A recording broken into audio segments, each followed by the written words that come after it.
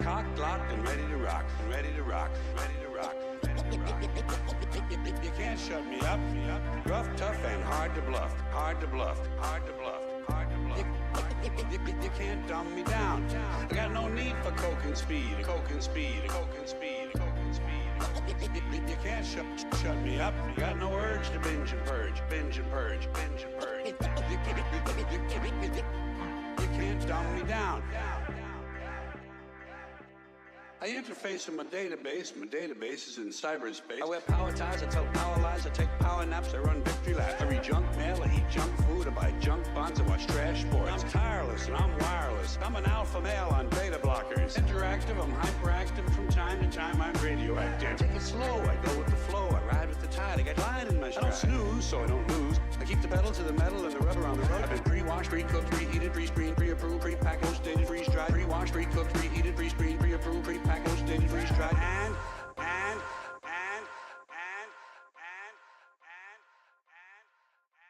I'm hanging in, there ain't no doubt, and I'm hanging tough. Over and out, over and out, over and out.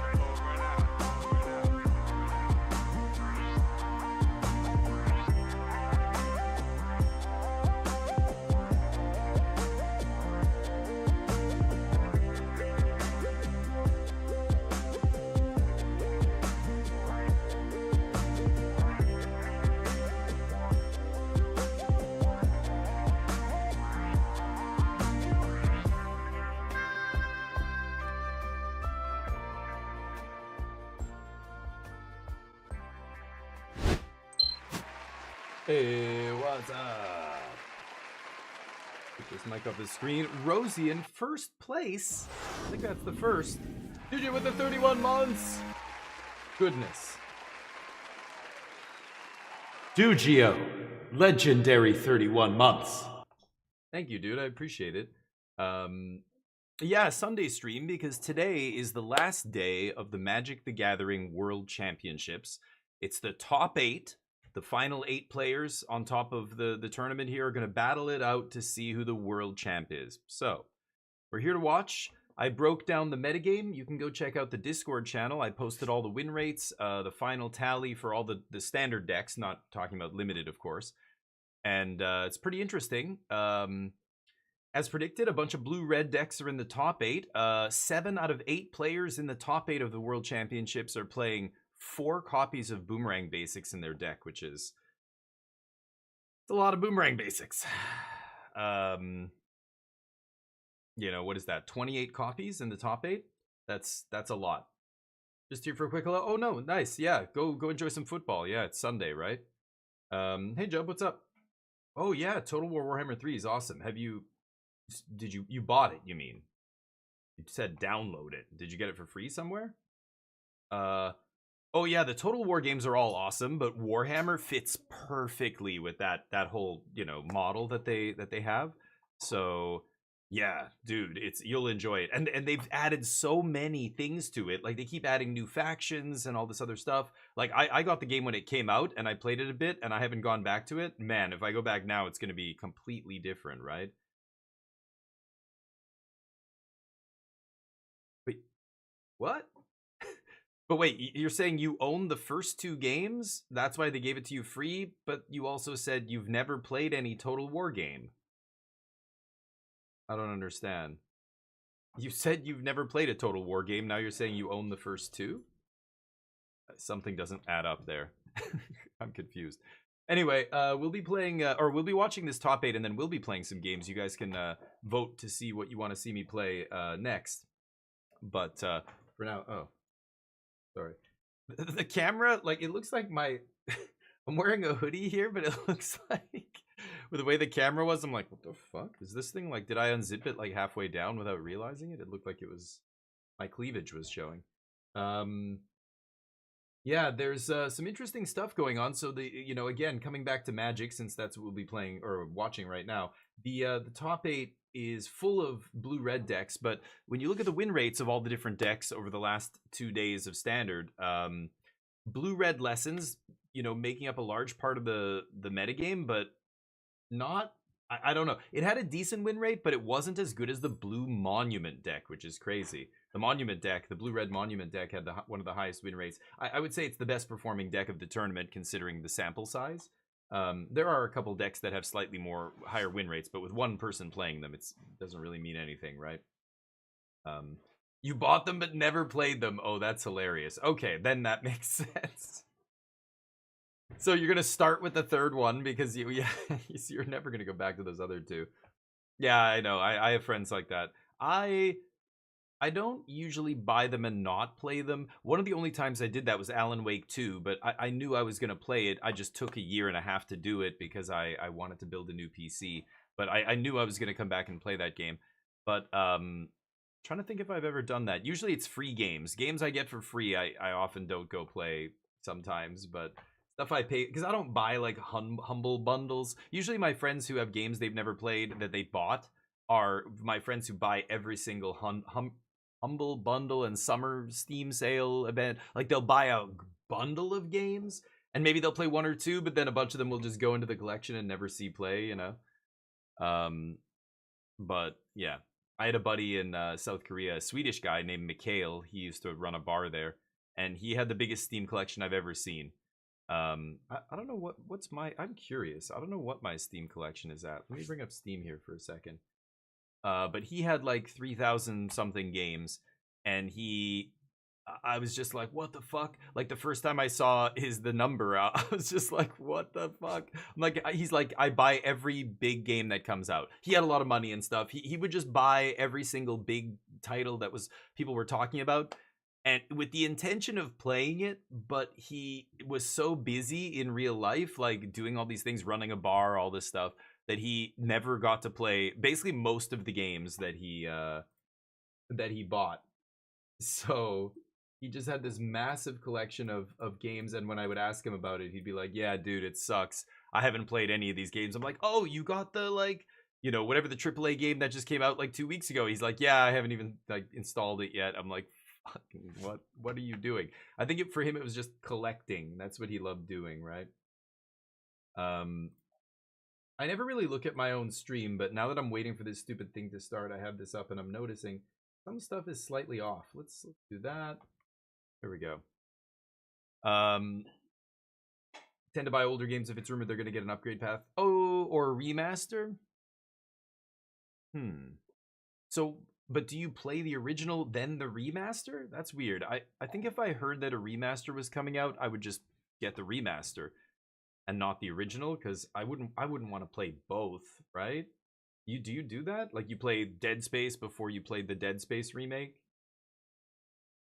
Steam, oh yeah, Steam's been around a long time, but I was one of the, I'm not saying I was one of the first people to get Steam, but I was definitely one of the first people that year. In the first like month, I remember using GameSpy, and right when Valve, you know, forced everybody to play through Steam, I was one of the people who got pissed because now what are you saying? I have to install your bullshit before I can install my game, Half-Life? I just want to play Half-Life. Or I was big into Counter-Strike, right? I just want to play Counter-Strike. You're telling me I have to go through this new client? It's way worse than GameSpy. What the fuck is this? Like, fuck, Steam sucks. Steam's the worst. And that's what we all said the first year.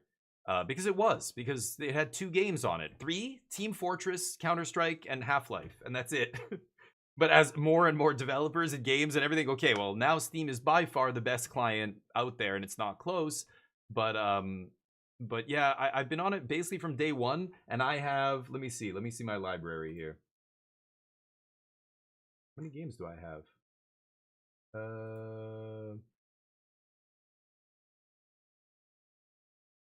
I know I have more than this. Uncategorized?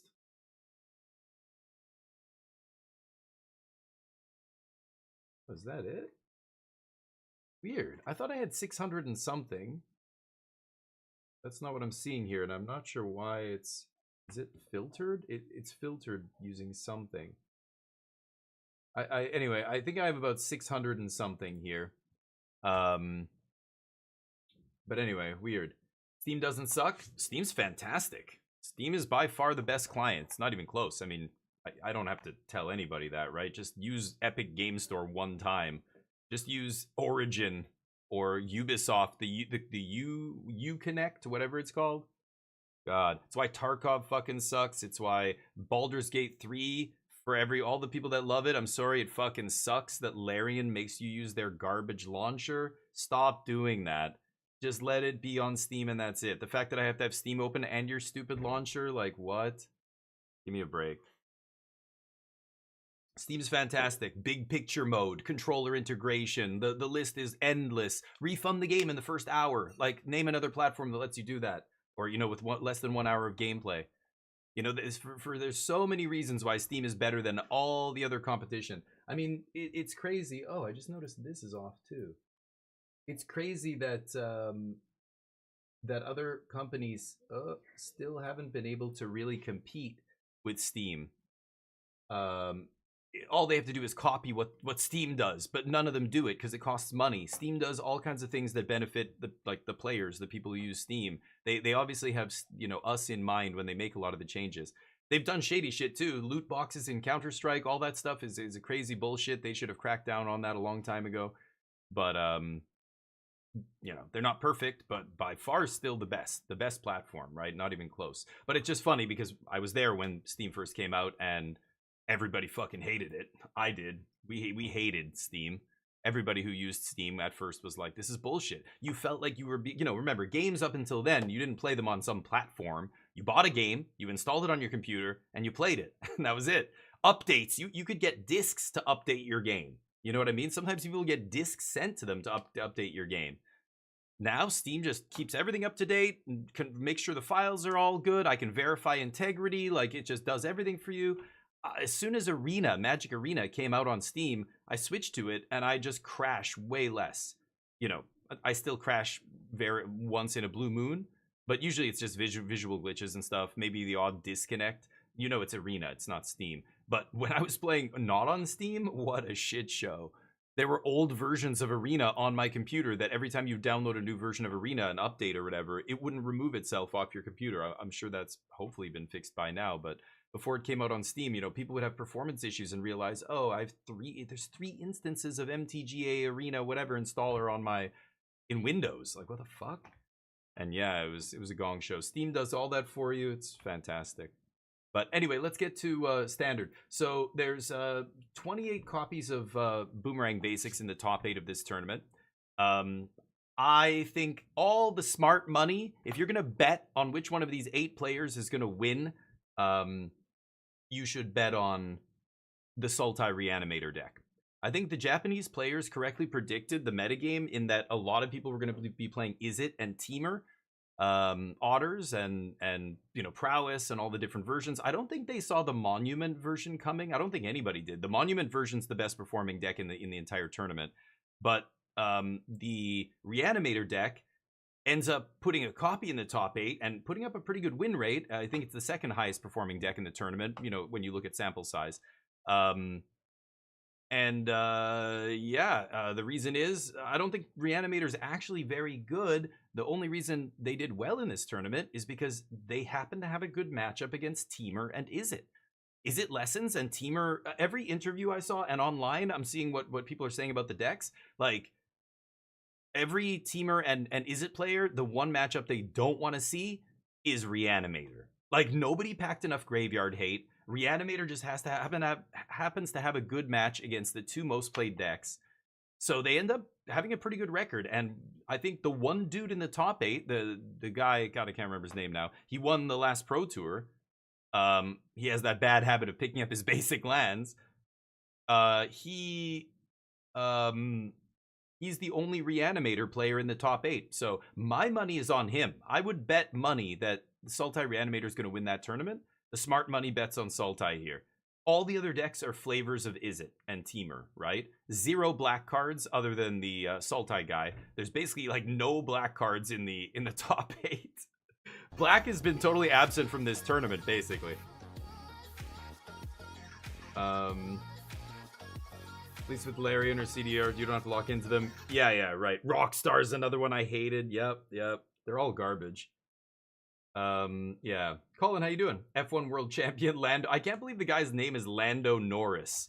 Like, were his parents drunk when they named him? I don't get that. They literally just, I love this character in Star Wars. I love what Chuck, or I don't know, the last name. It seems like a movie name or something. It's bizarre. Lando Norris. The like, you know, that guy was destined to be either a porn star or an F1 racing champion. Yukihiro. Oh yeah, Ken Yukihiro. That's his name. Thank you. Yeah. Yeah, no black or white. It's crazy, right? I mean, the Sultai deck has a little bit of black, but you know what I mean? Relatively speaking, there was one team that a few people, 5 players, played a Golgari deck. Everybody else was like, black fucking sucks. Green, not very good. I mean, like, blue and red and white are the real, you know, best colors in Standard right now, it looks like. But it's funny because the interplay here, the Sultai Reanimator deck, while a tier 2 deck, like, I fully agree with that. I think most people agree it's not a tier 1 deck in Standard. It's a metagame call that was fantastic by that Japanese team going, you know what? I think I think it's about to start here. You know, I think everybody's going to be playing Teamer and whatever lessons. We're just going to come in there with Reanimator and hope that people don't pack enough graveyard hate. Yeah, boom. I've seen Affinity do that in Modern multiple times over the years. I've seen Dredge do it in Legacy. Like, as soon as people think, oh, you know, these are the best decks, let's, you know, sideboard for these, a random really linear kind of combo deck like that can sneak in, because, as you know, those decks are never tier 1 if people don't want them to be, decks like Reanimator. But because, you know, you can't predict, maybe you just assume, hey, nobody's going to be playing this tier 2 deck, let's play these other decks that, yeah, we have a weak matched up to Reanimator, but people who play Reanimator probably aren't making a good decision for this tournament. But in the end, it ends up being the opposite. The people who played Reanimator end up making a good decision because so many other people assumed that nobody else would be playing Reanimator and played the Lessons decks. Teamer had an abysmal win rate. You know, Bant combo had an abysmal win rate. I actually was predicting that something like that would happen. Wow, I didn't see this guy go off before. Who's this dude? I've never seen that guy before. Am I out of the loop? I don't know what that was, but Max Verstappen. Oh yeah, I mean, he's been the best racer in the world for years now, right? Hasn't he won everything for like a long time now? They just have the best car, right? The Red Bull car or whatever. That's what I hear, Colin. I'm not following F1 closely these days, but my cousin's big into it actually. But anyway, lots of interesting factoids about Worlds. You can go and see the official announcement, but I broke down the metagame. Well, not me, but I reposted the breakdown of the metagame that other people compiled online. And you know what's really weird? The official Wizards website before Worlds gives a metagame breakdown. This is what they said the standard metagame would be. This is a screenshot. This is from their official prediction. Is it Lessons 18%? Teamer Otters 15%? Blah, blah, blah. But then when I look at the actual numbers, it doesn't line up with what Wizards said.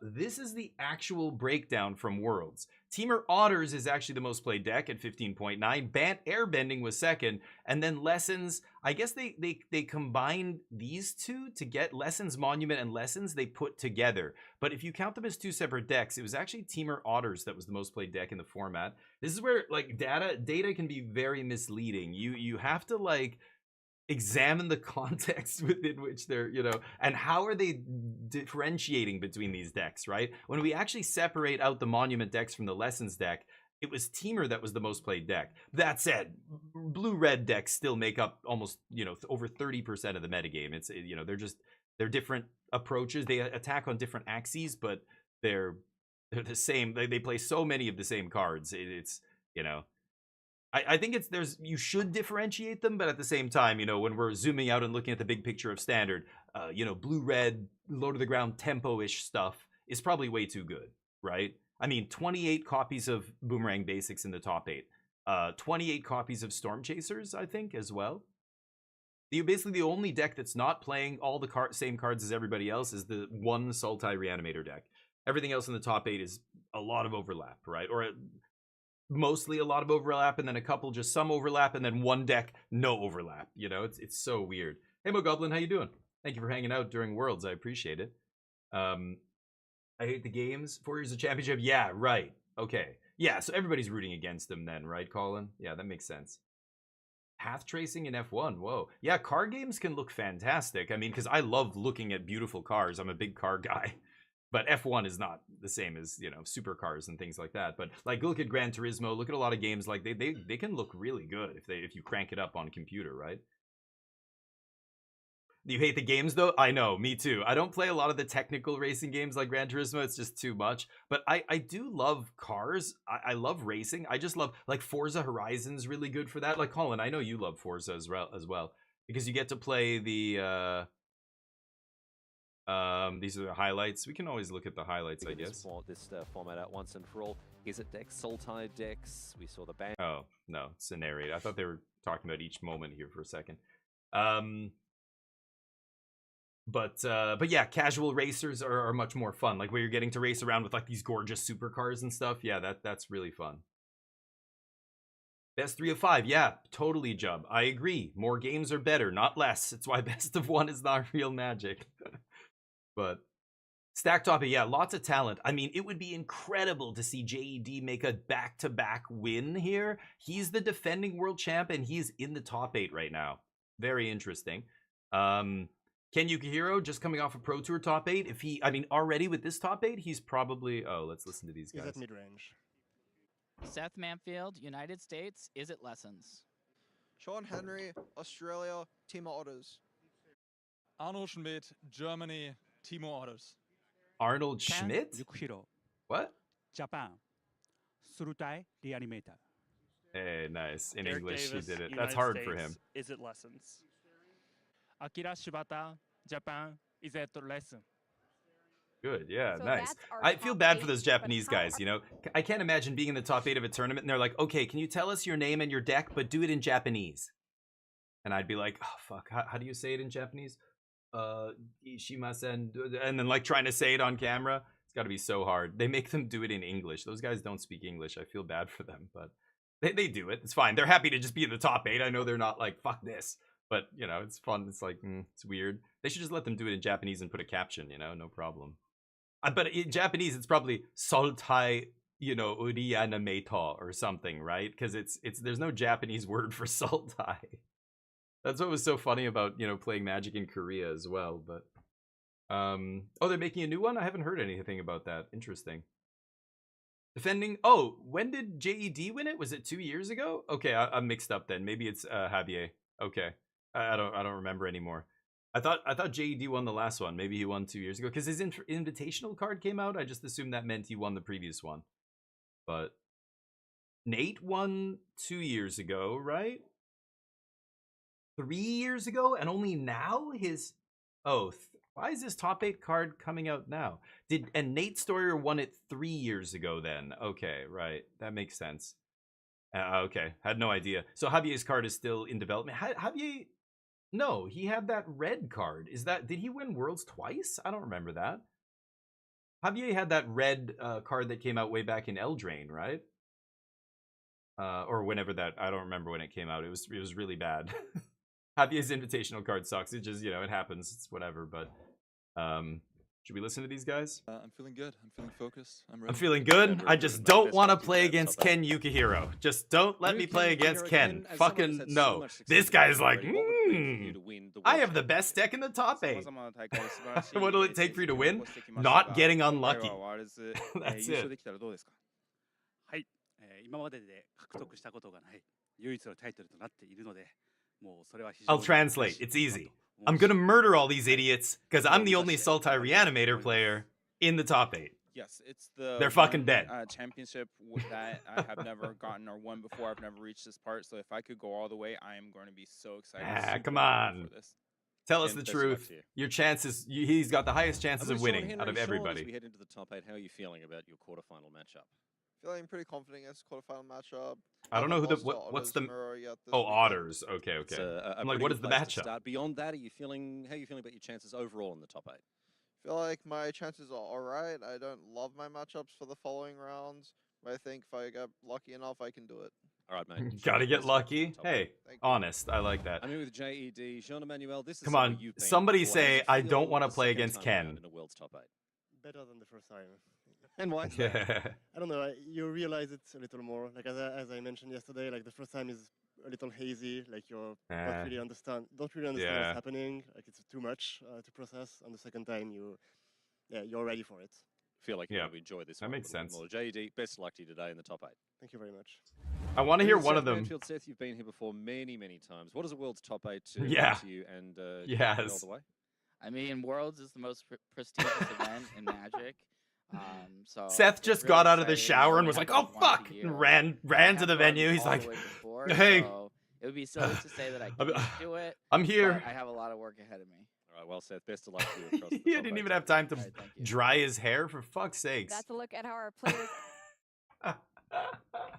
Just Magic player things. No worries. Alarm didn't go off. What? Remember when what's his face got lost on the way to the venue when he was in the top 8 or whatever, or his day 2? Simon Nielsen decided to take the scenic route. Remember that? Like, God, what are these guys doing? Like, and what's funny is they're like idiot savants, right? Like, they're so good at Magic. They're just like, oh, I got lost on the way here and almost didn't make the top 8 of like a pro tour. Like, whoa, dude, what the fuck? Like, you think you'd be on that, you know? Funny. Yeah, did he win it twice? I didn't think Javier won twice. That's crazy. I guess maybe he did, and I just forgot. Maybe because I knew he won it. I didn't know he won it again recently. The Predictor. And it's a blank overlay. Look, the first Oh, okay, players they're that we look slowly at are filling Sean it. Henry. Okay, I'm going to let them yak about this. You spent the night testing matchups? Is Ken in the hall? Not yet, but this will be it, for sure. He's already in the top 8 of Worlds. He's going to win Player of the Year, probably. So yeah. Oh, we've got some dirtbag bot here. Bye, bot. A wild bot. Thank you, Daza. Mod check. Thank you, guys. I appreciate it. Yeah. Anyway, so again, breaking this down, let's talk about facts here, okay? We've got tons of blue, red, and teamer, one Reanimator deck. The Reanimator deck is the heavy favorite to slice through the whole field and take this down. Literally every blue, red, and teamer player said it's the one matchup they want to avoid. They do not want to play against Reanimator, right? Calper, how you doing? And it's funny because, you know, Reanimator's considered by basically everybody to be a tier 2 deck. But because so many people just assumed it was bad enough that nobody was going to seriously pick it up, they decided to not really tech for it, right? Like most of these guys, the Predictor, yeah, Ken Yukihiro, 21%. I don't know what they're using to predict the results here, but yeah, he's certainly a heavy favorite. Heavy, I mean, they gave him 21%. I think it's higher than that. But anyway, there's because we're playing best 3 out of 5 and there's more sideboarded games, that is really bad for Reanimator.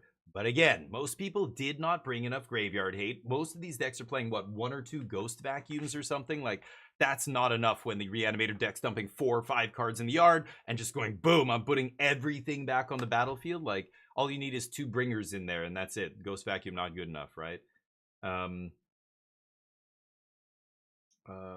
Underdog Arnie, yeah, I mean he's a great player, but it's not about the play, it's about his deck. Like he's just another Izzet deck in a sea of Izzet and Teamer. When all your matchups are mirrors, you don't have any advantage there. Just whoever draws better is gonna win, you know. Whoever plays better, but these guys are all so good, that's like not really a big factor. It's more about the draws and, you know, do you find your sideboard cards or whatever, like that kind of stuff in these mirrors. Meanwhile, the one guy who's playing Reanimator, no mirrors, he just has to crush these decks that his deck was kind of made to beat, right?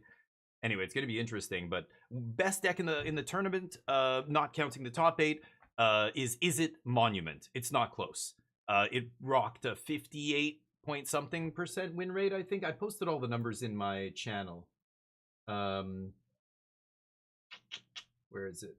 The Monument deck put up a 62.6% win rate, with 14 players playing it. That's the best in the tournament.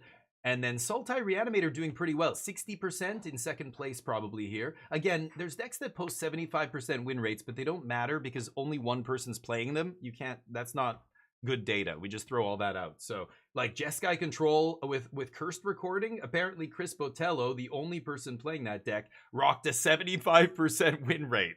Wow. So I want to try this Cursed Recording deck, but that's just too small a sample size. Like he's a very good player. He knows the deck very well. I don't think a lot of people are going to pick that deck up and suddenly do well to put up a win rate like that at your next RCQ or whatever, right? Ignore that shit. Golgari Dragons put up a 78% win rate with one person playing it. Ignore. Dimir mid-range, only 2 people played it, but they put up a 68% win rate. That's high, and normally 2 players is not enough for me to really give a shit about that win rate, but we know Dimir's a good deck, and honestly, both these players still did well. I think Dimir was not a bad choice. Mono red, 3 players playing it, 62% win rate. Like, that is not enough players again to really be like able to say something definitively. But at the same time, the 3 players who played mono red also did pretty well. The people who played Bant did poorly. The people who played Teamer did really poorly. The people who played Looting did not have an overall great win rate. Prowess, all these Izzet decks, Izzet Lessons that everybody's like, Izzet Lessons, what? The format's broken. 45% win rate. Not crazy about that. I thought Jeskai Control would do well. It put up a 52% win rate with 7 players playing it. So good, but not as good as I thought. I thought Jeskai would be better. I think that, again, the Shiko versions are worse. I would love to have seen some pro pick up the All Spells version that I've been playing and just see how that lined up. I think the All Spells version is so much better against Reanimator. I think it's so much better against the Badger Mole Cub decks. How many Badger Moles are in the top 8? Like, there's a few. There's 2 Teamer decks that are playing Badger Mole Cub, but everybody going into this tournament thought Badger Mole Cub was going to be the story of the tournament. It flopped hard. I mean, even the 2 Teamer decks, they're basically Izzet decks splashing green. Like, Badger Mole's not even, you know, it's good. It's fine in their deck. It's a fine addition, but it's not like carrying the deck or anything like it is in a lot of the other green Badger Mole decks, right? So really interesting. Getting emotional after winning there. Anyway, these are replays of different stuff. This is when he won the Pro Tour.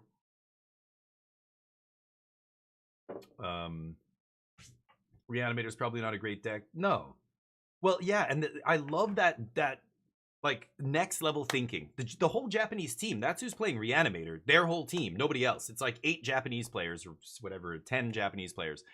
And it's really interesting to see because they know it's bad in an open field, but they also know the other pros know it's bad. If everybody else thinks it's bad and doesn't bring the graveyard hate and plays decks that don't have a great match against us, we will play the bad deck, because in this spot, the bad deck actually becomes really good when nobody thinks when people know it's bad and don't take it seriously. Do you know what I mean? Again, this has happened so many times in competitive Magic, with Affinity, with Dredge, with many decks that, you know, they spike a tournament and then they go from being, I won the tournament, to nobody, you can't play Affinity. After Affinity wins a tournament, you should never pick up Affinity, because suddenly there's going to be a big spike in sideboard artifact hate, right? Or main deck or whatever, decks that are good against Affinity. So you just put it down. Like, then it becomes bad. You've got to wait until people have forgotten how, you know, effective it can be, and they stop putting Stony Silence in their sideboard. They stop playing, you know, Artifact Hate, and then Affinity wins a tournament again out of nowhere. Like, this kind of cycle. Dredge is the same in Legacy, right? Dredge is the best deck in Legacy if nobody's ready for it, but it's unplayable if people are ready for it. Like, that's how swingy it is, right? And that's what you're seeing here with Sultai Reanimator. It's a big swing. When you know, I say it's a tier 2 deck, somebody out there is going to point to this and go, see, you were wrong. You said Sultai was bad. I'm like, yes, it is bad. I'm not wrong. It's bad. Well, look, it got top 8. Watch, it's going to win the Pro Tour, and everybody, I'm going to hear all these people in my chats sounding off about how I was wrong. But they're just, they don't understand what's happening here. They don't understand the dynamics. They just, you know, they're the people who read the headlines. They don't read the article. Those kinds. They watch a TikTok video and then they think they know everything about the format. Yeah, I love this. The chances of this deck. He's got the Terror of the Peaks. Yeah, even my Jeskai deck, like, you know, you have Graveyard Hate, you can beat this pretty easily. Tishana's Tidebinders, things like that. But even Tidebinder, you know, you have to counter the Spider-Man. When the Terror hits the stack, like, there's too many triggers. You can't. Tidebinder doesn't do anything. But just playing like Kutzil's Flanker and, you know, effective Graveyard Hate, they are basically dead to that, you know. And it's like any combo deck, like they're dead to narrow, you know, sideboard hate cards. But when not a lot of people are playing, like, Ghost Vacuum just doesn't cut it, because it's not wiping the yard. You've got to wipe the whole yard, like with you know, Soul Guide Lantern. Like, Sam Pardee made a great sideboard call. That feels way better than Ghost Vacuum to me. But again, prowess versions of Izzet lean Ghost Vacuum because they want to be able to bring back creatures in the late game, maybe against control or whatever it is. You know, you bring in Ghost Vacuum against Shiko, and then maybe later you get a couple creatures off it, right? But it's not as effective against Shiko. Like, those kind of things aren't graveyard decks. They just happen to play 1 or 2 cards that care about the graveyard.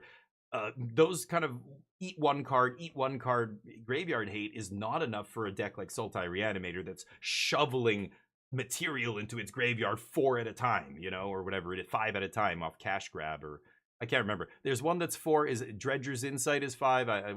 All those garbage self-mill cards, they're all the same, 4 or 5. You know what I mean? Dumping a bunch of shit in big chunks into your deck is hard to beat when you're eating 1 card at a time.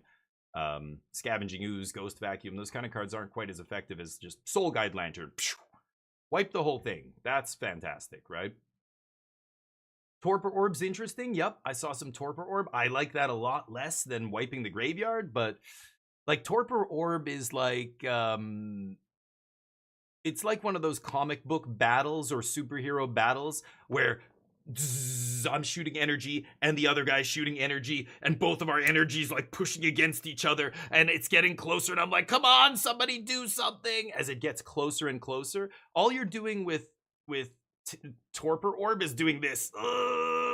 Like, you're not erasing everything, stopping the source of the pressure. You're just like withstanding, like trying to hope that that stacked graveyard doesn't just become relevant as soon as they kill your Torpor Orb, right? Like, eating their graveyard, now I don't have to worry about their graveyard, is different than, holy shit, their graveyard's full, but they can't use it yet because my Torpor Orb's in play. As soon as my Torpor Orb leaves, they have access to their full graveyard again, I'm gonna die. That's it. You know what I mean? It's like this.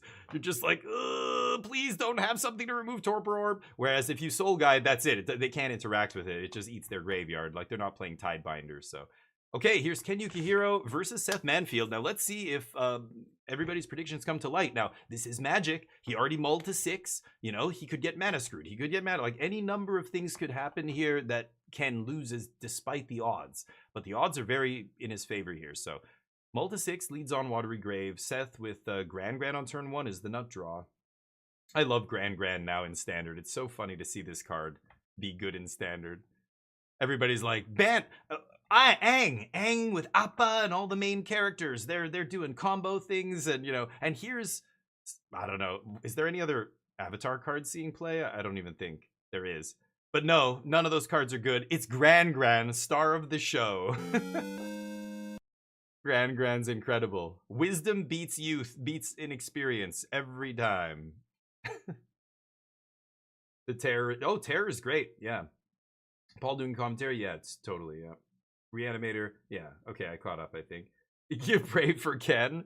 I like, Ken's a fine pro or whatever, but I really dislike his sloppy play. I think somebody has to call a judge on him. Watch, you'll see it probably during this top 8 what he does.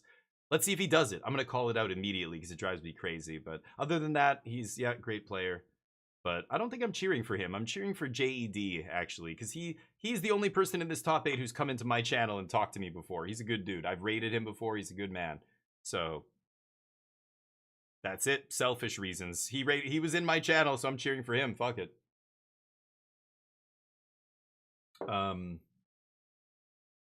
All the lessons are good. Oh, the lesson cards? No, 1 lesson is good. Oh, Boomerang Basics is good. 2 lessons. The other lessons are terrible. Right? That's what we were saying yesterday as well. Like, I think people need to look and go, okay, Firebending lesson is not a good card. The 2-mana removal is not a good card. The other 2-mana removal is not a good. None of those cards would be good enough for Standard if they didn't say lesson on them. They're all subpar cards. But because of the really good one, the Ancestral Recall, and the other good one that bounces for 1 mana and draws you a card, it drags all these other crappy cards up. But you're right, I guess technically those are Avatar cards, but I just don't think those are good cards in Standard. They're not. They're not what's carrying this deck, right? But, oh, is Seth on the combo version? I thought he was just playing... Oh, I see Artist Talent. I thought he was just playing Lessons, but he's playing... Is he playing Monument? He must be if he's playing Artist Talent, right? Oh yeah, it was him and Sam Pardee both on the Monument deck, right? Interesting. But hesitate to bolt the Grand. Oh, people will learn. And that's another reason why, you know, decks like this end up winning games, because they're on Arena Ladder, when people who didn't watch Worlds start playing against this deck, as people copy and paste these lists, they're not going to kill turn 1 Grand and they're going to lose to it, right? It's Elder Abuse. They're all fine? Oh, I don't think so. I mean, let's just put Firebending Lesson next to Burst Lightning. How can Firebending Lesson be better than an identical card that can just simply go to the face and end the game? Well, it's not, right? Like, there's a bunch of examples like this, right? Like, there's a bunch of good 2-mana removal that goes to face. You're playing sorcery speed removal. You're playing removal that doesn't do anything if they eat your graveyard, like the 2-mana lesson that cares about how many lessons you have. Like, I think this deck still struggles to beat big creatures as long as the big creature deck attacks their graveyard. Anyway, Lessons had a less than 50% win rate in this tournament, so I don't need to talk about how mediocre the deck is. I think it's very easy to beat Lessons because they're playing a lot of subpar cards. So when their best cards don't shine, then everything else just looks like pretty mediocre, right? But Firebending... Oh, deals 1 extra damage? I don't know how relevant that is. I think going to the face is far more relevant than the difference between 4 and 5, but who knows? You're right, though. I forgot. It deals 5. To me, it's essentially an identical card, but I wonder how many times the 5 points matters. I think you're far more the 4 points to the face matters more than, you know, being able to kill a 5 toughness creature, but I'm trying to think. The only 5 toughness creature I can think of is Ouroboros, but yeah, you can kill that. It doesn't become 5 toughness until a few turns. What did he put in? Oh, he put that spider in the yard. Did he pick up a... Oh, I missed what he picked up there. But anyway, I think Lessons is clearly, you know, not the best deck in the tournament. It put up a pretty dismal win rate. But so many players played it. You see a bunch of copies in the top 8. The Monument deck is the real powerhouse. This is the story of the tournament, which is crazy. I crafted all the Monuments a long time ago on Arena when they first came out, just trying to see, is this deck good? Nope. It's never been good. It's really funny. And then suddenly they print a couple more cheap spells, this Lessons package, and oh, now we're playing enough cheap spells to keep this Artist Talent going and Monument. I also see a distinct lack of enchantment removal in this tournament, right? Like, there's very few decks playing Get Lost, or, you know, a couple of Jeskai can control decks, or being able to kill an artifact. Like, not a lot of decks can actually deal with enchantments and artifacts, so these non-creature permanents are very good. The best card in a blue-red deck against this is Into the Floodmaw, which I guess a lot of people are having to cut for Boomerang basics. So you see less Into the Floodmaws makes this better, but again, I'm not sure how good Monument is going to be going forward. Certainly the best deck in this tournament, but going forward, it's, again, it feels like it's easy to beat if you want it, right? If you want to beat this deck, it's not that hard. They're playing clunky 3-mana artifacts. What's the problem? So many triggers here. He has to be really... A little early in the morning for Seth. That's Did he miss something? He does know how this works. Haven't played a land yet, right? He has not. I haven't played a land yet. Is that what he said? Not Yeah, you played a land. Maybe not to play. I'm gonna make a treasure actually. Sorry. Okay, treasure. Okay, I don't know what happened there. He had to go back.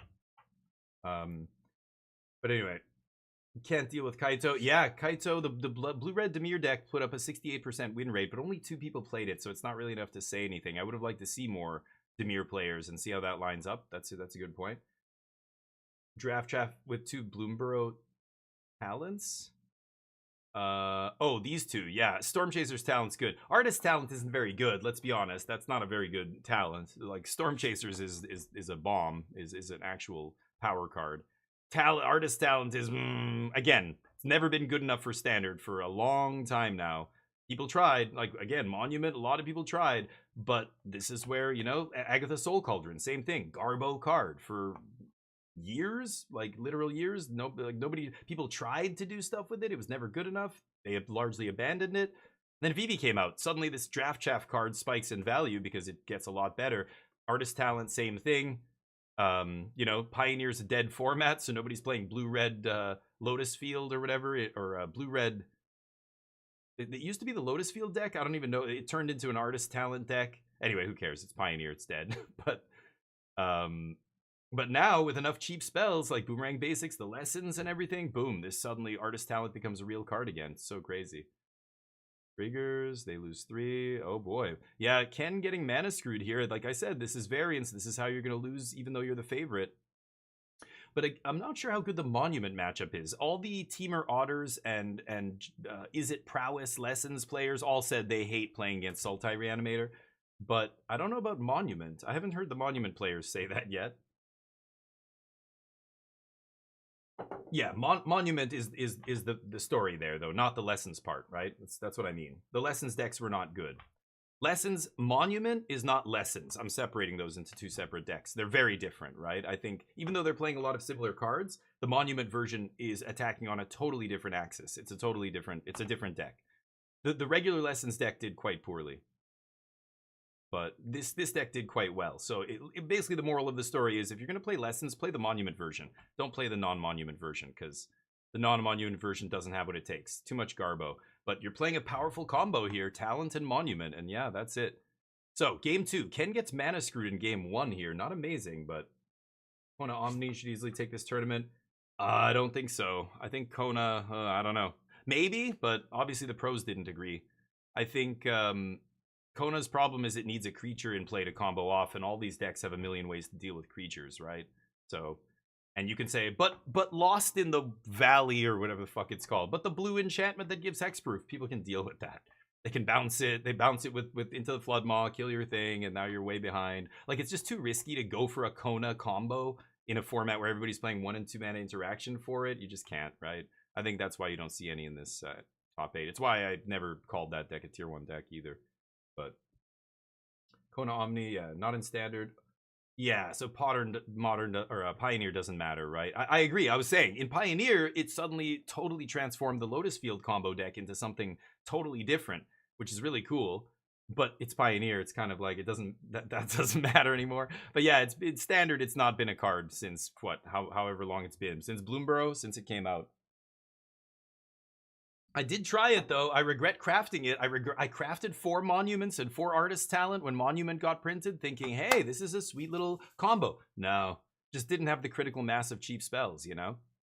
It's so funny how that can change. Again, going back to Pioneer, if you remember the days of Blue-Red Phoenix dominating the format, which were for years, I think, secretly. Like, even though other decks rose and fell, like the Blue-Red Phoenix deck was still one of the best, but it wasn't back on the map. It died off and basically got resurrected by the printing of 1 card, Sleight of Hand.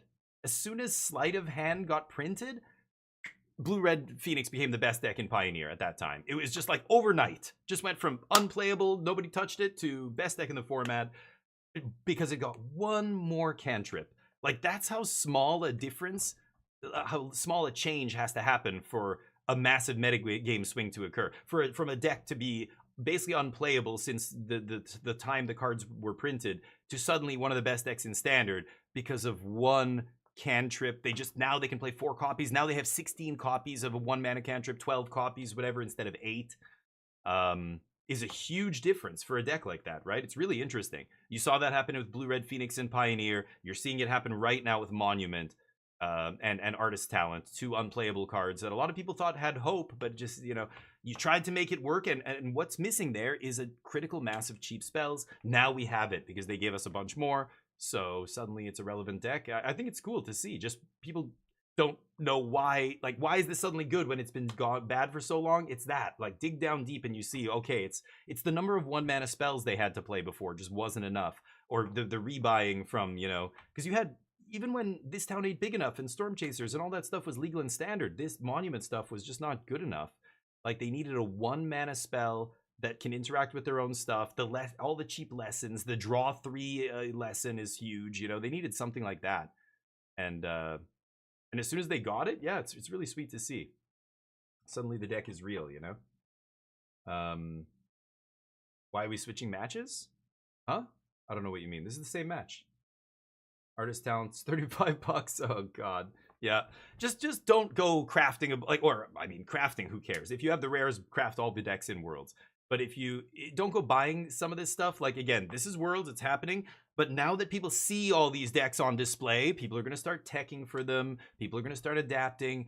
And then this is the metagame developing. So in a couple weeks, we'll see which of these World decks are able to adapt and stay on top, and which ones are just not able to carry, you know, the weight of their success. Like, they're going to be targeted, right? Sultai Reanimator, I would not touch with a 10-foot pole because everybody's going to be rocking Graveyard Hate, not only for that deck, but for the Lessons decks.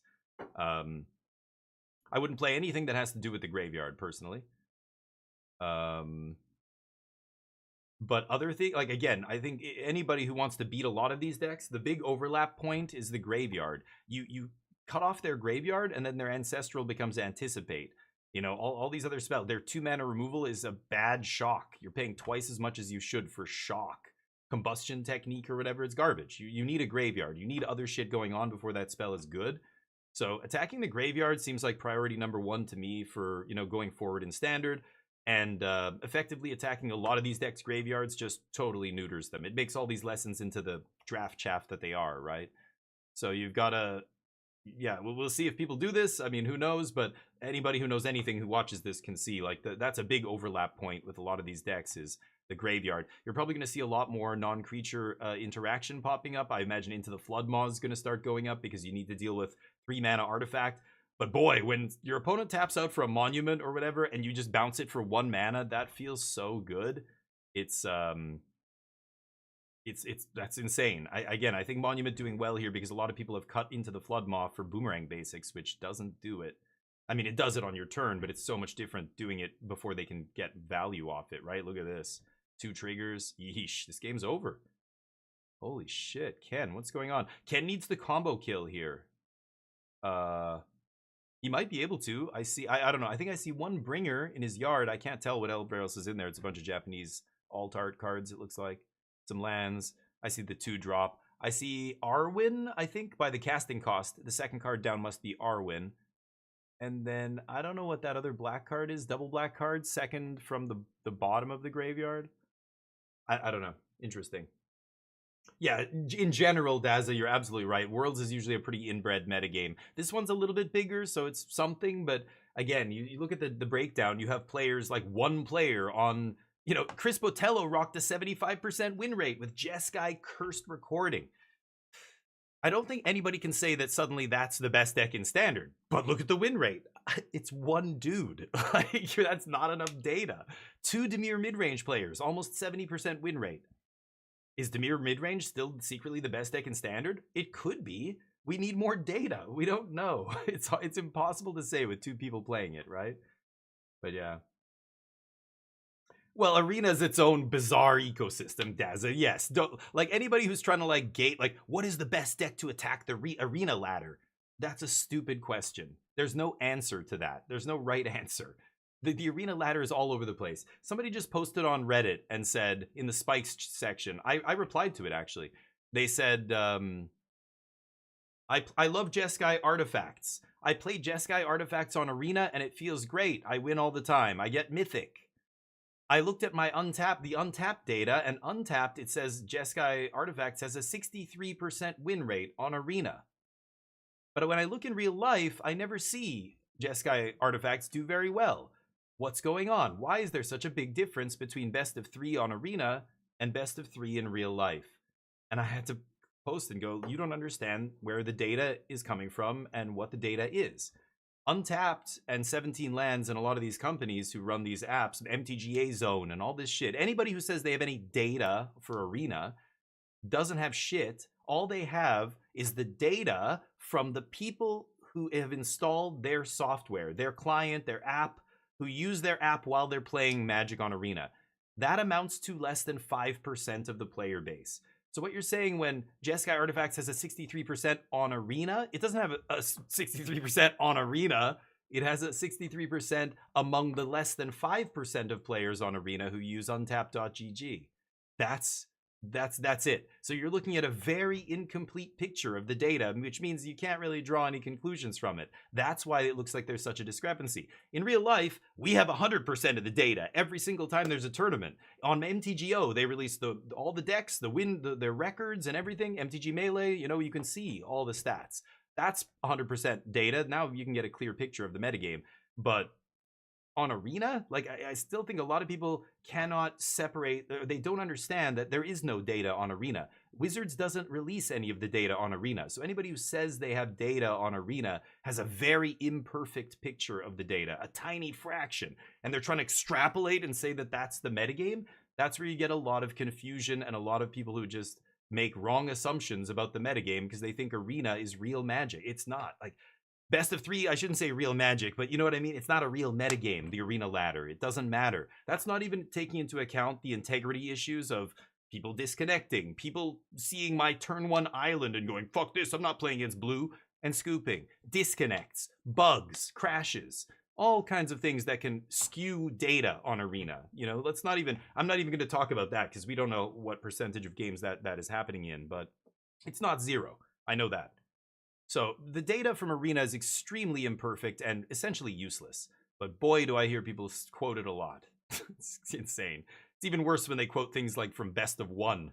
And they don't say Best of 1. They just go, Red's insane. Mono Red's the best deck in Standard. Standard's fucking dead. I hate this. Wizards sucks. They don't know what they're doing. Blah, blah, blah. And you're like, it's not Wizards. You don't know what you're talking about. That's what's going on here. Anyway, Ken trying to kill Gran here. And then Seth.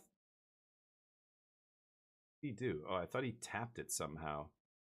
Oh, Seth organizing his graveyard today. Interesting. Ken, meanwhile, slop show over there. Come on, boys. Those graveyards in order.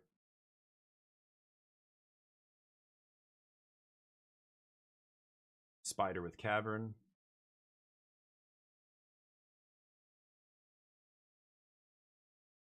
Did he just put...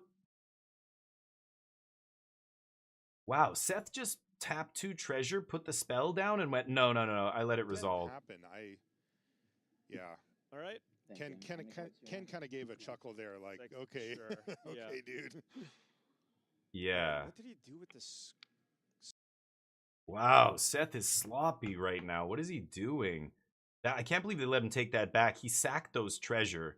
I mean, he didn't. He tapped them, put the spell down, and then picked it up? The hell was that? He was going to counter it, and then he was like, no.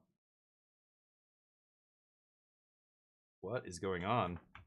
I mean, he looked like he just woke up and ran to the venue after showering, so maybe he just had a rough night last night, went out to party? I don't know. Oh, that's right. He had the spider. Oh, you're right. Okay. And then the judge came and put the thing on there, so maybe that's why they let him take it back. Oh, you didn't, okay, it wasn't noticeable or whatever. Aha. Wow, that's a bit of a take back there. That was sloppy, and that's why Ken just chuckled like, okay, dude. Jeez. Charlie, what's up? Yeah, that's what I was saying yesterday. It makes me feel a lot better about, you know, again, I don't beat myself up over it, and I laugh when people in my channel try and, you know, mock me or like insult me because I made a mistake while I'm playing. Like I missed lethal, or I just, you know, didn't read the card and was like, oh, it does that too, and, you know, I end up losing. You always get somebody in the comments like, dude, does this guy even play Magic? Like, what a noob. You know, this kind of thing. And it's just like, whenever I hear that, I just think, man, the people throwing around the insults are just too ignorant to realize they're only making fun of themselves. They're only letting everybody know how inexperienced they are at this game here by trying to mock another player for making a mistake. Never mock another player for making a mistake in Magic. I mean, even the most obvious mistakes, you're not playing this game. You don't know how much of, like, you know, complicated board stain, but all the things running through this person's mind. Never mind after 9 hours of a tournament or whatever. I mean, even me, I stream 6 hours. You know, the last couple matches, I get sloppier and sloppier. I'm just like, get less focused. I'm like, you know, it's been a while since I had coffee or whatever. And like, it just, that's the game. It's very complicated. Don't ever feel bad about making a mistake in Magic, and laugh at people who mock. If somebody mocks somebody playing Magic, laugh at the person doing the mocking and be like, you're a noob. You're the noob. You have no idea what you're talking about. Stop talking. You just sound like an idiot. Anyway, shit happens. Yep. I know sports players get yelled at if they aren't disciplined. Go to bed. Oh, sure. But that's like, they have a whole team of people to you know, depend on. Like if one dude, if the quarterback goes out to party all night and has a shitty game, the whole team loses. This is just, this isn't a team sport. So it's, you're right, but it's not the same. There's no pressure on them to do well or whatever. I mean, there's lots of pros that crush day 1 and then they just don't feel like playing day 2 of a big event. They just don't go. They just don't show up. There's a funny story. Jerry Thompson was talking about this on his pod. He's famous for this. Jerry will just be like 4-1 in a tournament and be like, my friends are going to do blah, blah, blah, and that sounds really fun. I think I'm just going to drop. like drop when he's basically a lock for the top 8 or whatever. He's already qualified for whatever. Who cares? I don't need the prize. Let's just get out of here. You know, like things like that are hilarious to me. That's a pro. That's a pro Magic player. They don't need to prove anything. They don't need to like, you know, they don't. Their value isn't derived from their win-loss record or whether they win the tournament. They don't care. They know they could top 8 if they want or whatever at that point. But who cares? I've top 8'd 1,000 tournaments. What is it doesn't matter to me. You know, if this was my first tournament top 8, I'm sure I'd be very excited. I wouldn't go hang out with my friends, but I don't give a shit. You know, he just does it. Yeah, 3 monuments. This is wild. I can't believe Reanimator getting crushed pretty handily. Game 1, Mana Screw, but everybody else in this top 8 is cheering for Seth. Every other player right now they're all playing their matches, but anybody who knows anything who looked at the pairings and went, come on, Seth, you gotta take out Ken. Nobody else here wants to play against Ken. If you knock him out in the quarterfinals, oh my god, everybody's gonna be so happy. Which is kind of funny, but Seth could be the hero. We'll see. You're cheering for Ken? Yeah, and that's cool, yeah. I think Ken, you know, he's the favorite here, but these games have not been going his way. The Mana Screw into just not able to assemble the combo. I mean, god, Seth has had 0 graveyard hate as well. Just like, Ken can't go off. That's the problem with a deck like that. You're at the mercy of your mills. You're at the mercy of randomness a lot more in a deck like that than you are in, you know, Seth's deck, for example, that draws a million cards and scries and looks at the top 3 and all that shit. But Ken or Arne? Ken's a strong player. Yeah, oh, absolutely. I mean, god, yeah, nobody can deny that. He's a Hall of Fame kind of lock at this point, I think. But I like Reanimator decks, sure. I like them when they're good. There's a lot of sloppy, shitty Reanimator decks. Like, I'm not the kind of person who goes like, I like this archetype so much, I'm going to play even bad versions of it. Control could be the only thing, but even then, I only play Control when I feel like it's actually in a good spot. I tend to not play it when I feel like it's not great. That's why I've played lots of other decks before. The last time I liked Reanimator was when Squirming Emergence Reanimator was a deck. That deck was extremely powerful. At that time, not many people were playing Graveyard Hate, which is what made the deck better. And I said that constantly, draw 3. I said that to so many people, like, this deck is only good right now because Graveyard Hate is absent from the format. As soon as people start playing it again, you gotta put this deck down. But this Reanimator deck's been around a while, and it's never really put up great results. You see it in the odd top 8 on MTGO challenges, like 1 in every other top 8. But again, it's easy to hate it out. It's inconsistent because it's, you know, a self-mill deck, so it's not Modern, where Modern Dredge has so much redundancy that, you know, so many things that self-mill and everything else that you can do, you can hit what you need to hit consistently. But in Standard, like, again, I don't think that deck has the critical mass of cards it needs to be super consistent. It's just, you know, consistent enough that you can do it most games or whatever, right? You're still going to lose the odd game like he is now to not finding Superior Spider-Man, I guess, or whatever. I don't know what the problem is here. Actually, is it Superior Spider-Man? I haven't seen every card in his graveyard, but he's on Bookworm in hand. That's it. Yeah, the three monuments is in GG here, right?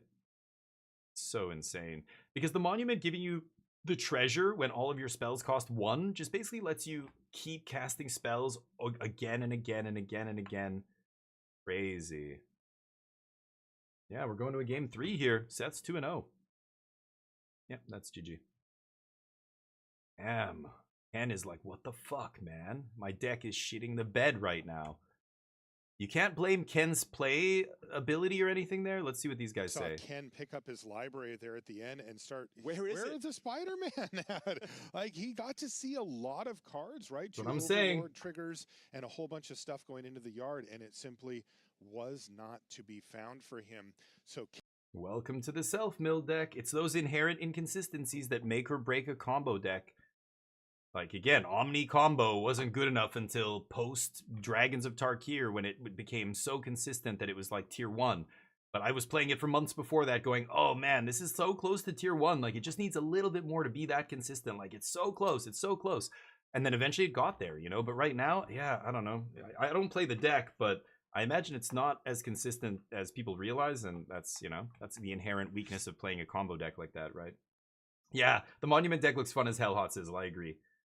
And yeah, exactly, Hemogoblin. It was the first card I crafted when that set came out, whatever set it was. I crafted a playset immediately, and people were talking about it, and people were sending me random lists for monument decks, and I was like, yeah, these look sweet. Like, I want this to be good, but I played it, and I'm just like, this is not good. This is not good enough. And put it down, and I was like, God damn it, I crafted 4 of them. I haven't used them at all. Well, now maybe I'll get some use out of them. Seth gets lucky. I mean, he's a Hall of Fame pro. He's either the luckiest person in the world or it's more than luck. I think he's more skilled than lucky, but the way he plays, and you'll see him draw, yeah, lucky draws sometimes, but did he get lucky there? I don't think so. I think Ken got unlucky, and that's, he looks lucky by comparison. I mean, 3 monuments is pretty good, but he's digging through his deck like very quickly. I don't know. I don't think he won either of those games because of luck, but Ken lost because he wasn't lucky. So yeah, you could say Seth won because of variance, but it had nothing to do with the way his deck performed. He didn't get lucky. The other guy got unlucky there, I think. But yeah, it's not. Seth is. You don't become. He's been world champ before. Seth is a previous world champ. He's in the Hall of Fame, Pro Tour wins, top 8s. Like, he's not just a lucky guy at that point. You do it once and never again, you got lucky. If you repeatedly put up high level performances, that's not luck, right? I know what you're talking about, Dazza. He's had some lucky draws in his long career, but they are very rare. I don't think he just randomly is luckier than everybody else, He needed to win that turn, but I don't even know if Ken can even win the game. It doesn't matter. Ken can put all his shit on the battlefield. He needed to have terror and enough damage to kill Seth in one shot, because even with 2 monuments, Seth untaps and it's over there. Seth, I think, could have killed him easily with what he had on the board. He bounced his thing there or killed his thing, and then he had otters. Ken wasn't winning that game. Seth was winning no matter what, even if he didn't draw that 3rd monument. Best players don't get, yeah. Right. I mean, and sometimes they get lucky. I'm not saying they don't, but like, you know what I mean, Jub? Like, you're right, but again, it's neither extreme. It's not like they're always a skill plays and it's never luck. It's not always luck. It's a mix of both. It's more skill than luck, but even pro players get lucky. Even pro players get unlucky. I think Ken is getting unlucky here because he should, like, on paper, this is a big advantage for his deck. On paper, his deck should win this matchup. They're playing best of 5. He has a chance here to come back, but he's getting unlucky. He got mana screwed in game 1. He could not find Superior Spider-Man in game 2 despite digging for it. That's Magic. You're playing an inconsistent deck. It's those kind of things that can happen, and even though on paper you should win this match, you might not win this match. It's crazy. I bet you all the other players are just like, oh God, please, Seth, put him away. Put him away. That's the best part, is nobody wants to play against Ken in this top 8, right? Reverse sweep time, yeah. We'll see. He could come back here. He mulls to 6. They both mull to 6 here.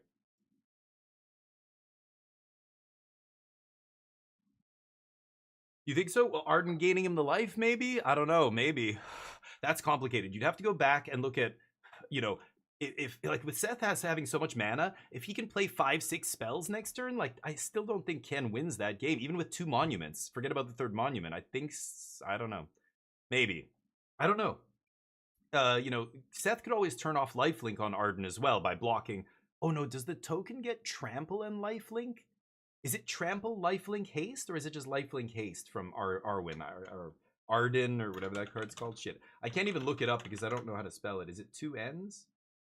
Arden the Usurper.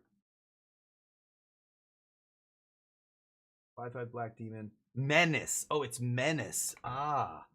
Okay, well, that's interesting. Because I was going to say he could chump block the demon and then just kill his own chump blocker to stop Ken from gaining life, but not if it has trample, not if it has menace, because that's a much taller order. He's got to double block and bounce both his guys or kill both his guys. That's tough. But, okay, a little disruption. Bat's not very effective here, though. I mean, it's better than duress, because you don't want to put those lessons in their yard either. That's you can't really fight them on that axis. But there's so many ways to kill a bat. Like, Bat's not really doing anything here. Has to take a removal spell. Forces Seth to use a different removal spell here. Ooh, Talent. I think you're going to see him put Talent down. He might get a swing in with Grand first. Yeah, see what's on top before you play your land. What did he rip? Spire Bluff. That's the play. Nice. A better land to play. That's why you do it before you play your land. Of course, Ken takes 1 here. So we're going to see Spire Bluff into Artist Talent pass. And then he's setting up for the turn 3 Monument. This is the nut draw. Grand into Artist Talent into Monument. And you can immediately start either attack with Grand, trigger Monument right away, make a treasure, ramp, cast another spell, trigger Artist Talent, trigger Monument again, make, you know, a draw card. Like, he's going to immediately start snowballing here. Ken really needs to actually go off like turn 4. He needs to go off very soon. 4, turn 5. Oh, he's got a Soul Guide Lantern. That's nice. Okay, Ken drew a good sideboard card. Yeah, I'm looking at his hand on the screen. I should just be looking over there. Yeah, he's got Soul Guide Lantern. That's clutch. See how that plays. Yeah, you beat me to it, Scoop, but yeah, it gives the menace would actually make my idea there not work. That's why I just wanted to double check. I knew it was lifelink haste, and I'm like, there's something else. Thought it was trample, but it's menace. So yeah, like you can't double block lifelink guy, kill both your guys. Like that's very tough to do, but possible.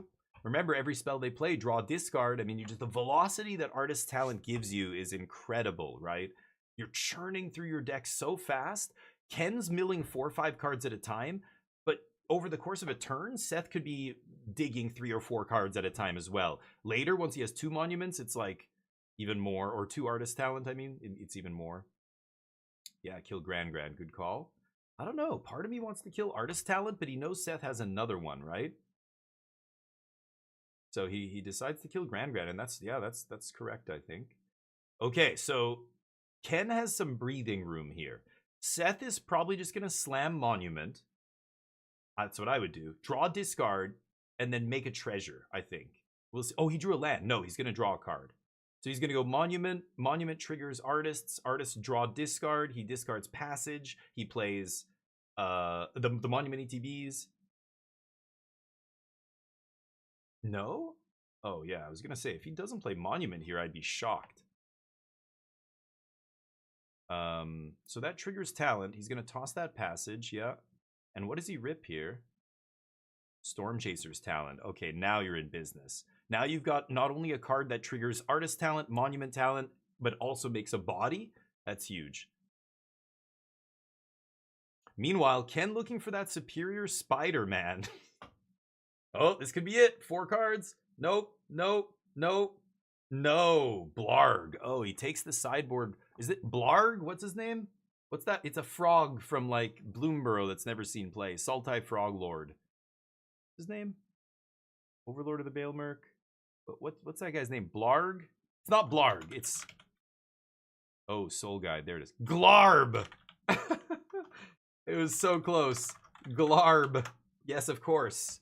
I'm sorry. What did I call him? And now I can't unsee Glarb. I don't know what I even called him before.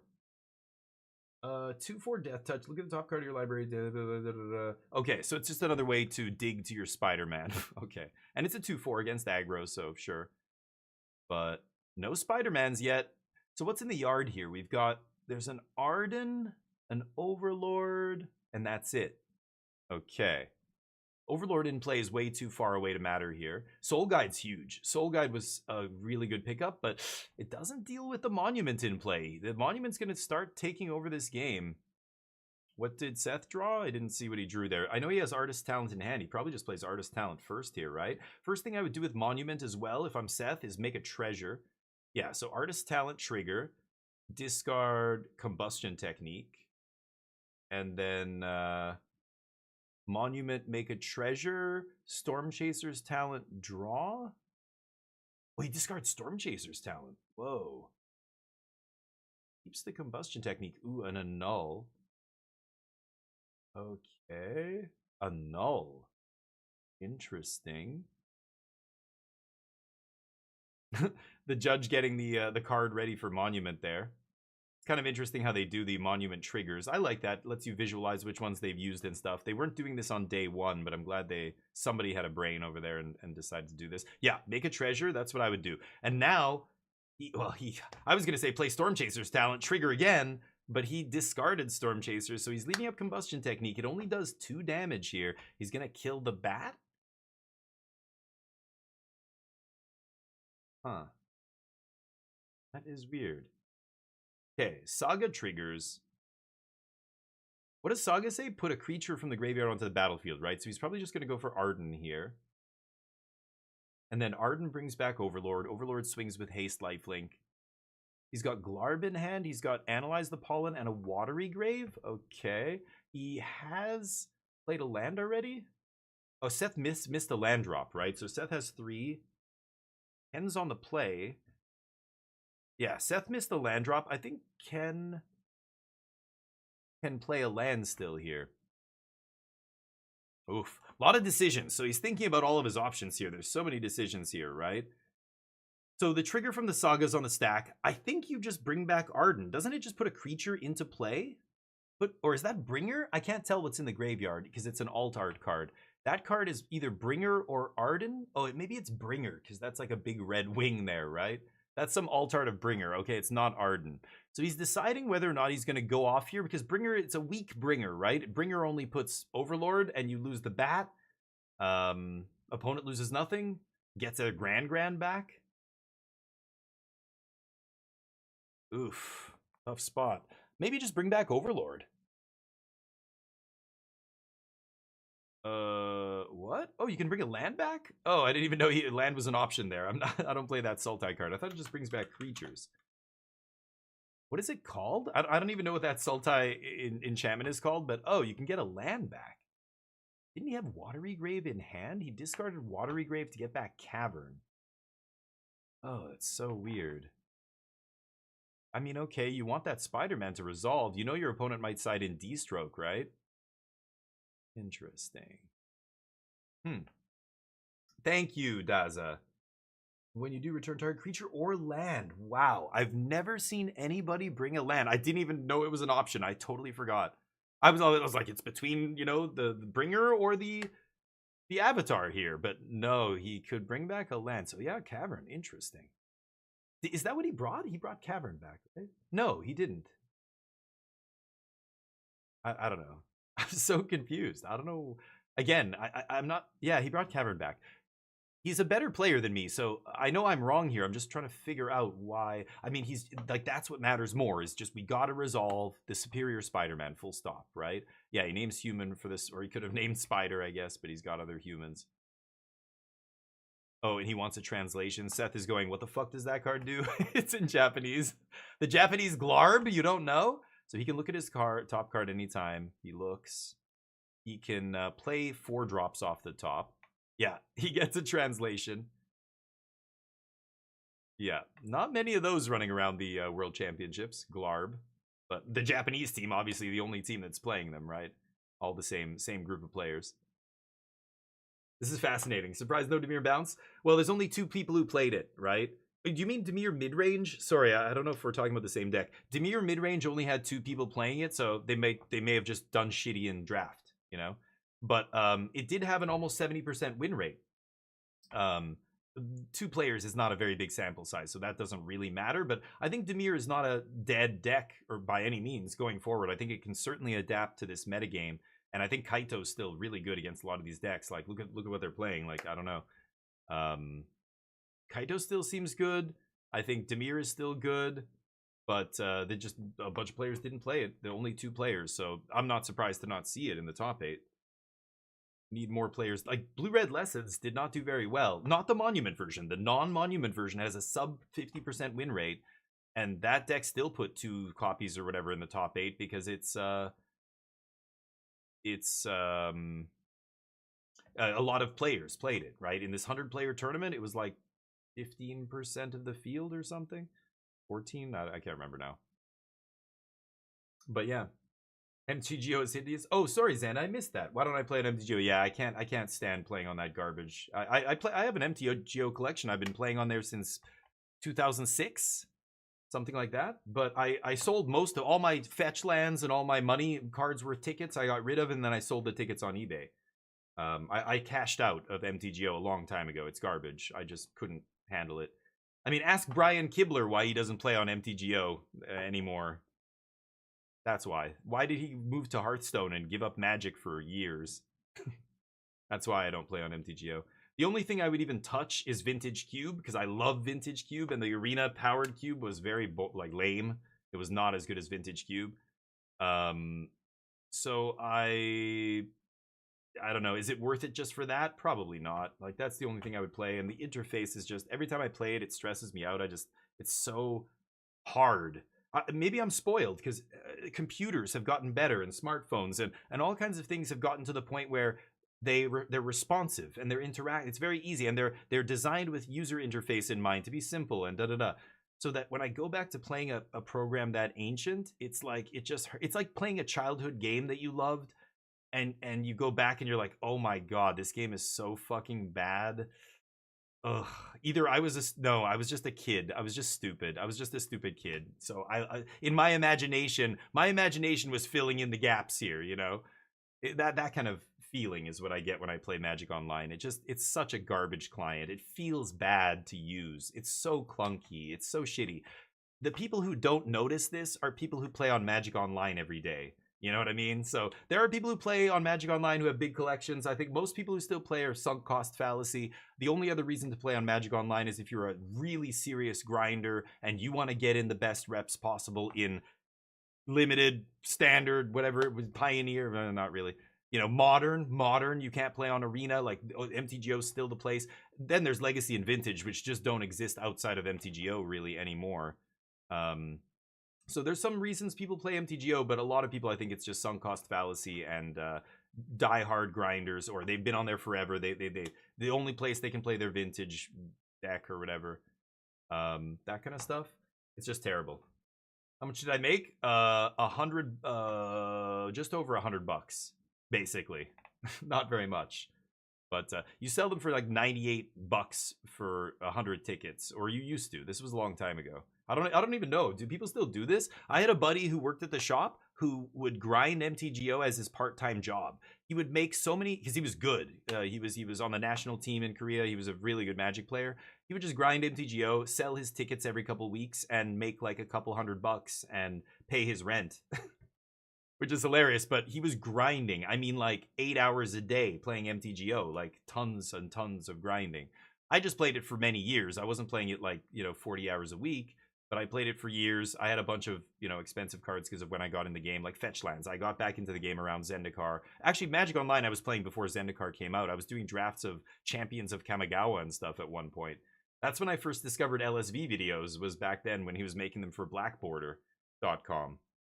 And it was like Kamigawa draft, and because I was so bad, I was like, how are these Soul Shift blew my mind. I'm like, how am I drafting this deck? And I had to find somebody to somebody show me how to draft Soul Shift decks, and that's when I found LSV. The clients, it's better than it used to be. You've got to be from stability. Oh yeah, the crashes and stuff. It still looks and plays like shit. Yeah, it's worse. You think it's worse, Acute? Oh wow. Oh, interesting. Yeah. Yeah, I would... Oh, you were glitching? Was there a glitch? Okay, interesting. Yeah, Zenimatrix, I agree. But, I could say that about so many other players, even ahead of LSV. I would rather see Finkel play than LSV.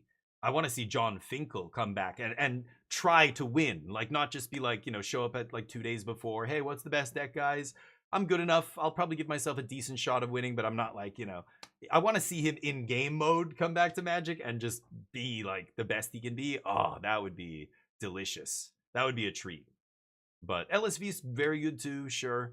Watching Kai play is cool too, but I think John is probably the number one. I want to see PVDDR play as well. I love the way his brain works when it comes to Magic. I think he nails it more often than not when other players just don't see it at that level.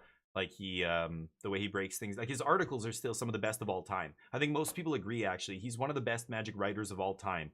LSV's good, but his articles and things were never great. Like some people are like, Carl Sagan is what the best ever at this, right? People know a lot more or know as much as him about astrophysics and whatever, but he has the ability to like explain it to people in a way that is totally understandable, and like, I just get it. And I'm like, oh, yeah, that is okay. I understand now why you don't play Thoughtseize on turn 1. I understand how Brainstorm, okay, why you do it this time at that time, blah, blah, blah. Like, really, like, Magic is so complicated. Some of those guys who wrote articles like that, PVDDR's articles are great. I mean, there's many other writers who are good, but, anyway, I want to see guys like that come back to the game, but they're all long gone, mostly. It's too bad, but... But LSV's good too. Yep, he's great. Love to see him come back. Just high caliber players, right? There's still many. There's many great players. I'm not saying, you know. But yeah, seeing some of the all-time greats come back would be really sweet. Did you guys ever watch Tomohiro Saito play? He was one of my favorite players to watch. And then he got banned, and I was like, oh, what a fucking dipshit. But he wasn't, you know, he got banned for delay of game. Because he was gaming, he was slow playing, because, you know, tournament, like, clock and everything, and trying to, you know, you win game 1, and then he's, like, deliberating over and over about all this stuff, and it's like he's clearly, you know, he got warnings for this. I think he even got suspended at one point, but then he got an 18-month ban for doing this. And he was one of the best players in the world at that time. But he was so awesome to watch. Like, he would sit down and slap himself in the face really hard, like whack, whack, whack, whack, like to get himself into the game. And then he would shuffle. Like, I started doing that shuffle because of him when he's card counting, and he makes 5 piles of cards, but he does it so fast and accurately. It's like, whoa. I started trying to get good at doing that. Like, you know, putting like 3, like 1 in the middle and then 2 on each side, basically. Really, really funny, but he doesn't play anymore, of course. He owns Haruruya. He's one of the owners of the, you know, one of the big Magic sponsored teams. Oh, crazy acute. Oh, so it was like you're basically doing arbitrage, right? Yeah. Yeah, there's a lot of environments when you can do that kind of stuff, right? Yeah, MTGO is one of them. I do like the secondary market on MTGO. It's kind of cool. It's better than Arena, where it's just like, oh, I just have to spend a bunch of cash. Like, you know, having a secondary market allows you to turn some of your cards into other cards. And Arena not being able to do that sucks, whether it's dusting or secondary market or whatever. But obviously that's, you know, they can't have something like that on Arena. It's huge, but might be worse than cheating. I mean, it is cheating. They banned him for it. I get it. It's cheating. But it's such a weird, it's not like he was, you know, trying to like mark his cards like Yuya, or he wasn't trying to draw extra cards like Bertoncini, or play extra lands, or shuffle improperly or whatever. You know, there's so many little cheats that people have been caught for that, to me, that is like hard cheating. But the delay of game thing is so, like, it's cheating, but it's so hard to, like, there's no official rule. If the player waits 2.5 minutes, it's delay of game. Like, there's no hard line where delay of game should be called. So it's this weird, vague, like, so they really came down on him. And it's because I guess he had done it a few times, but because he was fucking hardcore. He was like a win at all costs, you know? Yeah, delay of game. The clock is a weapon. I'm going to use it. You know, he's not wrong. People do it all the time. They just have to do it within a limit, and then that's it. You push too much, and it's delay of game. But you definitely delay the clock. I know lots of people who do that. Is it cheating? No, it's not cheating, right? It's only cheating if you go too far with it. That's what's weird about the delay of game thing. It's not like other cheating. Other cheating is just full stop cheating. That's it. You drew extra cards, cheating. You played an extra land when you should have, cheating. You know, you deliberately missed triggers or whatever that you knew were there, cheating. All that stuff is cheating. But delay of game, that's very ambiguous, you know, very ambiguous, very gray area. You got to be very careful with that. It's not cheating until it is. You know what I mean? Every player knows they slow down when they're winning, and they know, holy shit, game 1 took 45 minutes. Holy crap, what if I just play slower? What if I just play slower in this game? I might be able to draw it out, and then I'll win because I'm 1-0. That goes through every tournament player's mind. You don't really stretch it out, but you definitely stop playing so fast, right? I can play very quickly in real life. I do that when the time is running out and I need to win, or we're 1-1, you know, but when I'm 1-0, I don't play very fast. I play at a very relaxed pace. I don't play slow, but I definitely make sure I'm not going super quickly every turn. You know what I mean? That is magic. That's, anybody who says they don't do that are full of shit. Or they're not tournament players, they're casual players. When you get to the level where 50K is on the line, it's totally acceptable to take your time. Well, they don't have time limits here, but you should slow down. You should. Every player out there will tell you to do the same, what I'm telling you. But you can't slow play. That's not the same thing. I'm not telling people to delay the game and pretend like they're thinking when they're not. Let's say I have 0 cards in my hand, and I know that, you know, there's 5 minutes on the clock. I'm going to draw, look at my land that I just drew, put it face down, Look around, go, how many cards do you have in your hand? Can I see your graveyard? Look at that. Look at my graveyard. Look at my hand again and go, okay, go. Like, I'm not just going to go land. Okay, go. You know what I'm saying? I'm not going to speed as if I was playing with 5 minutes on the clock and I have to win the game. Then I'm playing fast. The way I see it, if there's 5 minutes on the clock and I'm up a game, it's my opponent that has to play fast, not me. That's not cheating. That's not scummy. That's not bad.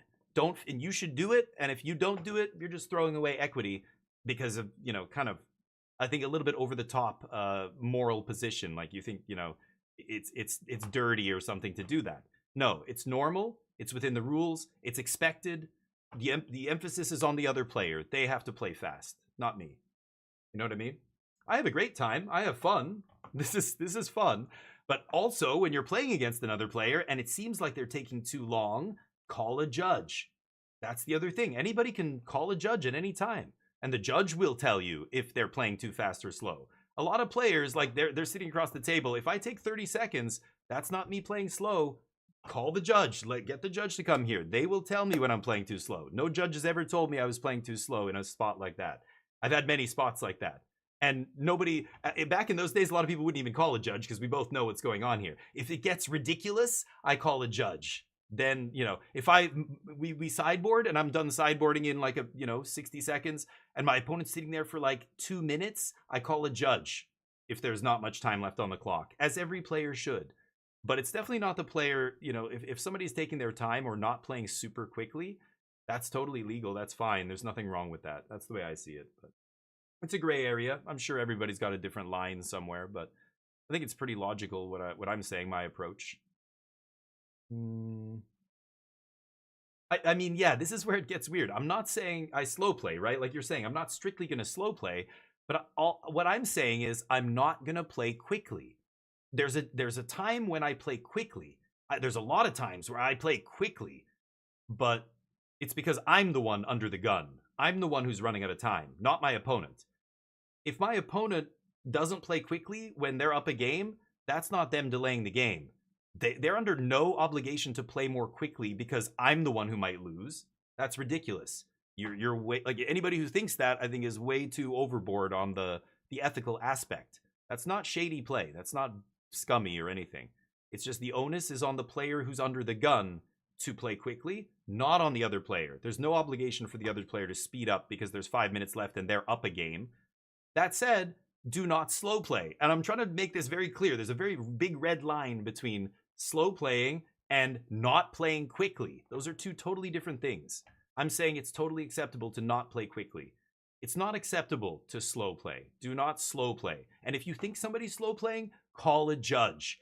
You are biased. My opponent's taking forever, blah, blah, blah. No, it's because you know you're going to lose in the next 4 minutes, so you're being really pushy. It's only been 20 seconds. I've seen this. I've seen judges have to put people in their place and go, he's not slow playing. He's allowed to take a minute. I will be the judge here. Thank you. You're obviously biased, so that's why I'm here. I'm the objective third party. You know, of course, the player is going to lose in 4 minutes. He's going to go, hurry up, you're slow playing, because they're worried about losing, right? So the judge will often come over and be like, okay, take your time. You are under no rush, but play, don't slow play. That's it. Those are the rules. And I've seen people get put in their place who were trying to make somebody play faster, and the judge was like, chill. You know, I know why you want him to play faster. I will tell you if he's slow playing. I will give him a warning. That's why I'm here. You're wasting more time complaining than if you just shut the fuck up and let him take his turn. You know, they don't say that, but that's really what's going on. Ken, no! I think Ken's dead. Double soul guide over there. Ken can't go off. Yeah. Graveyard hate. GG. Yikes. Double artist talent. He's going to find another monument at some point. Holy shit. Does Seth have 7 cards in his hand? Oh my god. Yeah, draw. Did he just draw 3 more? Yeah. Yeesh. And Ken has Superior Spider-Man, but Double Soul Guide Lantern lights out. Yikes. Holy shit, Reanimator loses in the first round. That is a big upset. I don't think anybody saw that coming. I mean, 3-0? Wow. Seth just did everybody else in the top 8 a huge solid. But I mean, yeah, he's also got probably a better deck than the Lessons deck, right? Monument deck better than Lessons. I mean, they both have Lessons, so you know what I mean by the Lessons deck. I mean, the non-Monument Lessons deck looks weak. But this deck definitely is favored there, I think. But again, the non-Lessons or non-Monument oh, how many cards does he have? 7? Whoa. Artist Talent is not a May, is it? Is it a May? I can't remember. I could look, but the clock's a weapon. Yeah. And I mean, it's not a weapon that you use like maliciously, but it is a tool. Like poker tournaments are the same way. It's the same as people not getting into hands when they know that the blinds are about to change and the prizes are going to go up, or you know, the tournament pays out to top 64 players and there's 66 players left. If I just hang on for another 10 minutes and 2 players bust out, I'm good. I'm not going to play any risky hands. I'm not going to get in any risky hand. That's tournament poker play. That's a huge part of it. But Magic's kind of the same, you know? The clock is a weapon and you can't use it maliciously. That's bannable. I just told you. Tomohiro Saito, a Hall of Fame pro, got banned for 18 months for this. He was obviously cheating. He was pushing it way too far.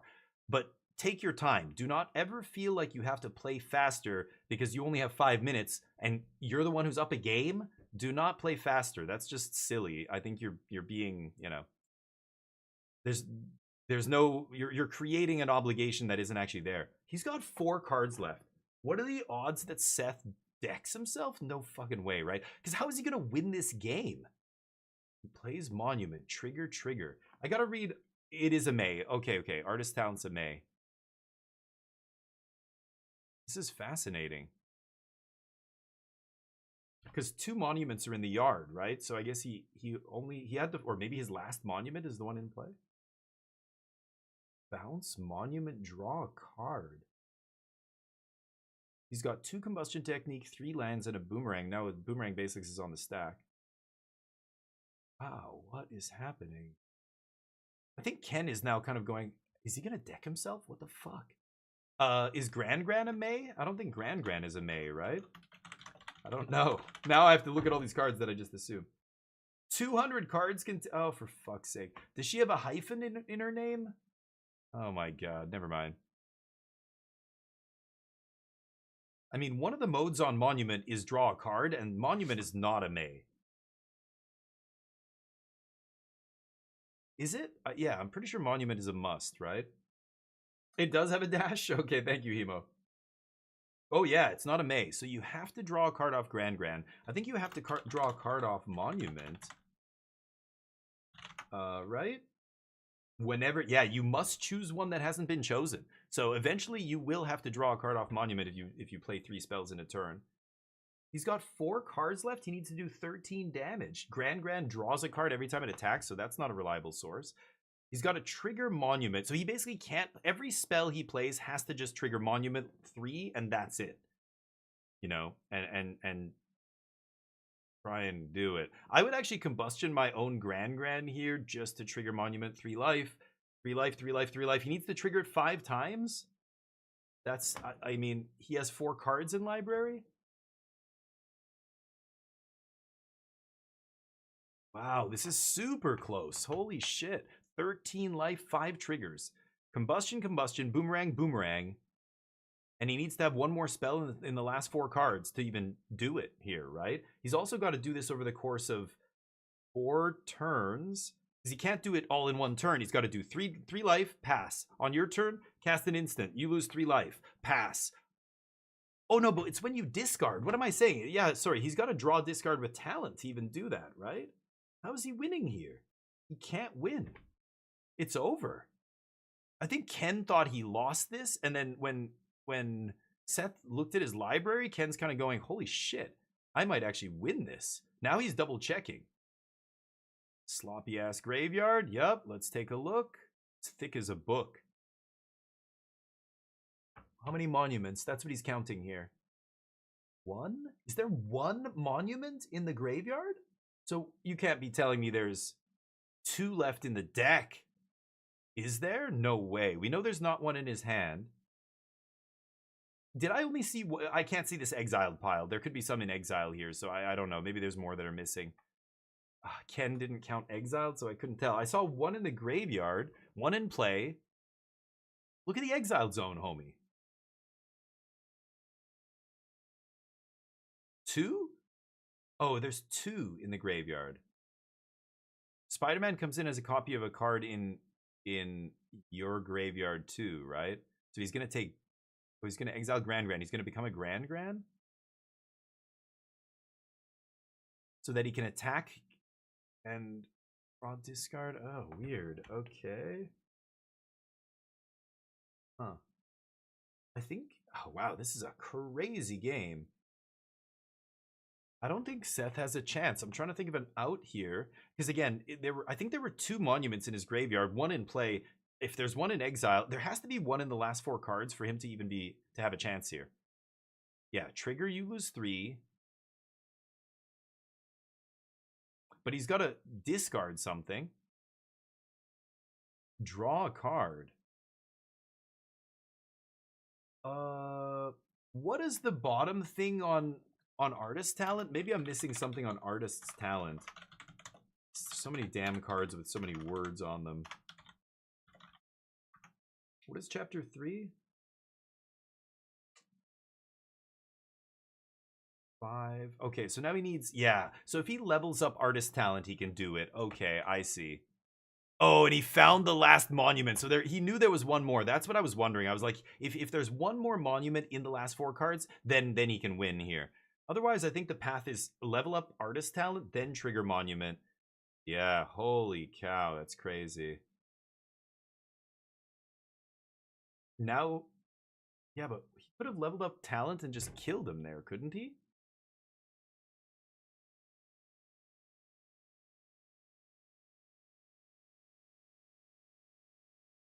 What? Oh, wait. Oh, Monument says lose 3 life, and the Artist Talent says damage. Oh, that doesn't work, does it?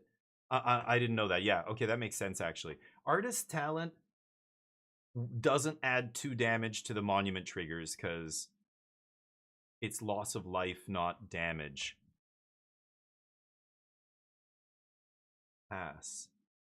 Upkeep. Kill my own guy. Trigger.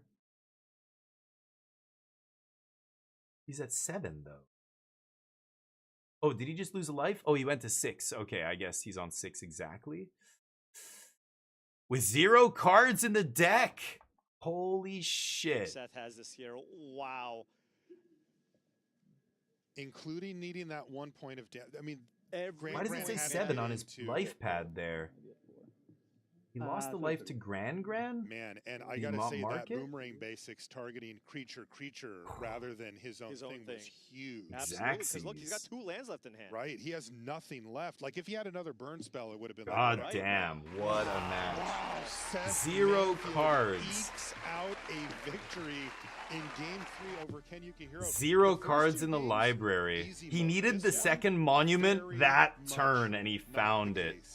I mean, wow. I mean, you have to give credit to Ken Yukihiro for even thinking that was his only route to victory, right?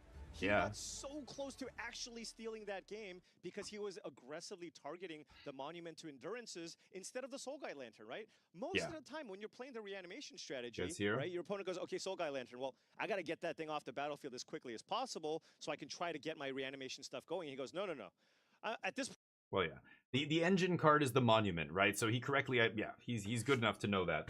But Seth needed to find that second copy. So I'm like, every time Ken was looking through the graveyard, that's what I was thinking is how many monuments have we seen this game? I think there was 2 in the graveyard. I didn't see the exiled pile. Ken didn't look at it, so I assume he already knew there was none in there. We didn't, but...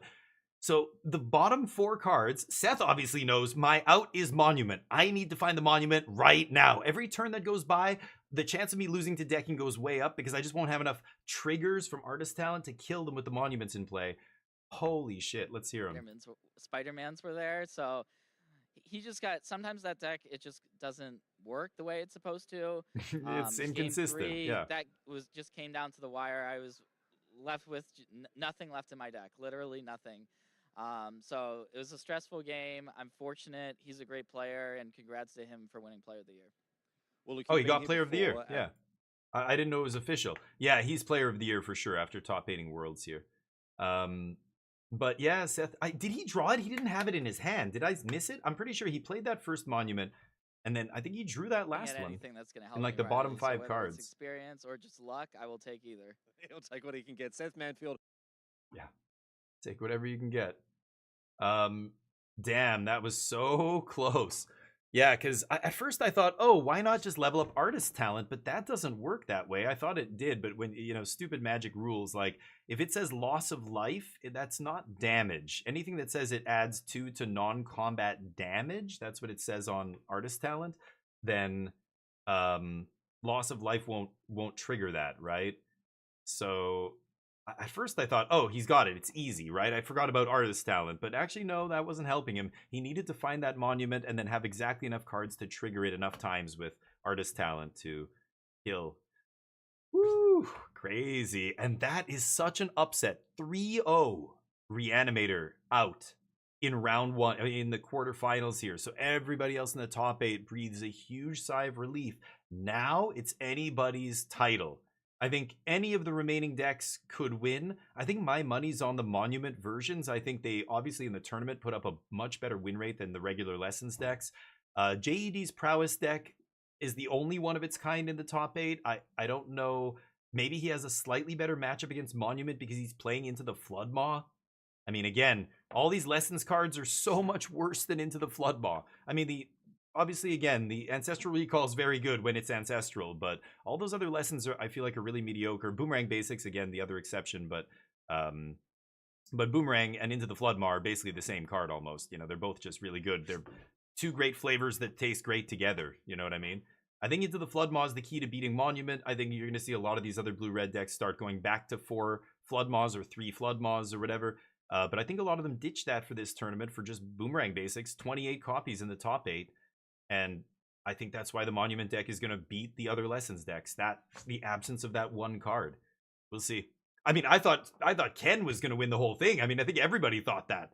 And he lost in quarterfinals. And like we said, going into that match, I was basically like, it's Magic. You never know. Like, he could mulligan to 4, 3 games in a row. Like, he could, like, a bunch of random variance shit could happen. And that's it. Even though he's the favorite here. And that's kind of what happened there. Game 1, he got mana screwed. Game 2, his deck misfired because it's an inconsistent combo deck, lost to itself. Game 3 came down to the literal wire. It was just a matter of sideboard cards back and forth and who had what.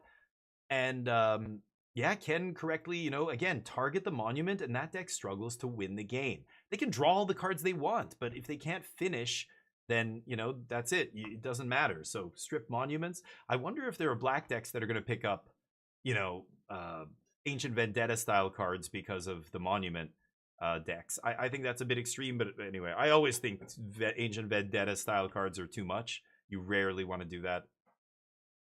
But very interesting development. I was not expecting Reanimator to bomb 0-3 in the first round. Holy crap, nobody was. So we'll see what happens here. I'm gonna get some more coffee. I'll just let this play, I guess. Fun in Bellevue, Washington. And listen to these people. Final under our belt. Already some surprising results. What will continue to happen through the morning? You're not going to want to miss a minute of the action. Hey, everybody, welcome back to the News Desk. Maria Bartholdi, Monty Devoody, and Cedric Phillips. Yay, welcome to the News Desk this weekend, buddy. Thanks for letting me over here. I really appreciate it. Yeah, we were like, no, Cedric, you can't come over here. But now we're like, okay, you can come over here. I haven't been here all year, so it feels great to be back, hang out with my old pals, causing some trouble. Yay, we're so excited to have you. Welcome home. Let's check in on our teams this weekend and find out how they did in this tournament. We've been tracking them all weekend long. We're going to start with Team Cosmos. Heavy play, Cedric. Jean-Emmanuel Duprat, the 2023 World Champion, leading the team into the top 8 here this weekend. A pretty nice performance overall. Javier Dominguez, I know a lot of people are rooting for him at home to maybe make another top 8, maybe win another World Champion. Don't need to hear about all that, but yeah, interesting. RNA with the best record. Yeah, one person on each team kind of makes it to the top 8. Everybody else just, mediocre records.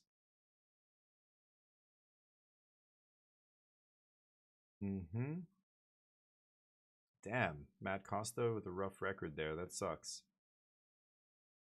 Edgar. Yeah, Reed Duke 7-7, gave Nassif 8-6. Yeah. So 2 people on the arguably the most stacked team. 2 of them have the best records, and are in the top 8. The best records in the whole tournament. You know, top 8 in the tournament. Not surprising. 1 dude on the Japanese team. Japanese team looked very strong though. 9-4, 9-5, 9-5, 8-5. Yeah, I think they the Japanese team overall probably did the best. Oh, this is Player of the Year. Oh. Is this... I thought they were saying Ken was Player of the Year. I don't know. Anyway, yeah, he is Ken Player of the Year. Yeah, with a top 8 at Worlds, that probably seals it because he won a Pro Tour this year as well.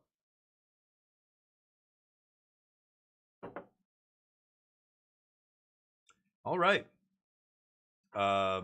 Let's see the next match. It's going to be an Izzet mirror, most likely. It might be Teamer versus Izzet, but now every other deck in the top 8 has the team captain 4 boomerangs in it. And I've got Anthony Lee of Team Cosmos Heavy Play. I've got Reed Duke of Team TCG Player. And I've got Simon Nielsen of Team Hand. These are the captains? Moxfield. We've been checking in with the team captains and team members all weekend long, and we wanted to kind of do a final wind down of how things went here at the World Championship and what the plans and goals are for next year. So Anthony, I'm going to start with you. How'd the team do as far as like putting people in the top 8, and also after all the prep, could you have done better? Could you have done worse? What's your kind of breakdown? Well, we were very happy to have Jean-Emmanuel Duprat in the top 8. That was very happy for us. In terms of our overall performance, it was mixed.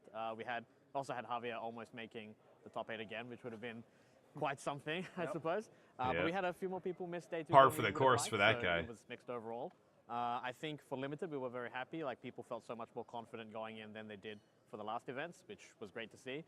For Constructed, we submitted a solid version of a good deck and a very good version of a not so good deck. So, you know, we could do that better there. We missed a little bit on the Lessons deck, so we could definitely have some improvements there. But I think we know what we need to fix for the next events coming up. Well, Reed, you guys did not miss in the Lessons deck. That much is for sure. But what's your overall thought on the team's performance this weekend? It was a great event for Team TCG Player after this 2 first in the round. top 8, had right? First place, 3rd place, and 10th place. So, we're thrilled, you know, to support our teammates who have a shot at being the world champion. Limited performance, constructed performance, overall pretty happy? Yeah, I think our preparation was good. We were you know, somewhere around 50-50 in the limited rounds, and we had, you know, one of our favorite standard decks for any tournament we've ever brought. So I think that's a win. Simon, how about for you in Team Handshake Moxfield? Well, I'm Scandinavian, so I'm going to be blunt. We had a bad event. Yeah, we also completely missed on the Lessons deck, and that meant that our Otters players were really struggling with that matchup. Like, you had multiple people go 0-4 in the day 2 portion with that deck. Oh. So it makes it even more impressive that Arne went 6-1 with the deck and made top 8. So yeah, I mean, you know, yeah, one guy. So yeah, Arne ran hot. That's what happened there. Like, about acceptable given that it's the World Championship. So like we did, you know, just break the 50-50 mark. And then our green-black Orovoid players are actually pretty happy with the deck, and they did reasonably well. So that's a deck to look out for this metagame. Carl Sarab almost made the top 8 as well. Okay, very cool. So 2020. Interesting. If you look at the numbers, the Golgari deck he's talking about had a 53% win rate. So, okay, like that's the best thing they did. Everything else looked like it was not great. Limited, it was 50-50. The other team, Limited, 50-50. You listen to all of them talk about Limited. It's very interesting. Hold on. But in particular, we think we can make a lot of refinements to our process and continue building a core of great players. For you, Reed? We on Team TCG Player, we have a big range in terms of age, life circumstances, relationship to MTG, and that's cool. Yeah. So the most important thing for us is we want to create an environment where everyone feels supported and everyone can thrive given their, you know, their goals and their circumstances. How about you, Simon? Yeah, on Handshake, we really want to like create this community that keeps being requalified for the events, have like the similar teams, and when you have that, it's easier to develop a process. We're very focused on making sure that we have a process that like works and keeps developing. So, for instance, like, you know, we might look at ways that we don't miss cards. Last year Worlds we missed Kaito, this year Worlds we missed Gran, and yeah, maybe there's something to look into there. And I'm very excited for that portion. I love fine-tuning processes. No, I think one thing that is a commonality between all 3 of you and your teams is you put in the work. You know, and as much work as you do put in, sometimes you can still miss stuff, which what makes Magic so much fun. And so for the players at home who are thinking, you know, I want to qualify for a tournament like this, I want to be able to team with folks like this, hey, it's really hard to get here. These are common faces that we see on this stage because they do put in the time and the work along with their teammates. So we look forward to seeing the three of you and your wonderful teams. Well said, Cedric. Well said. Yeah, it's fascinating. I love to hear their processes. You know, I'm like Simon. I want to do the fine tuning. I'm not a deck builder. I love fine tune. I love to see where what other people come up with, and then let's run with that. And them talking about it's so interesting. Like I said, with the limited, all three teams. Hey Nano, what's up? Congrats, buddy. Nano wins an RCQ yesterday, rocking the DF16 swag as well, which is clutch. The lands are not great. Which ones? These lands? The blue one I thought looked pretty good in the Izzet decks, but you mean which lands are you talking about? I'm not sure. But anyway, the limited was really interesting. Every team basically said, yeah, we really worked hard on limited and our overall record was about 50-50. Like, that is so telling. These You look so beautiful. Oh, Nano, thank you, buddy. You look beautiful as well. You look like a champ. You're glowing. You look really good.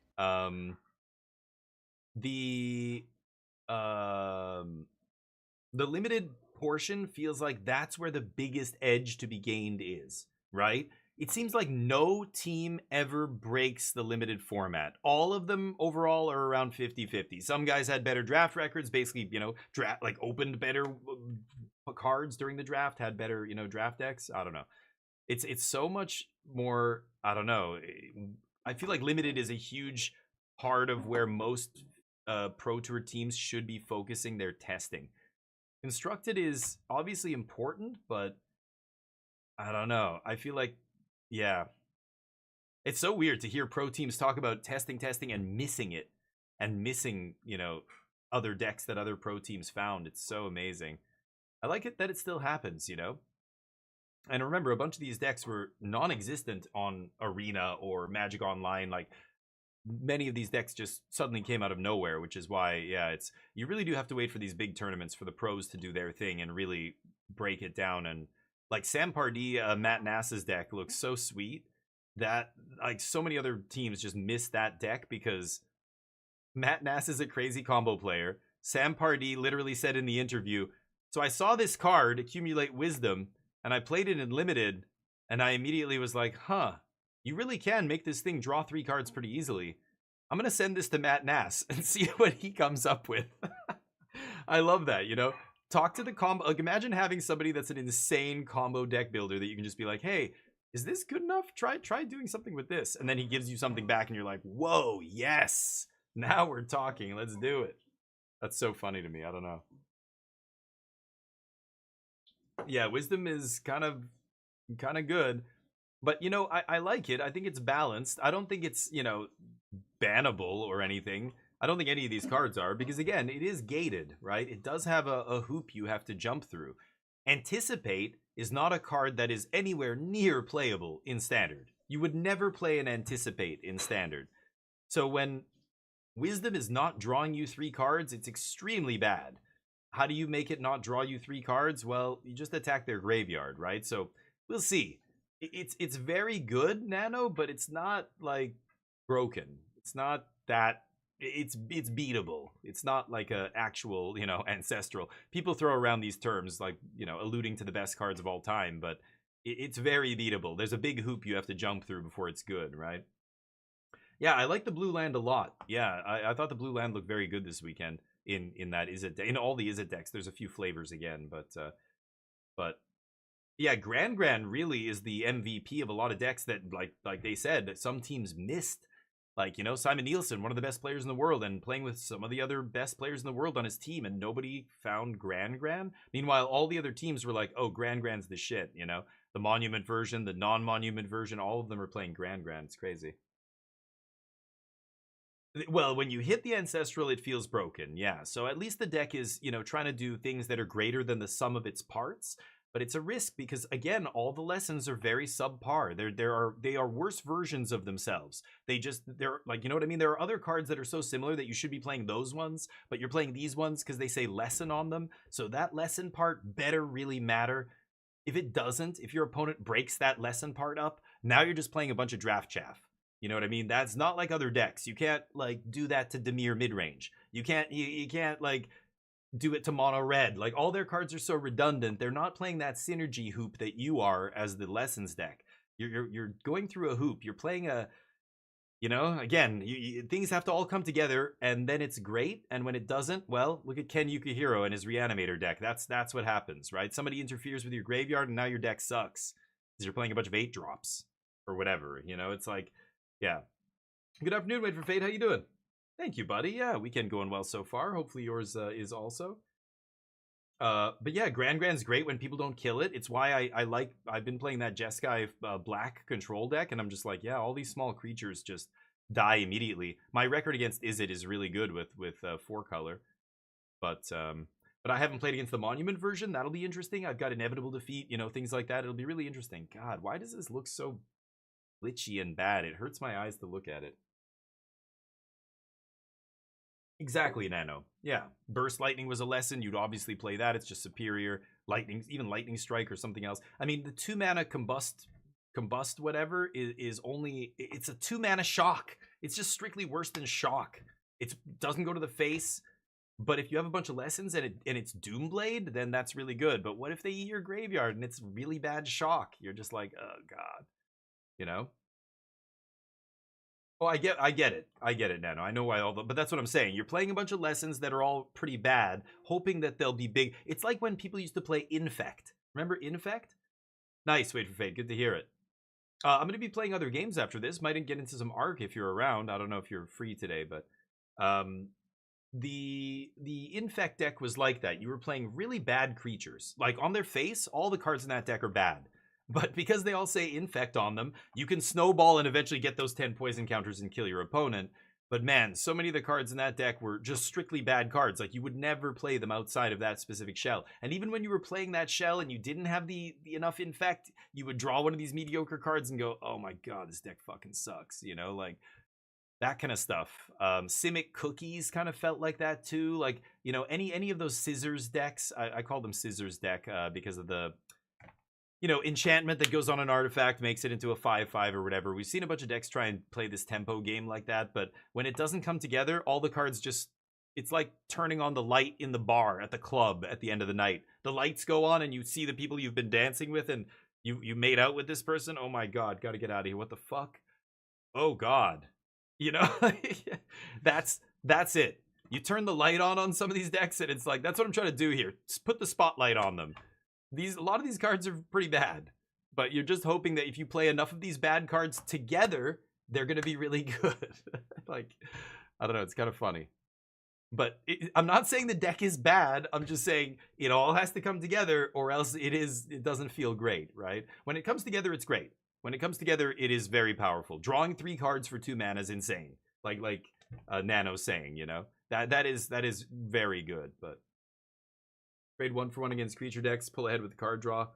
Maybe. I don't think other creature decks are trading 1-for-1. Like, you're not trading 1-for-1 with a lot of creatures in Standard, right? So the red removal's pretty bad. Like, it's great in mono red when it goes to the face and you kill them, but none of it goes to the face. Some of it relies on having things in the yard. Like, they all have kind of they're all gated in a way that other cards aren't, right? 1 red, exile a creature. Oh, okay, you get the exile. Maybe that's relevant. But again, it's just strictly worse than shock unless you have like 3 lessons in the yard, right? Or 2 lessons, some number. But how you doing, Pappy? How's life? Thank you for saying hi. Oh, maybe. Well, now we're comparing apples and oranges. I have no idea. Sure. But you know, I think a more apt comparison is lessons is similar to like Infect, but not as narrow. Like Infect is even not like lessons is better than that. At least the cards on their own are pretty functional.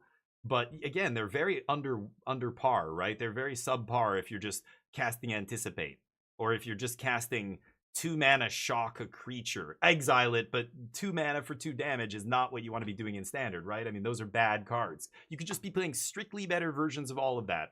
You're playing worse versions of all of this because ideally you get a critical mass of them and bam, now we're doing big, powerful stuff, right? Like, I'm just saying, there's a weakness here. People who are like, lessons, it's over, ban lessons, It's the best deck. It's like, dude, it put up a 46% win rate at the World Championships. I mean, the only version of Lessons that did well was specifically the Monument version.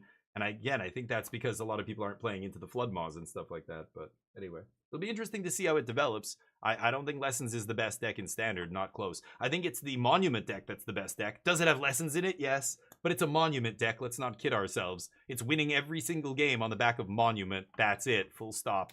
It's not the Lessons that are killing your opponent. But the other Lessons deck are trying to do it with Otters and stuff, right? Teamer Lessons, Blue-Red Lessons. So this is, Jean-Emmanuel is not playing Lessons, but of course, a lot of Lessons in his deck randomly. He's playing Boomerang Basics, of course, stuff like that. But he's playing the Looting deck, and Derek is playing actual Lessons. So let's see what happens. Yeah, like this is one card that Derek doesn't play in the Lessons deck, but the Blue-Red Prowess deck, I don't know, what do you call it? Prowess? He calls it, is it Looting? Whatever. Yeah. I feel like the Monument deck is the is it Looting deck, really, but whatever. They all call it different things. Hatchers is interesting too, Nano. I haven't seen Hatchers at this World Championship, but that's probably a good card in those decks. Yeah, Drake Hatcher, right? It was the kind of the mirror breaker, right? You've been playing Arc for around 6 hours? Nice. The value requirements? What? I don't even know what that is. Wait for Fate. You'll have to explain that, but... Calamitous. Oh, the Caves deck with all... Yeah, I mean, that was a limited thing, right? Good Times birthday is 1 week? Oh, shit. Commander Precon? Hell yeah. Dinosaur from Ixalan. Oh, you're just the young boy, 42. You're just the young, spry young man still. 42 is the new 32. Haven't you heard? Feels great. Love it, man. Happy pre-birthday, I guess. It's not for a week, but... Is it no Profts? Yeah. Can you imagine if Profts was still legal in Standard? This tournament would have been a fucking shit show. It would have been absolutely insane. I think you'd see 32 copies of Profts in the top 8, and it would be banned immediately after. It would just be so bad. I'm super glad they banned Profts before this Worlds. Tiger Seal, is it? Yeah, maybe that's the call. But yeah, FOMO, you know, they're doing the Prowess thing, I thought, but I guess it's not really Prowess, right? Because I thought, yeah, just looting because of FOMO? I don't even know. It's weird. You're not playing Artist Talent. I would say that other deck loots a lot harder, right? 1 million stash? Oh my god. For each skill point?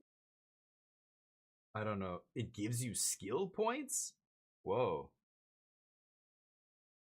A Whippersnapper. Yeah, there you go. The young Whippersnapper. Derek on 13 life. He shocked himself twice. Took a couple hits. Or took a hit from the Seal as well there, it looks like. JED is just such a good player. You know, he's doing well with this deck, whereas a lot of other people are not. It's kind of like his Gruul performance. Oh, there's the counter. Good call. Good call. Countering that. Box for 2. Now Grand can swing and loot. Not bad. Derek finds, ooh, basic, beautiful unhinged land there, yeah. Prowess, oh, Planisphere, thank you, yeah, that's right, that's the Prowess deck.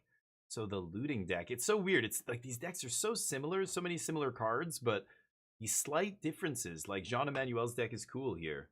I don't know if it's the best version of Blue-Red, but it's definitely interesting.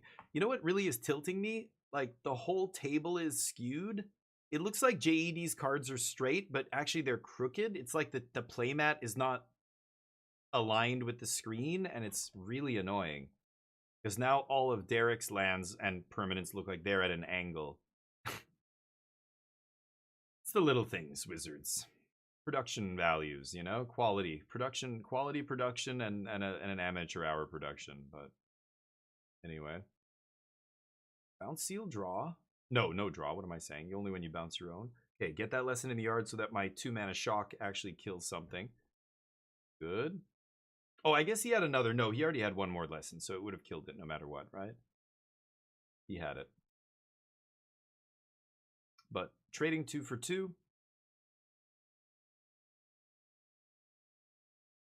The Tiger Seal back in hand, trying to buy some tempo back to give himself some time to grind. I think Jean-Emmanuel is the aggro in this matchup, and I think they both know that, so Derek needs to build some board advantage, start drawing 3 cards, drawing 3 cards, drawing 3 cards, and bury JED and card advantage.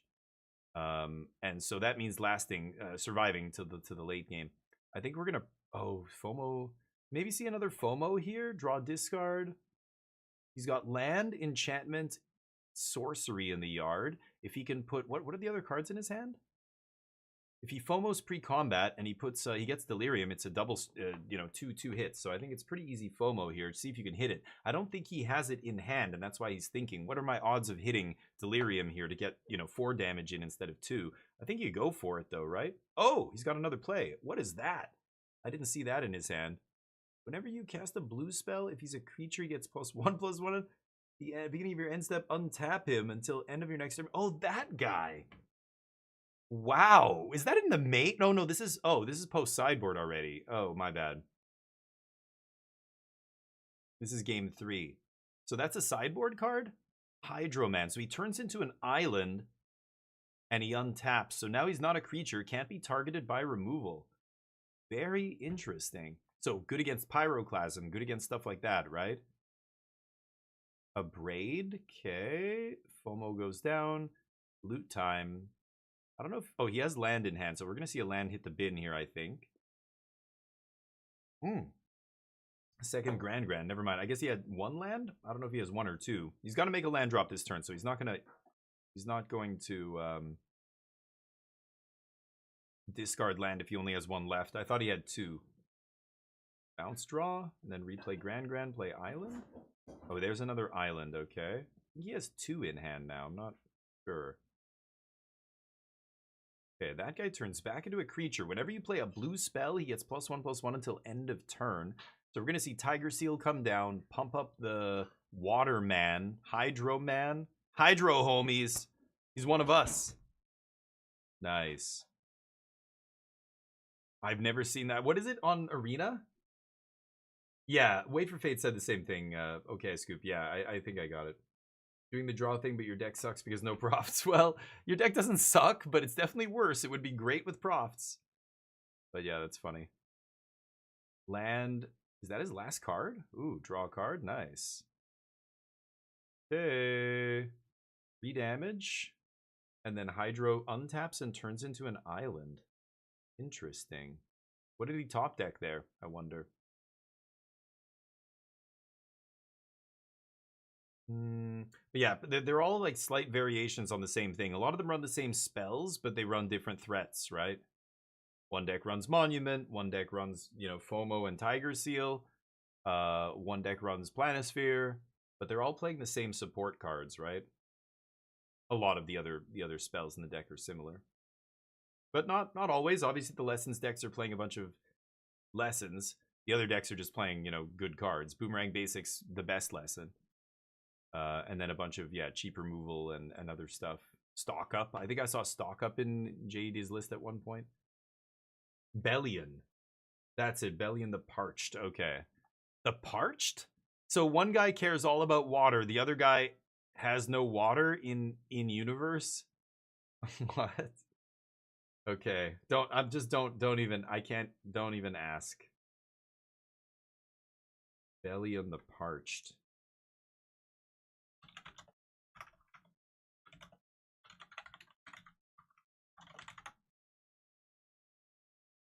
Oh, wow. Just won't find it. Yeah, because it's not... MTG Bot just does IRL cards, right?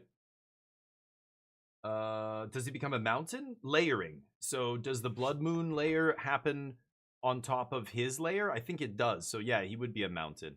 Because the... Oh, no. Island is not... No, he becomes... Does it say basic island? I have to read Hydro Man again. If it just says he turns into an island, then he would turn into a mountain. If he becomes a basic island, then Blood Moon wouldn't affect it. I don't know what the stupid...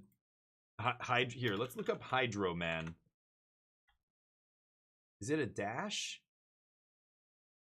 I think there's a dash. Yeah. Becomes a land. Okay, so he would be a non-basic land, so Blood Moon would turn him into a mountain and he would make red. Yeah.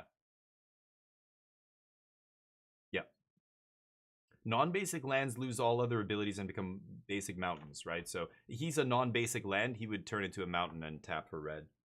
But yeah. But a good question, Wait for Fate, and this is why Magic's complicated. Layers are the most complicated thing in Magic. I don't even know. Like, I know the layers and the number of them, but I don't know where individual cards fall or why. You know, why is this on layer number 7 and this is on layer number 4? They almost seem like the same thing, but if one of them is coming from a creature versus an enchantment versus, like, I don't even know how they break it down. I haven't heard a breakdown of it. I'm sure there is an explanation, but I don't know that much. All I know is there's layers and they go on different, whatever's on a higher layer takes precedent over lower layers, basically. But without knowing where everything falls on each layer, like, I don't know. But Blood Moon, that's an easy one. That's just, he's non-basic, so he would be a mountain. But if he became a basic, then no, Blood Moon wouldn't touch him, right? Look at his face. He's so angry. Water is supposed to be adaptable and flow like water. Aggressive water guy? He's like, drink more water. Your pee is too yellow. What's wrong with you? He shows up in like a PSA, right? That was his job as a superhero. Okay, here's Nate Stoyer showing up. Tiger Seal gets tapped. JED with 1 card. One of them is an island. What's the other one? Needs to find a way to draw cards here. Oh, he top decked a spell. It's Storm Chaser's talent. Huge rip. Okay, or maybe he had it and he had just top decked a land, but he can bring back that Boomerang Basics, but can't do anything with it. He can't draw a card here. Oh, he has the island in hand. Of course he can. Yeah, okay, he has the island. So now he goes island, bounce Storm Chasers, draw a card, untap the seal, and trigger Nate. Ooh, the counter. Nice counter there. Very nice.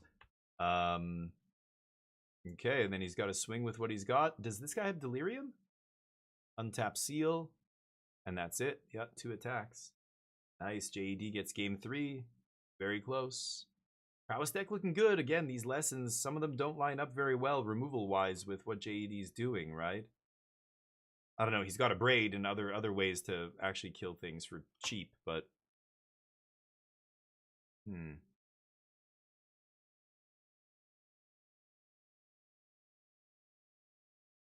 Okay. Grand on 1. Good start. He mulled to 6. And I can't tell if JED mulled. They don't tell us on this replay, right? Yeah. I think this guy obviously mulled to 6, Derek, but I think JED had 7, right? Okay, trigger Grand, toss some lessons. Rank Basics, interesting.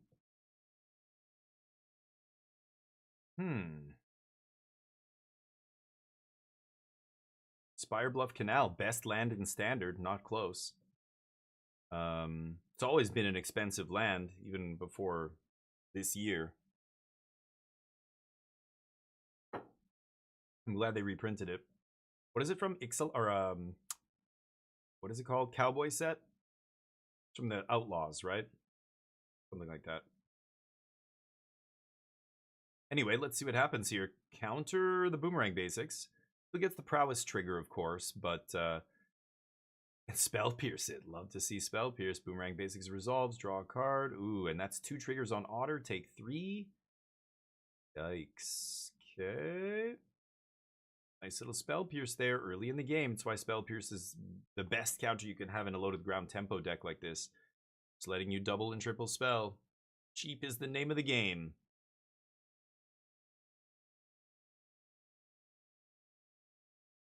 Discarding another lesson. Bad 2-mana lesson here, yeah. And he's got 3 lessons in the yard, so we could see him stock up for 2? Oh, non-creature lesson. Yeah, right. Grand making it cheaper as soon as there's 3 or more in the yard. Nice. Stock up for 2 feels fantastic. Okay. Gotta take a draw 3 here. I can't see. There's a Boomerang Basics. There's a draw 2. What's that other card? There's another blue spell he just kept. I don't know what it is.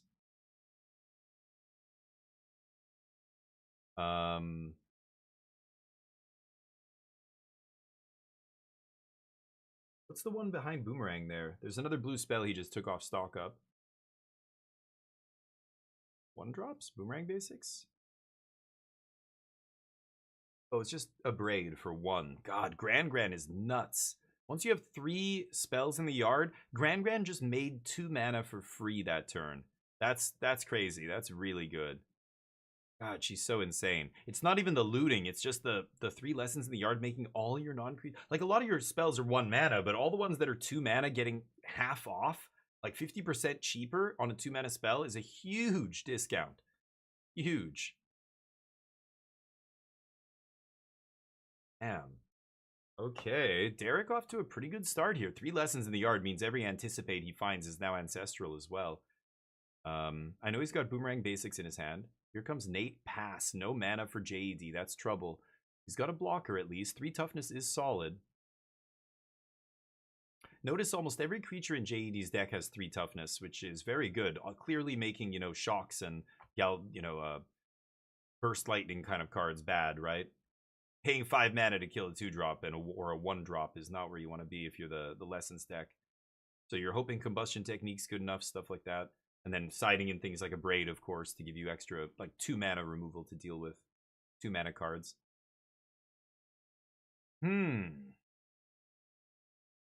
Interesting. So, Derek plays land and says go. Eddie Merc. Right, I forgot he's playing that card. He's the only one playing Eddie Merc, right? Eddie Merc comes in. Big tempo swing here. Not only does he get a big body, but he blanks the Duelist. JD said going to combat there, right, before he played anything. So this is post-combat, Duelist number 2. Oh, second Eddie Merc. Devastating.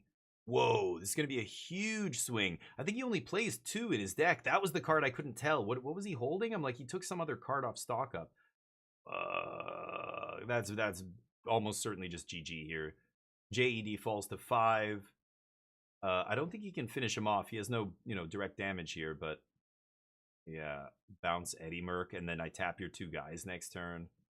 Spell Pierce, yeah, you pay for it. JED's smart enough to know that, if Derek doesn't have another land drop, it doesn't matter if he bounces his Crab. As long as he pays for Spell Pierce, he won't be able to play Crab unless he's got an untapped land, right? I would pay for Spell Pierce because Boomerang Basics could draw you the untapped land, and then you could just play Crab still on the opponent's turn. You got to just pay for the Spell Pierce here. I don't know what he's thinking about, but because I don't know what his other 2 cards are, sadly. I think one of them is a draw spell, if I'm not mistaken. I don't know. But, oh, JED drawing, discarding off, what? Can't remember what, does Nate let you do some kind of looting?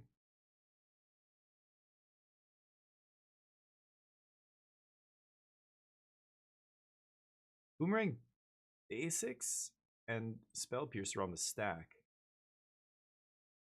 Okay, draw land? Oh, he drew a land. What a draw. Oh, it's coming to play tapped. Starting Town. What? I thought it was a multiversal passage. Oof. If that was a passage, he'd have Crab up right now. That is not great. Starting Town. Oh, no. Are they playing both? Passage and Town?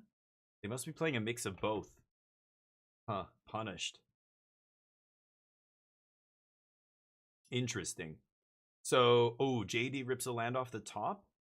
Fear, discarding. Oh, and there's Essence Scatter for 1 mana off Grand. Grand generating 3-4 mana already this game is crazy. And only taking 2 here is not enough. Double Storm Chasers. There you go. Okay, well, JD's got a board now. He knows the Crab is in Derek's hand, so 2 of his creatures are going to get tapped. I think Derek might not do this now. He's just probably going to attack for 5. If he's got a card draw spell, he'll draw immediately. I don't know what he just top decked, but we know one of his cards is Crab. I don't know how many cards he has in hand. 3, it's a red removal spell, Crab, and a draw spell. Ooh, that's interesting. I mean, I think, yeah, I'm going to do this almost no matter what here. Because I just want as much information as possible. He can always draw mid-combat with the other draw spell. He discards it instead, so I'm not sure what he found there. Go to blocks. We see a couple chumps here. Double block on Grand. Double block Grand seems pretty good.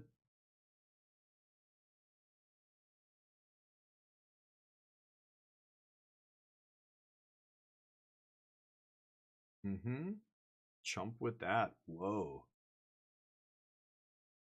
Oh, so risky, JED. Oh no, that was disaster for JED. I thought he was gonna double block Grand with the 1-3 and then single block with a token on the 5-5. That way, if he kills one of your guys, you don't lose both your double blockers, right? Because it's not like he had prowess triggers he could generate there. Very risky block, but 2-2. Going to game number 5 here to decide this. Very interesting. This is it. Game 5. Really good match. JED on the play, so big advantage here in this tempo battle. Starting with Storm Chaser's talents, very strong. Both players starting with Storm Chasers. JED with the better land, of course. Slight advantage there, but the real advantage JED has is being on the play. So now he gets to go 2 mana, play 2 spells before the opponent can do anything. Next turn, play 3 spells. Like, all their spells are so cheap. It's going to be like multiple spells each turn. So the player who's able to just play more spells because they were on the play is obviously favored here. Hasn't played a land yet. Derek with the pen trick. Immediately, I don't know if you can see his hand there. He picks up his pen immediately as if to say, I'm, never blocking here. How much you attacking me for? JED's got another land, surely. No land. If he had a land, he would have played it pre-combat. Wow. Oh, no. Oh, he has Tiger Seal. I was going to say, because if he replays the Storm Chasers talent, you want to do that pre-combat. Instead of playing Storm Chasers again, he opts for Tiger Seal. Just does more damage, so that makes sense. Next turn, if he has Boomerang Basics, he can go Storm Chasers, bounce my Storm Chasers, untap the Seal, swing, and that's, making the Otter a 3-3 as well. So he's going for max damage on turn 3 here by playing Seal instead of Storm Chasers there, which is obviously correct. I like that. Draw. JED knows what's correct, of course. I don't have to say it, but I don't know all of their hand, right? I don't know what's in his hand. I had no idea he's got Tiger Seal, so I just assume he's playing the card that he played last turn, but has a better play there is nice. Okay, gets in for a little damage with the Otter. Okay, so we're going to see Storm Chaser into Boomerang Storm Chaser, I think. And then see if we can find a land here. I don't know if JED has a third land in hand yet, but if he doesn't, then he's going to look for one. He's going to do all this before combat to get those prowess triggers, of course. Oh, he has the land. Nice. Yeah, Boomerang the Storm Chasers. That untaps the Seal. And then you get to swing with, one Otter, one Seal, because the other one's summoning sick. But does he have another spell here? If he has a spell to bounce Derek's Otter that's untapped, you could, but you just don't have to. Derek's Otter's a 1-1, and it's not getting any bigger because Derek's tapped out. So you've got an easy swing for 6 here, but he's going to go for another spell. So now Derek very priced into blocking that Otter, I think. Yeah, 1/4/4 Otter, 1/3/3 Seal. Derek could just take 7, but that's a big chunk. I think I would just chump here and hope I find like a Pyroclasm to start cleaning up these Otters, or like Derek's got different sideboard cards than JED, right? I think Derek's playing is JED the one with Pyroclasm? I can't remember. Maybe you get to untap and sweep here, but can you take 7 here? Derek's in the tank right now. Is going, should I take 7 or should I chump this Otter? I would chump the Otter, I think, at this point. You're on the draw. You are the control deck. You need to set up. You have the late game. Just try and control the board, and give your... Oh, he takes 7. Damn. Goes to 11. Okay, interesting choice. That was a pivotal moment there. Because that might, in 4 turns, that might be, the decider. The life totals being that low. Okay, 1 damage to everything. So he has the sweeper. That's huge. Okay, so if he has that, that makes more sense. Swings for 4. And then passes the turn with no land. Oh, no. Derek, the first one to miss land drops here on turn 3.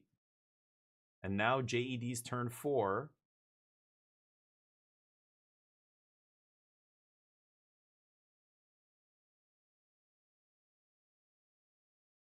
Good block.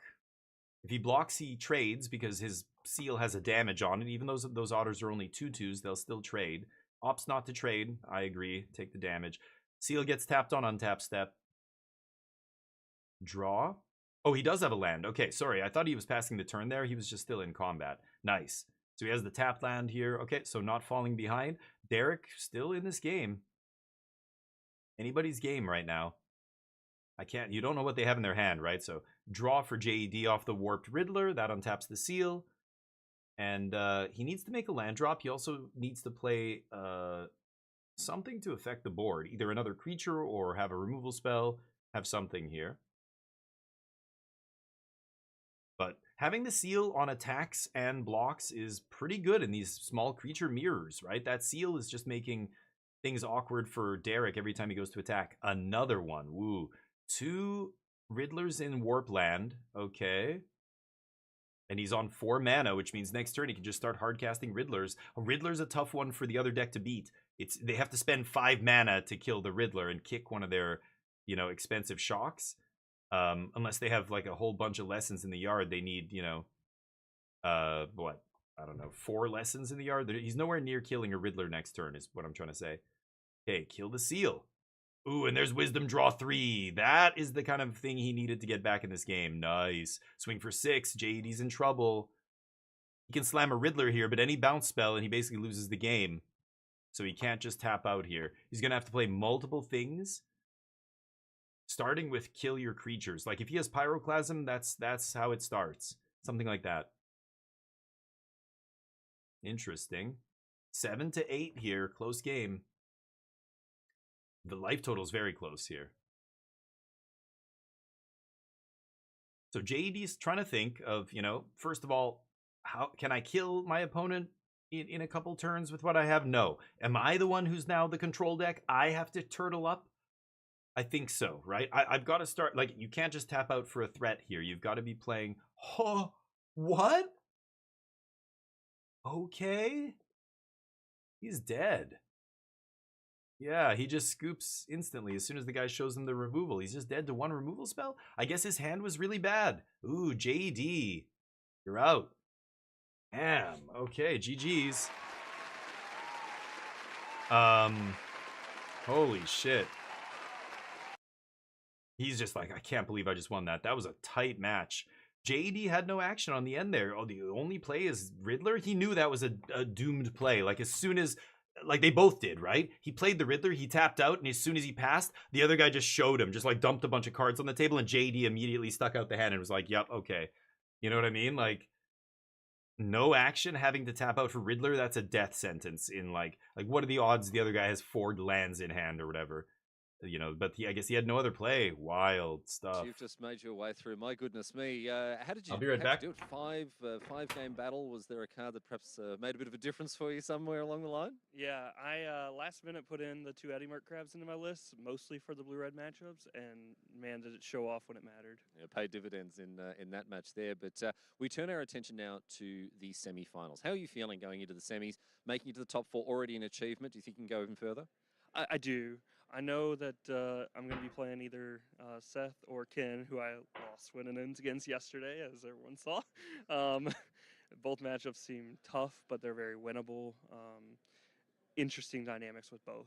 All right, Derek. Well, we'll let you go and prepare for the semis. Congratulations, mate, and best of luck. Thank you. More quarterfinal magic after this. Don't go anywhere. All right.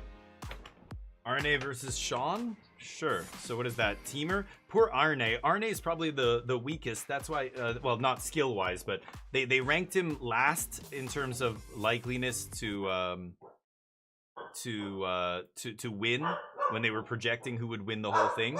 And it's because he's on Teamer Otters. His whole team crashed and burned with that deck. He was the only one to do well randomly. So it probably just ran well in the Swiss, and now he's a big underdog in the top 8. We'll see if he can do it. Derek Davis said the crabs were... I heard that. I can hear everything even though I'm not here. So I was listening to it. He said he added them at the last minute and they were incredible. And they won him a bunch of games against Izzet. Yeah, they looked very good. I totally forgot he had them in his deck. So that's the kind of weird little flourish that, you know, makes the difference in a tournament like this. But, you know, going forward, I don't know if people are going to adopt. I think for this tournament it was pretty good. In his deck it's been good for him. But that is a cool trophy. I like that. The Black Lotus on top. Looks kind of sweet. Yeah, last second edition. Very interesting. Because that's a risky move, right? I know that feeling. Day before, you're in the hotel room or you're wherever and you're trying to like figure out, okay, should I play this sideboard or that sideboard card? Like, or this main deck, should it be in the sideboard, the main deck? Maybe I should main deck it. I'm expecting a lot of Izzet. you know, and then he does it, and it's like super good. Yeah. Anyway, it's interesting, and then it ends up panning out for him, which is really good.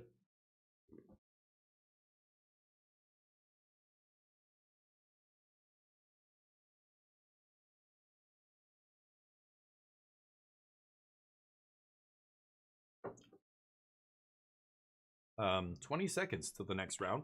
It'll be interesting to see if Arne can continue to get lucky with Teamer. Teamer, yeah. You look at the win rates. I posted all the win rates on Discord. If you can see the breakdown, I can show you here if you like. You know, this is the metagame breakdown. And Teamer Otters, you know, the largest number of decks played, 20 people on Otters. If you separate out Monument from the regular Lessons deck, which I think you should, Otters was the most played deck. 44% win rate, despite 20 players playing it. That's abysmal. Bant Airbending, you know, the next just got wrecked. I actually predicted that. I said earlier, I don't think Bant is going to have a great tournament, but is it Lessons Monument? Nobody predicted. 62% with 14. That is the best deck in the format, in the tournament. Sultai Reanimator, maybe the next best one.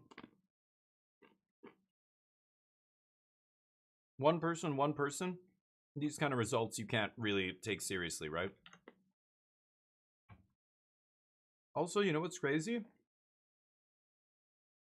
Look at how many people are watching this. 6,990. That's not very many.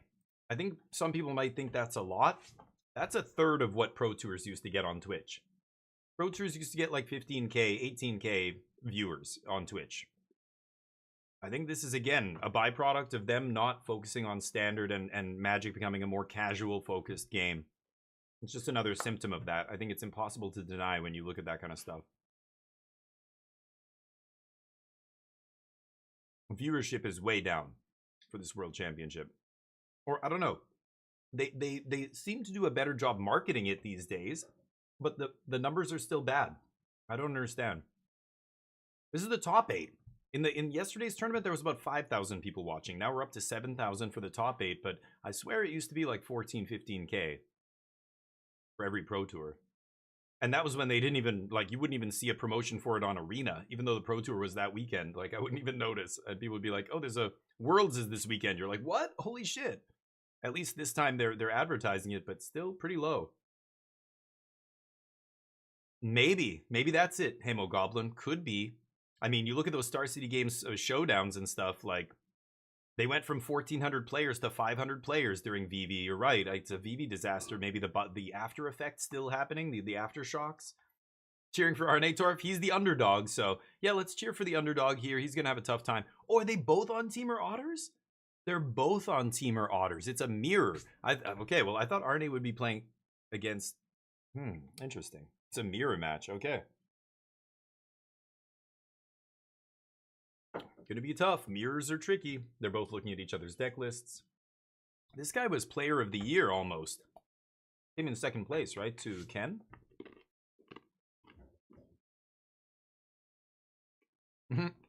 Arne picks up his cards the way I do.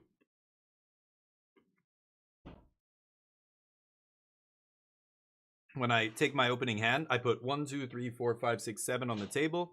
Then I take the first 4, look at them. Then I take the next 3, add those, and go, okay, those 2 halves together make a whole. I can keep this. Negate in the... Oh, this is game 3. Arnie's down 2 games. Holy shit. I was going to say negate in the main deck, and then I had to glance over and go, oh, yeah, right. Because nobody's playing negate in the main deck. Unless you're a noob on the arena ladder. I don't know. White bordered basics, Arnie. Come on, buddy. Class it up a little bit. You know what I mean? You're going out tonight. Put on a fucking jacket. You know what I'm saying? Going out for a night on the town. It's the Pro Tour.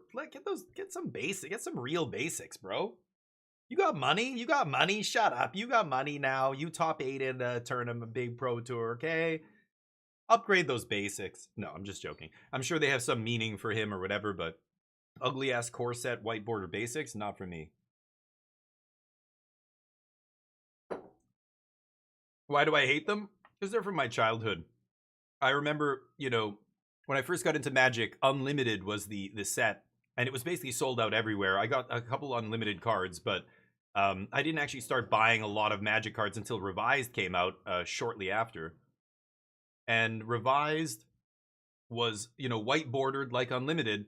But all my friends and the people I would see at the library and at the university and the places where Magic players congregated to play Magic, a lot of them had black bordered cards. And the black bordered cards look so much cooler. All the Legends cards and Arabian Nights cards and the beta cards. And even back then, there was like an aura of mystique around those cards, even then. And so for me, even as a child, I knew white border is inferior. Black border is the best. And then they, made, I don't know, what others? Oh no, all the subsets were always black border. It was only the core sets that would be white bordered after Unlimited. But then they switched back to black border for core sets in what, M10 or something? I don't even remember. Because I don't know. I found it weird to play black bordered and white bordered cards next to each other. The black border just gives more emphasis to the art on the card and stuff. The white border is almost too distracting and bright and loud.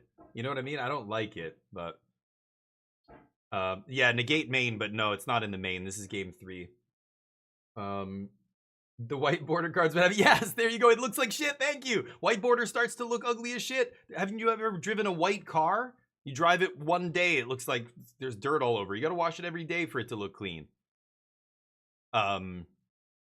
Black border, so for me, it's since I started playing, black border cards were always like up here, white border down here. And it's always just been like that. So I don't like white bordered basics. There are reasons to play them. I think it's a totally legitimate, valid argument to play them in a deck where you're doing a lot of fetching and you need to fetch quickly because you're fetching. And in a tournament, if anybody's ever played fetch lands in a big tournament, you got to play quickly when you're playing a deck with a bunch of fetches.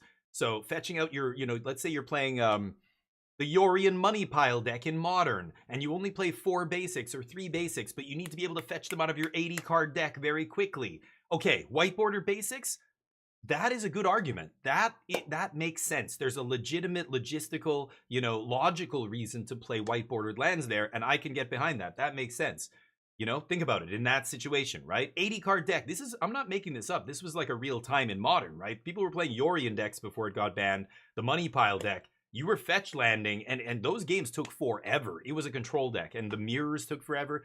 Being able to quickly fetch a basic because it's white bordered out of your 80 card deck, that's a valid reason. I think it's so much easier to, okay, there it is, find it in a pile of cards. But for aesthetic reasons, there is no defense.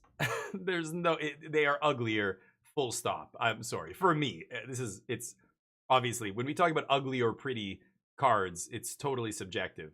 So for me, it's a subjective thing. I just don't like the way they look. I could see an argument for them in specific cases like the one I outlined, but for the most part, I think they're just ugly. They just are visually like, ugh, compared to all the other lands you're playing. I don't know.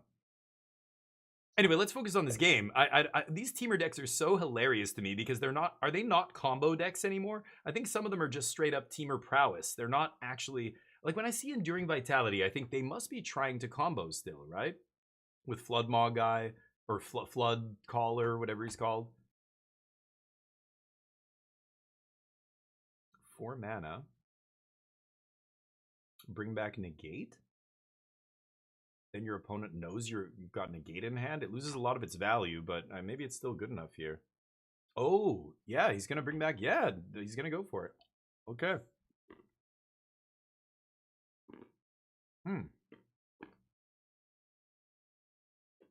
Oh, okay. That makes sense, Staza. Kind of a controlling deck with, yeah, combo finish.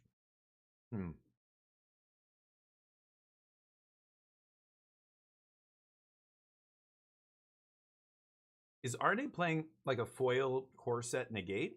It looked almost foil in his graveyard. I hope he's not playing foils with non-foils. Too bad Japanese foil, like, money bag deck didn't make the top 8.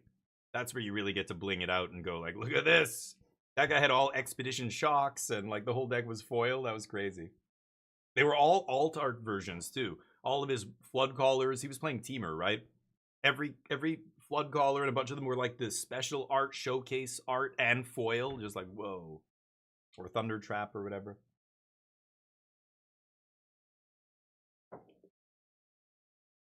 Ooh, Sack Vitality.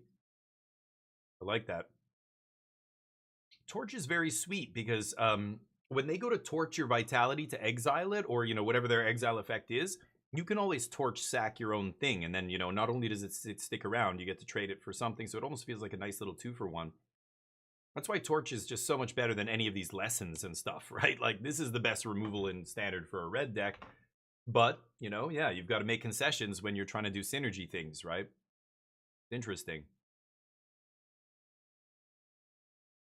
But yeah, Temur got ranched at the Pro Tour, or the Worlds here, it looks like. Oh, I see that old school stomping ground. Nice. That's like an OG Ravnica stomping ground.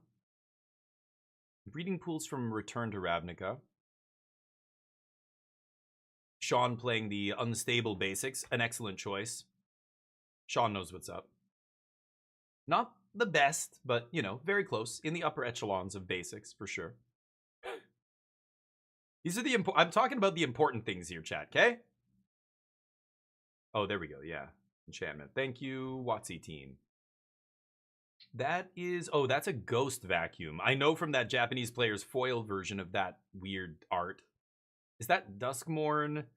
There was some Duskmourn series of cards that did some weird thing. It looks almost like the old school time-shifted cards or whatever from Time Spiral.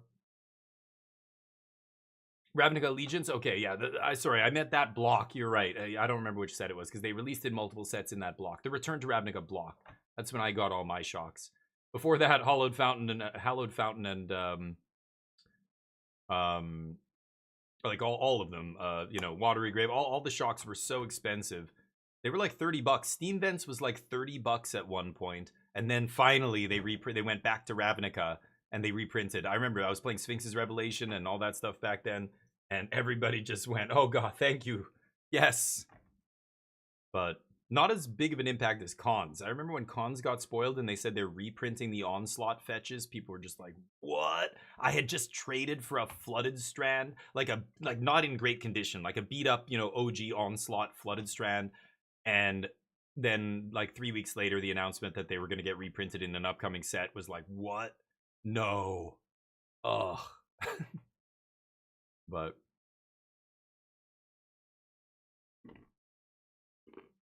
and then fetches, even after Tarkir, a few years later, fetches are worth $100 each. That's when I traded all my Tarns and Misties away. So crazy how the prices rise and fall in Magic. It's bizarre.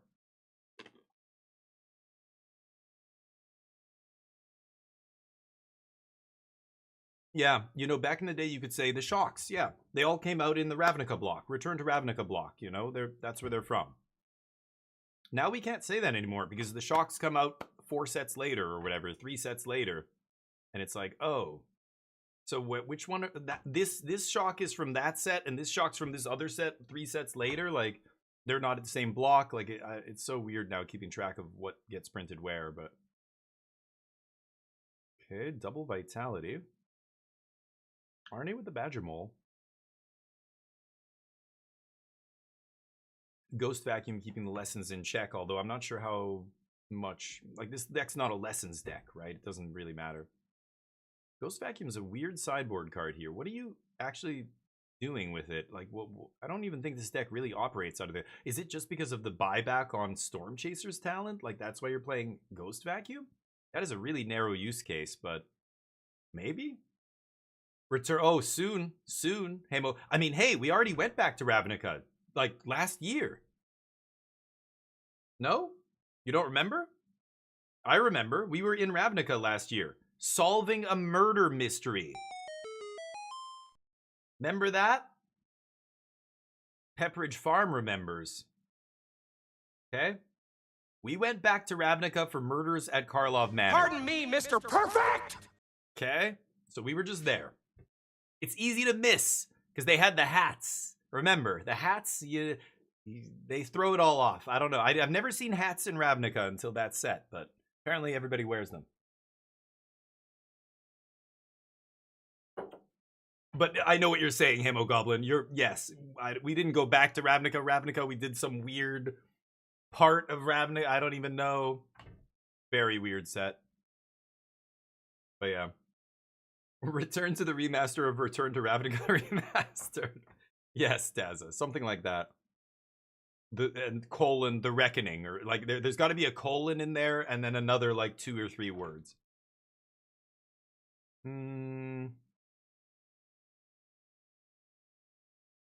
Okay, so Arne looking pretty good here.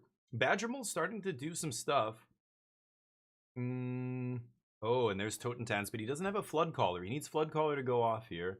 Missing one key piece of the combo, but you got a Rat Swarm now here. He's made a Rat King over there.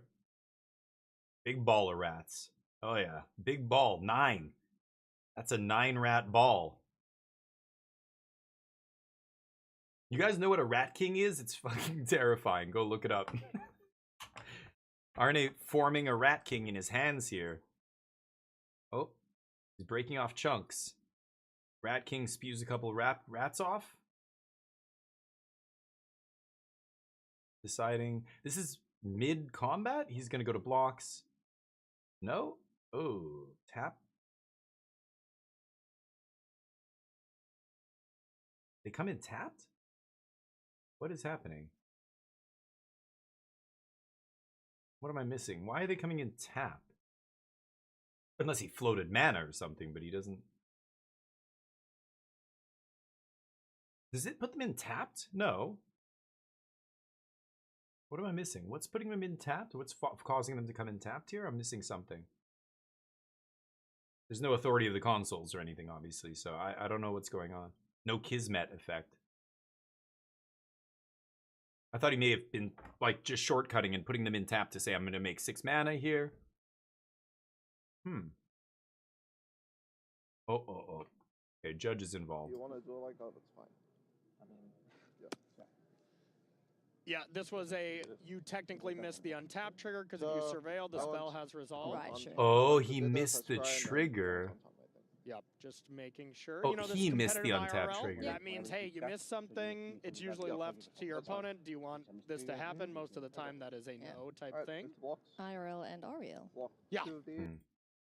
Yeah, so that's what happens in real tournaments, for those of you not aware. Oh, he's attacking. Oh, he shortcutted the attack. Sorry, I'm not listening, so I thought it was the other guy's turn. I thought Arne was, or I don't know, that's a sorcery though. Yeah, I don't know what was happening. He was just putting them into play tap to show that he was attacking with all of them, right?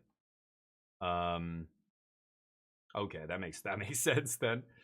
The other guy missed the trigger to untap his creatures, and when you miss a trigger, like Corey said there, it goes to your opponent, and your opponent can decide whether or not to let you have that trigger back, let you do a take back. Which, of course, at competitive level, no opponent's ever going to let you take back a trigger that is beneficial for you, right? So,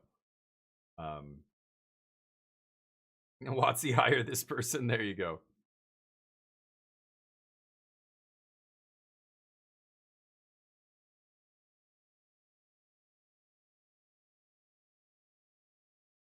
Interesting. You know, I notice the little things about the way people handle cards. That was a very interesting way to put cards in his hand. He puts a card in his hand, then he puts it under. That is so weird. Most players do not do that. They draw a card, then they draw another card, and it goes on top, then on top, then on top. He put it under. I don't know if I've ever seen that. That is very... And there's nothing wrong with that. I'm just saying it's different. I noticed that immediately when he did that. I don't think... Watch every other player in this tournament. None of them are going to do that. Whenever I'm drawing revealed cards... Was he revealing there? Whenever I'm drawing revealed cards, I'm putting them one on top of each other. On the table, usually. Huh. I don't think you reveal. I think you just reveal. It's hard to tell with the camera. Like, we can see what he's, like, finding, but I don't know if he's tilting it up low enough to show Arnie there. I think we're just seeing it. He's not revealing it. Because you're not supposed to reveal all the cards, right? But... that just looked weird, the way he put those cards in that pile. That was strange. Unorthodox, I should say. Nothing wrong with it, but... 2 combo decks that can just kill out of nowhere. You know, even though Sean's on 7 life, he could win the game easily. So Arnie's really like, fuck, and what is he capable of here? He's got Vitality, he's got the Flood Caller. Like, if he finds an X spell, if he finds the Rat spell, you know, he could win the game here. Has he got Bushwhack on the stack here? I think he's got Bushwhack on the stack, right? Arnie's deciding whether or not to let him have it.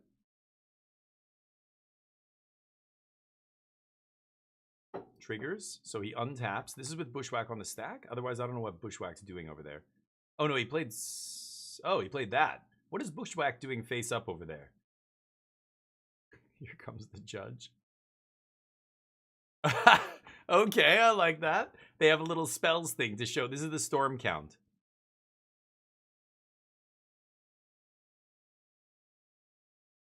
Why is Bushwhack face up? Is Sean just doing Arne a favor and leaving? But they don't have anything that would look at the other person's hand. He might have found Bushwhack off a Thundertrap trainer and he's just being polite and leaving it face up. Could be. Could be still in his hand. But his hand is face down.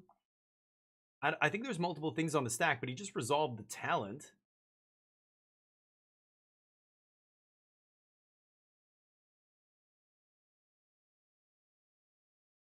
Okay, he's going to float mana or something.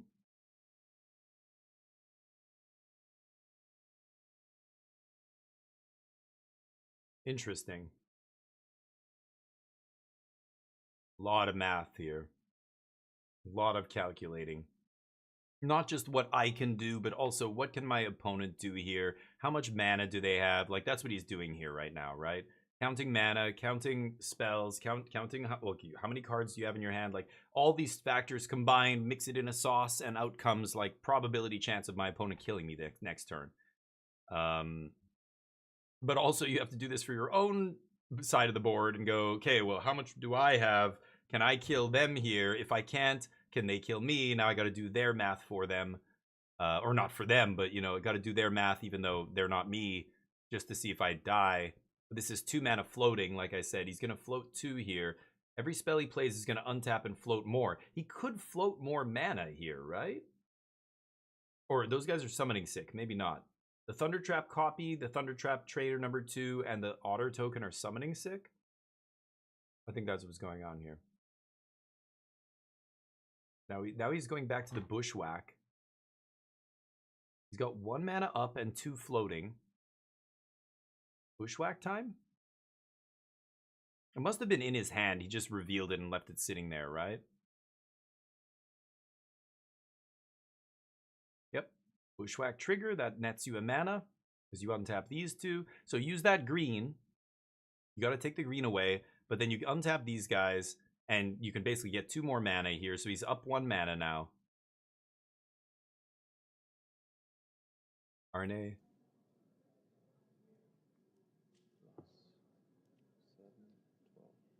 7, 12. Wait, so you've cast this right? So we had 2 right now. So this would be a 5. Use the floating green. Yeah, get that out of there. That's right. Use that. So he's got 1 floating, 1 mana up. With the flood caller, exactly. Because it's pumping all the teams, right? No. So it should be. It's a 3/4, yeah. Yeah, it should be a 3/4 and a 4/4. Yeah, they both get +2, +2. Should be 10 damage coming in right now. 1 floating, he's untapping, so that gives you another 4 mana. God, you can hear him doing it. He's untapping, it gives you another 4 + 5. Like, doing the math is so fucking complicated. All summoning sick? Yeah. Yeah, that's what I said. Yeah, those guys are summoning sick. They're not making mana. I mean, you don't need to say blue. The dice is blue. The die is blue. Okay, so here's the Bushwhack. He's going to go find, what is it, land or creature? Can he find a creature here? No, not creature. It's land or fight spell. Yeah, what am I thinking? So he's going to get a land. Okay, has he made a land drop yet? He's got 1 blue floating, 1 mana up, and 1 land in his hand now. He can play that, +2 mana. He can actually activate Stormchaser's talent, bring back Torch? Maybe just... Oh, so he hasn't played a land. So now he's going to tap 2. I think you're going to see Stormchaser talent level up, but what is in his yard? He's got Stock Up, Bushwhack, and Torch, and like I think 2 torches. I don't know what that card under the Thundertrap is. Graveyard's a fucking mess over there. Sloppy. Yep, tap 2. I think you're going to see level up Stormchaser here, but I don't... Oh, the last card is his... Okay, he has a Pyroclasm in hand. Negate. Arnie's been patiently waiting for this. Negate the Pyroclasm. But is it lethal? That's another 2 triggers. So now his creatures are 4 and 5 power. Yup. Buy back the 1 mana spell, but he doesn't have green. So what is he? He gets back the red spell? Oh, this isn't summoning sick. Oh. Trigger, and that's lethal. No? No, that's not lethal. What am I saying? Pyroclasm comes back. Arnie tapped out now. Loses all of his rats. Land comes back into play. Loses Badger. Loses Otter. And this guy's swinging for 11 damage. Yeah, putting Arne to 7. Jeez. Arne no cards in hand? Yeesh. Arne's in deep shit. This is, if he loses this, he's out. Yeah, Arne goes to 7. Okay. Oof. Oh, the land off the top. No. Arne. The land off the top is GG, I think, here. Unfortunate. It's unfortunate. Yeah, he's going to scoop here. Too bad, Arne, but he was an underdog.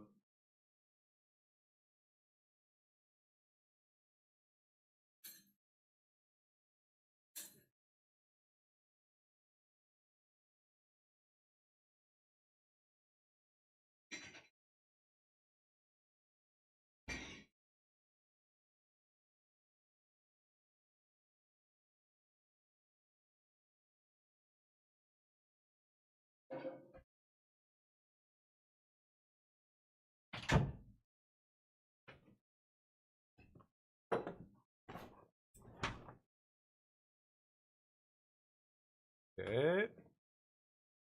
Classic top ticket land with no cards. Yep. How you doing, Mike? Did you watch the whole tournament? I know you were in my channel for a little bit, but yesterday or whatever. But did you watch most of it?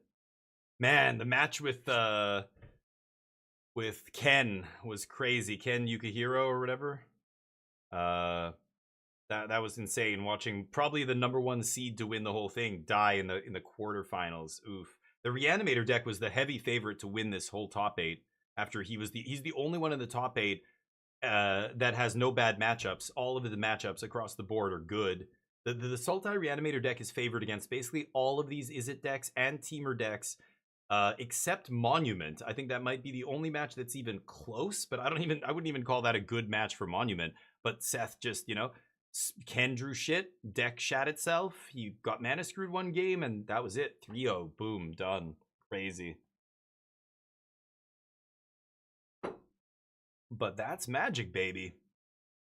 It's why you don't, there's so many factors that go into being a successful Magic player. A lot of it doesn't have anything to do with skill. There are probably world-class Magic players that could easily, win a world championship like this if they were motivated enough, if they had the team, if they had the finances, if they had the luxury of playing Magic full-time. So many factors go into it, right? It's not just... Like, when we say the world champion's the best player in the world, I mean, they're the best player in the world among the known players, right? There's no other... Like, there could be players out there who just would be better if they had the time and effort and whatever, the will to do it, but... Yeah. Like John Finkel. I would love to see John Finkel come back and have the fire again, Like, I wonder how he would do. I think it's pretty funny, but... Alright, and that's it. Yeah, Arnie's done. He decides to stock up one more turn, but...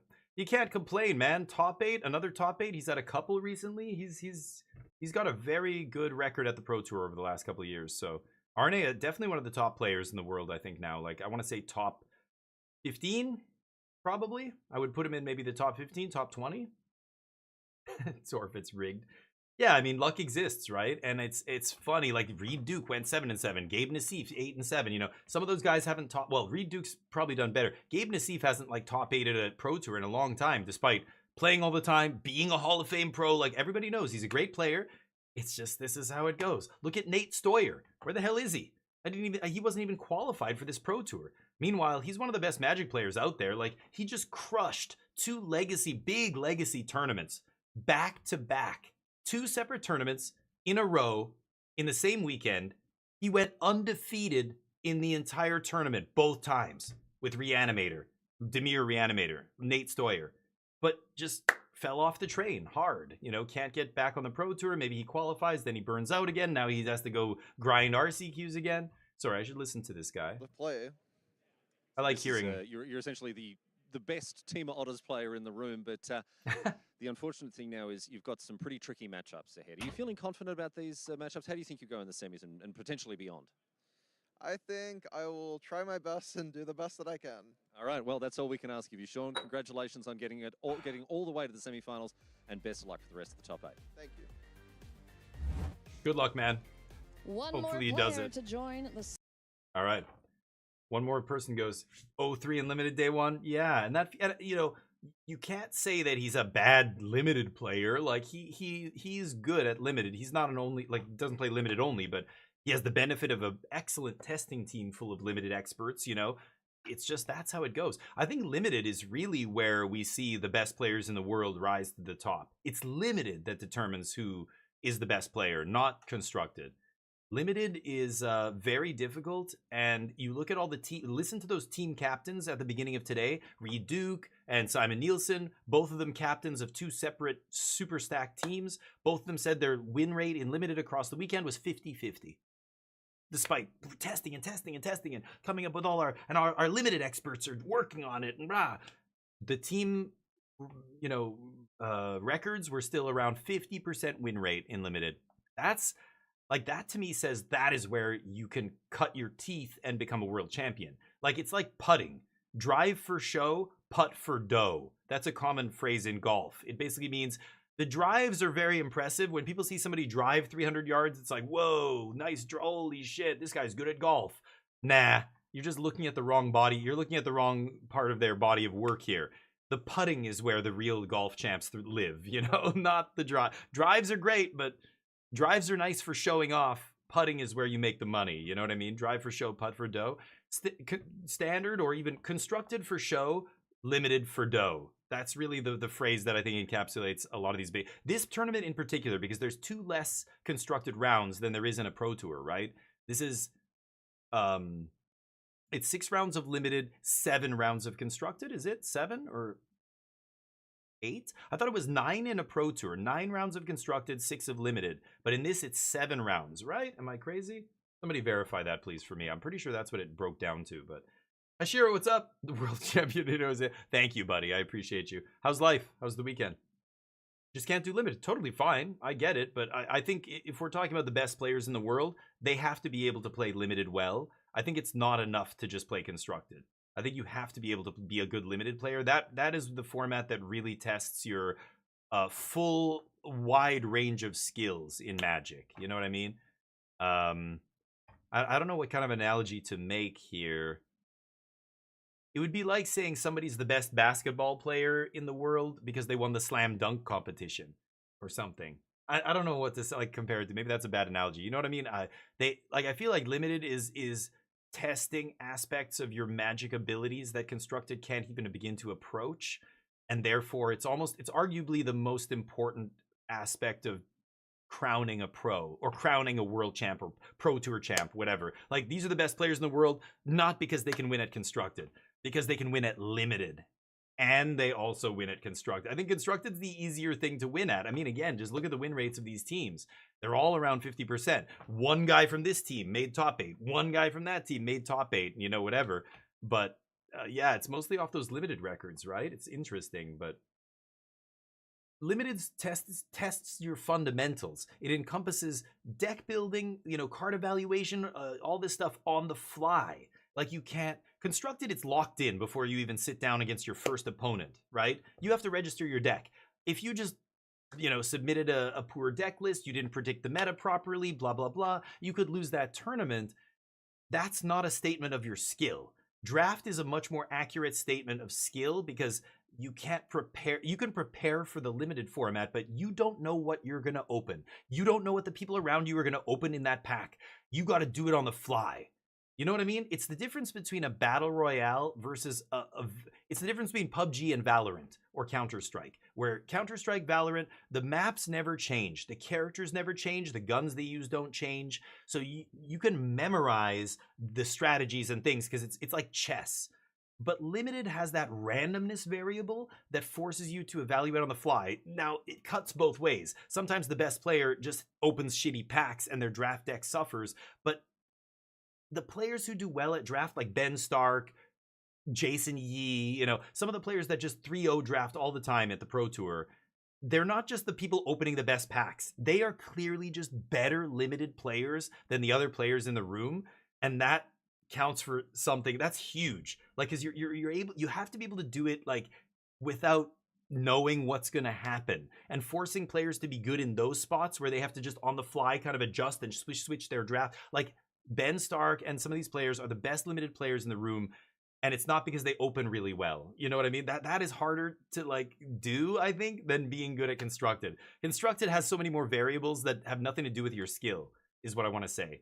I feel the packs are not as important as like, you know, team testing, playing, predicting the metagame, whatever. Like Simon was saying, they missed a lot of stuff in their testing. So their team deck for Constructed was just not great. Now, it doesn't mean the players on their team aren't good. Just they picked the wrong deck. Like, that's a weird thing to base who the best players in the world are off of, you know, off of their deck selection. It's part of it, but I don't know. Constructed is more heavily weighted by that, where Limited is weighted by pure skill in the moment. You have to be able to pivot when that color gets cut at the end of pack 1, and you're like, okay, like the best players are the best players because they can do that, and that's a skill that I think is more important almost than which deck you chose. That's how I see it. I know that's just one perspective. I'm sure there are other ways to look at that, but it's itchy.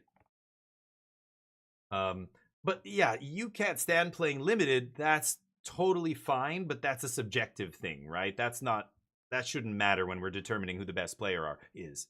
I'm sure there are players who don't like Limited, and they're like, God, what happens if I qualify for the Pro Tour? I'm screwed. I hate Limited. I don't want to play Limited.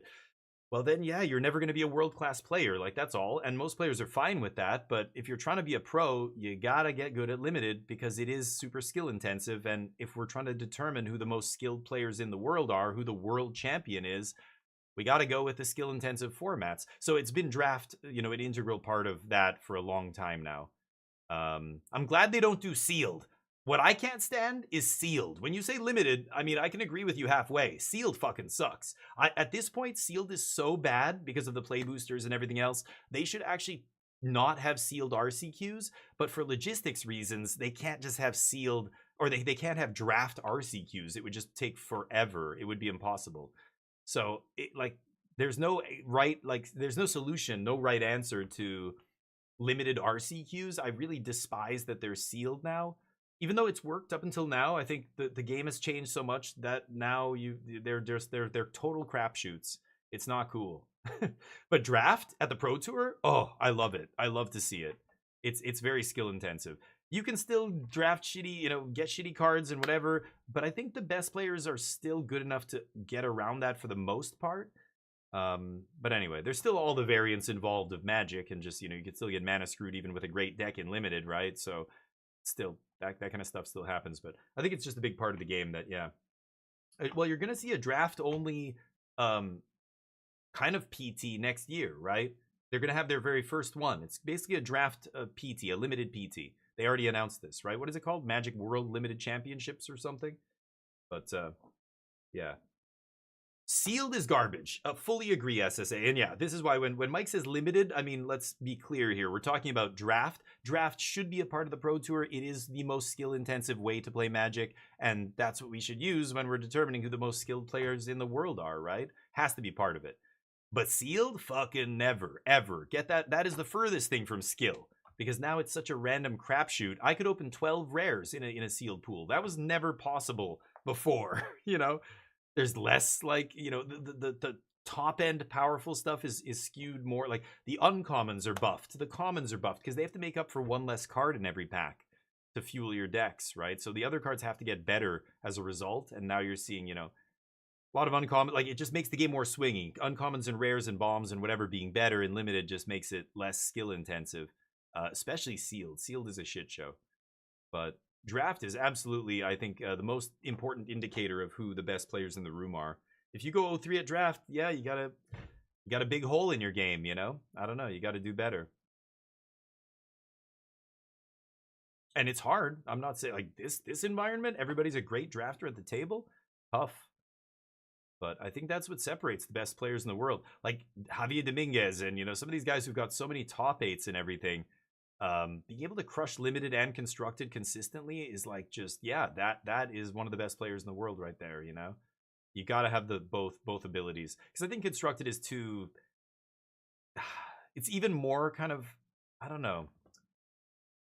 Again, I feel like the factors are weighted differently. Constructed, there's things that almost like don't speak to your skill as a player, things like deck selection and all that, that are part of Constructed that don't really have an effect in Limited. Like just being able to do it on the fly is such an important skill. Whereas, you know, you could just show up and be like, hey, what's the best deck, guys? Here's a list. Okay, I'll just practice this one deck and done. My team did the work for me, and, you know, or maybe we picked the wrong deck and we lose just because of that. We could have played a different deck. Like, maybe the world champ is sitting right here, but we just all said we should play this deck instead, and we made a bad choice or whatever. There's skill involved in that kind of stuff, like predicting which sideboard cards to play and what the metagame's going to look like. But that's the kind of skill that I feel like is less important when compared with the skill of, like, card evaluation. You know, the best Magic player in the world should be able to evaluate cards better than almost everybody else. Whether it's with deck construction, but also in the moment, in Limited. That's where card evaluation is key. It's those kind of things that I think mean more. They're weighted more heavily for me than, like, what deck should I play in Modern or whatever. Like, people aren't testing the entire Modern format. They're working off of other people's work and whatever. So it just feels weird to me. And again, this is why Wizards agrees, and I think most people agree. No pros are complaining about Limited in the Pro Tour, because they all understand that, yeah, you should be well-rounded to be a world champion. And you just can't be well-rounded if you don't play Limited. But anyway, I think everybody likes playing different ways. Some people don't want to play 60 cards at all. They just want to play Commander. Fuck Limited and Constructed, you know? Yeah, that's totally fine too. But, you know, we're never going to base World Championship off of that. Or, you know, when we talk about the best players in the world, Commander's not a word that even enters the conversation. Uh-oh. Getting some delay here. Let's watch Twitch chat explode here. Uh-oh. Oh, we're back. Well, EDH is just not Magic. Yeah, sanctioned competitive formats are real formats. They're real Magic. Anything that's not a sanctioned competitive format is not real Magic, right? They don't play by the same rules that the game is built on. So it gets really weird. I mean, CEDH is an absolute shit show. I again, there's so many. Oh, the broadcast just went down. Uh-oh, I'm still live. This is not on my. Everybody F in the chat. F.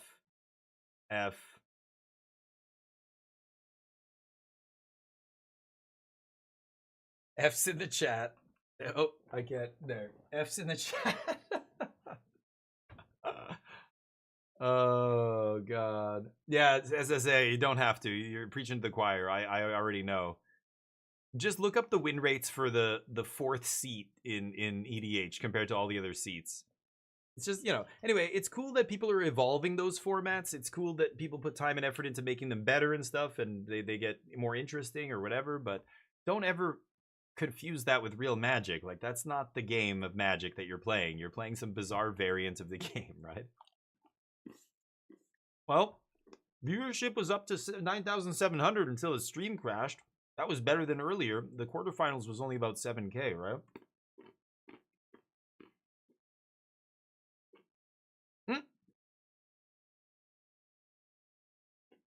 We're back, baby.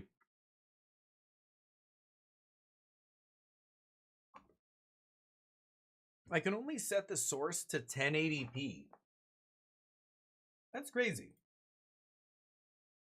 You think the I'm streaming at 2K. You think the official Magic channel would have the ability to stream at 2K? They don't. Somebody just doesn't know that it's possible over at WotC. They just haven't even thought about asking Twitch. You just have to apply to the program and they let you stream in 2K. Weird shit. Anyway, okay, so what's happening right now? So Akira is not, is playing the Monument version. Damn. Oh, so there was a Japanese player that played it. I did not realize that. I thought it was only Sam and, who was the other guy? There was one other dude on his team, but this is another team playing that deck. Interesting.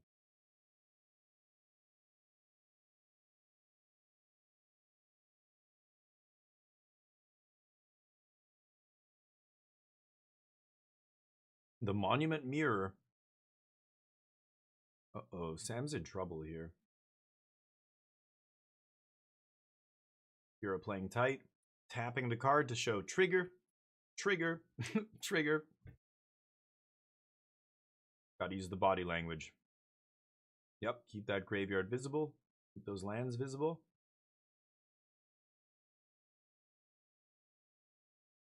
Sam picks up an island. Or I don't know if he had that. This is, 2-1 already in Akira's favor.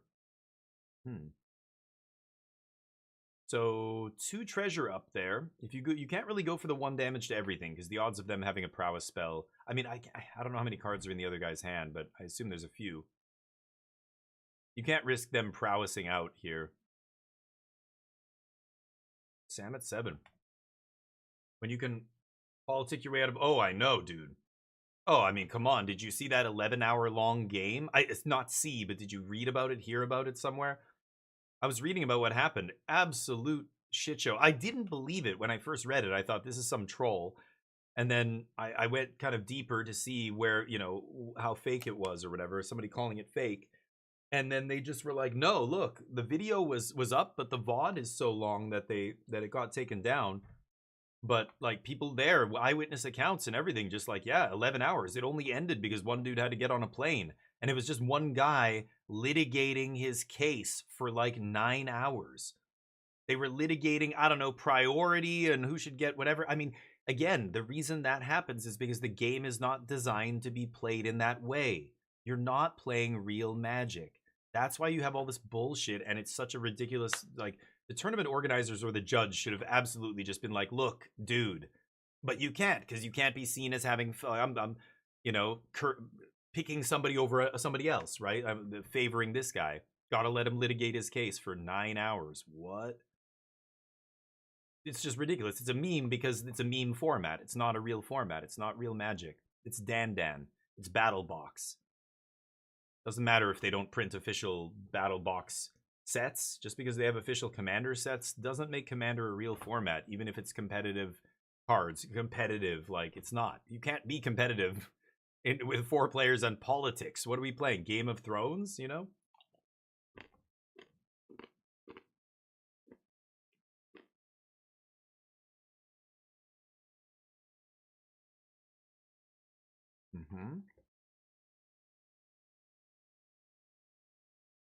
You know what?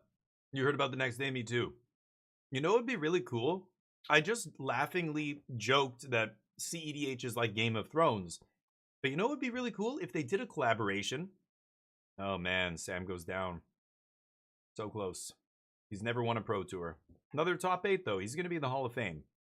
At some point. A cool crossover with Game of Thrones would be like a CEDH Game of Thrones crossover where you get like influence points, and that way when you're litigating an argument, however much influence you have carries more weight.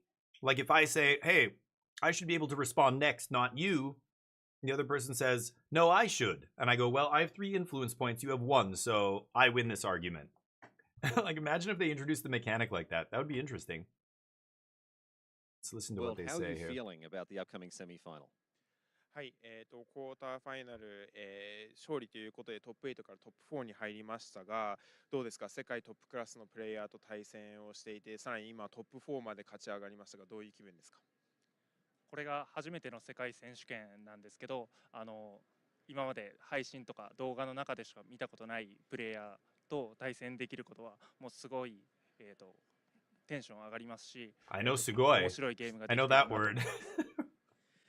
Yes, it's my first time at Worlds, so, but I've been excited to be here in a sense. Like I'm playing against so many of people that I've only seen in streams or videos, so I'm so happy just to be here and playing against them. But you know, I've been playing great, and I've come this far. Very, very happy to have played so far. Well, Akira, best of luck in the semi-finals, and congratulations on making it all the way to the top 4. はい。 Top 4. では次も、Cool. Yeah, he knew. Oh, he did? Oh, I didn't know he was an artist and stuff. But it was clear that he was just dragging it out so that it would be a draw, right? He wanted it to draw, and instead he dragged it out to the point where it had to become a draw, right? Which is what happened. They ended up drawing the game in the finals of this tournament. That's how stupid CEDH is. But, Yeah, just the whole shit show. I mean, there's a lot of shady shit that goes on in Magic that goes whoosh right over most players' heads. Like, most players don't even know it's going on.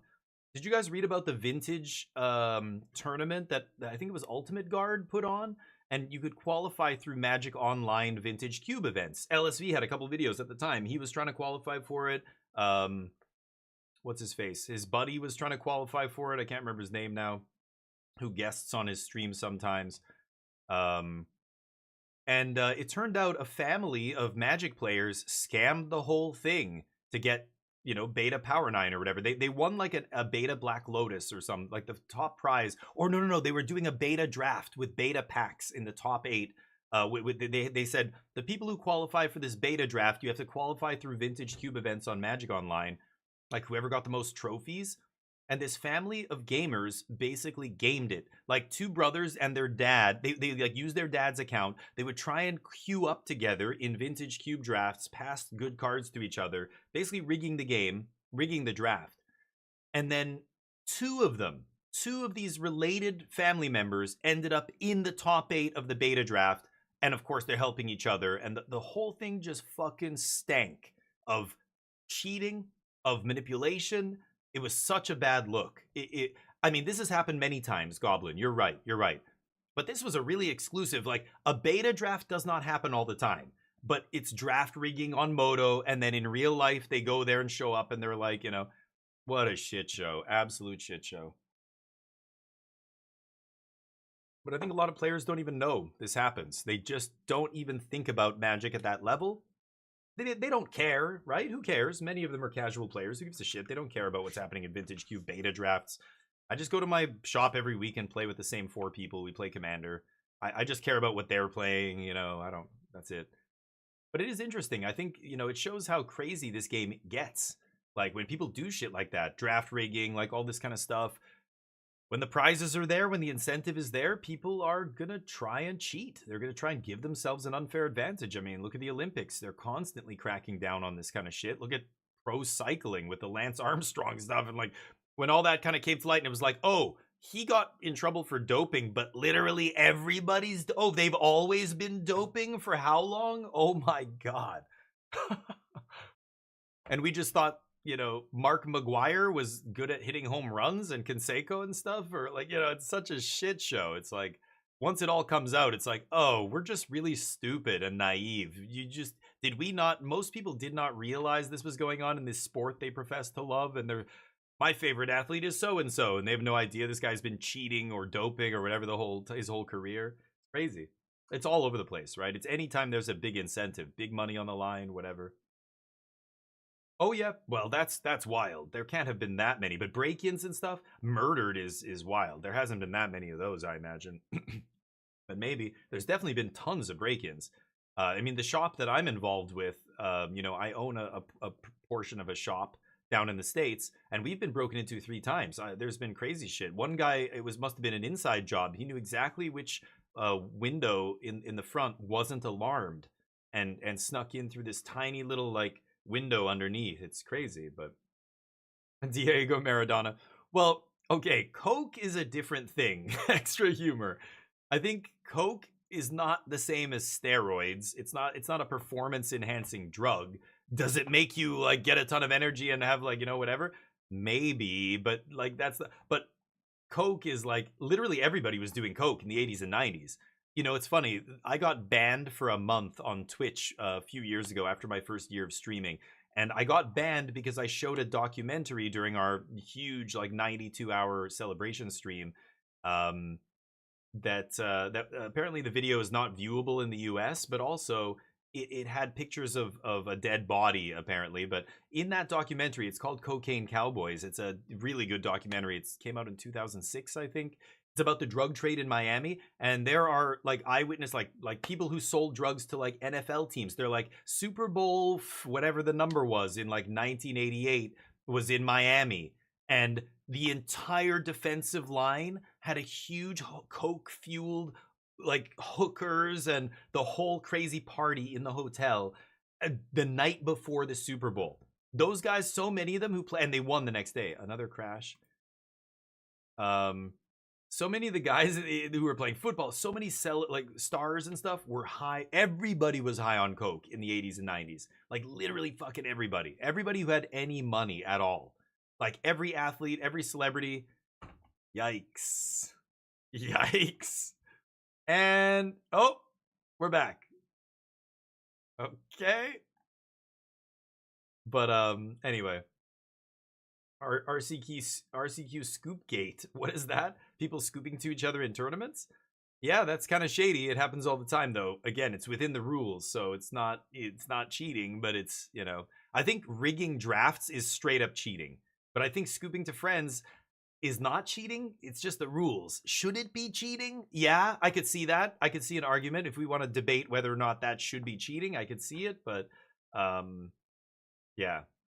Want to test for Ritalin on the PT? Yeah, can you imagine? Well, Ritalin isn't, again, like performance enhancing drug. Like, what do you call it? Yeah, in other sports, it's obviously steroids and stuff like that. But in Magic, like, there is no drug. Oh my God, it's shit in the bed over here. Everybody's FFs in the chat, laughing my ass off here. Let's see. Oh, we're back. Oh boy, this is the top 4 of worlds here. But you mean, yeah, steroids are different. Right. It's tournament fraud. Yeah, I think there's gray areas that are gray areas because of the way the rules are written, because of whatever. And then there are strictly like, this is clearly beyond the red line and is illegal. This is cheating. Like, you know, it's the same as the time thing we were talking about before. It's not a scumbag move to not play as quickly as you can because you are up a game in a top 8, you know, of whatever. There's Game Deceive. This is from last year, I guess, right? But it is shitty to literally like draw extra cards when you know you shouldn't, or play an extra land when you know you should, or you've already played your land, or delay the game to the point where a judge says you're getting a penalty for delay of game. Like, that's cheating. You're getting to the point where, yeah, like I said, Tomohiro Saito got banned for that for 18 months. Big ban for that delay of game. I couldn't believe that. I don't think that's ever happened since. We've never seen a ban for delay of game like that ever since then. Crazy. ESPN2 quality, yeah. Route 3 podcast, one of the dudes got his buddy scooped him. He only played 2 matches, but he went on Twitter and Fireviews got dunked on. Okay, that's a lot of words with no punctuation. So I don't know who Crew 3 podcast is, but some rando got his buddy to scoop to him in an RCQ, but 2 matches? How many people were in this RCQ? 8 people or something? I mean, that already sounds like a whole kind of shit show, but Fire Shoes got dunked on for what reason? Why? I don't understand why Fire Shoes. Why is Fire Shoes getting dunked on? You missed that part. 32 players, okay. So did Fire Shoes defend this guy, or what did Fire Shoes have to do with it? Why is he getting dunked on? Or Fire Shoes didn't understand why the other guy who got his buddy to scoop to him was getting dunked on? I mean, yeah, Fire Shoes is right. It's not illegal. You don't dunk on people for doing that. Until they change, should Wizards change the rule, you know? Don't complain to me.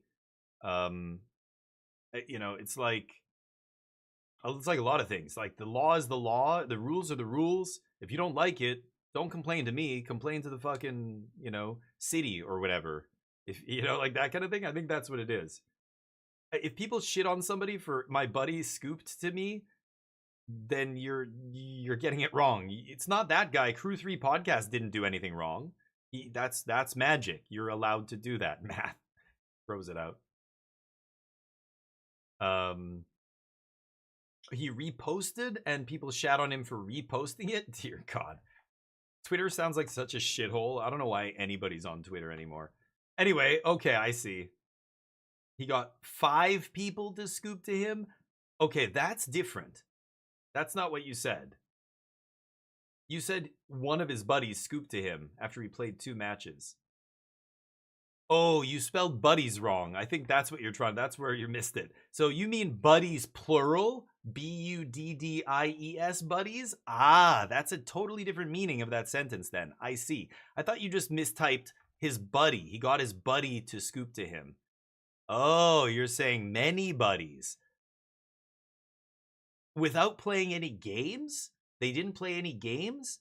then okay. So again, the problem here isn't the player who got his buddies to scoop to him. It's the shop. The shop should not allow that. Obviously he did this at a shop where he knows the owner. So let's pretend you're in that tournament. What do? Let's say you're in the tournament and you play round 1 against somebody else, you know, or maybe you play against this guy and he beats you. And then you see him go friend scoop the next like 4 rounds in a row. I would immediately go to the shop and be like, this guy's friends are all like, they entered a 32 player tournament and they're all scooping their buddy in. You know, if I'm the shop owner, I would be like, oh, you can't do this kind of thing or whatever. I would make some house rule against it. Or I would, if the shop owner told me, yeah, well, too bad, he's allowed to do that. So, and the shop owner's kind of covering his ass, I would immediately report that shop to Wizards and they would get in big shit. But yeah, how is he avoiding playing anybody into the, like, I can see how his friends could scoop him into the top 4 or whatever, but he still is going to have to play against somebody else with 32 players, right?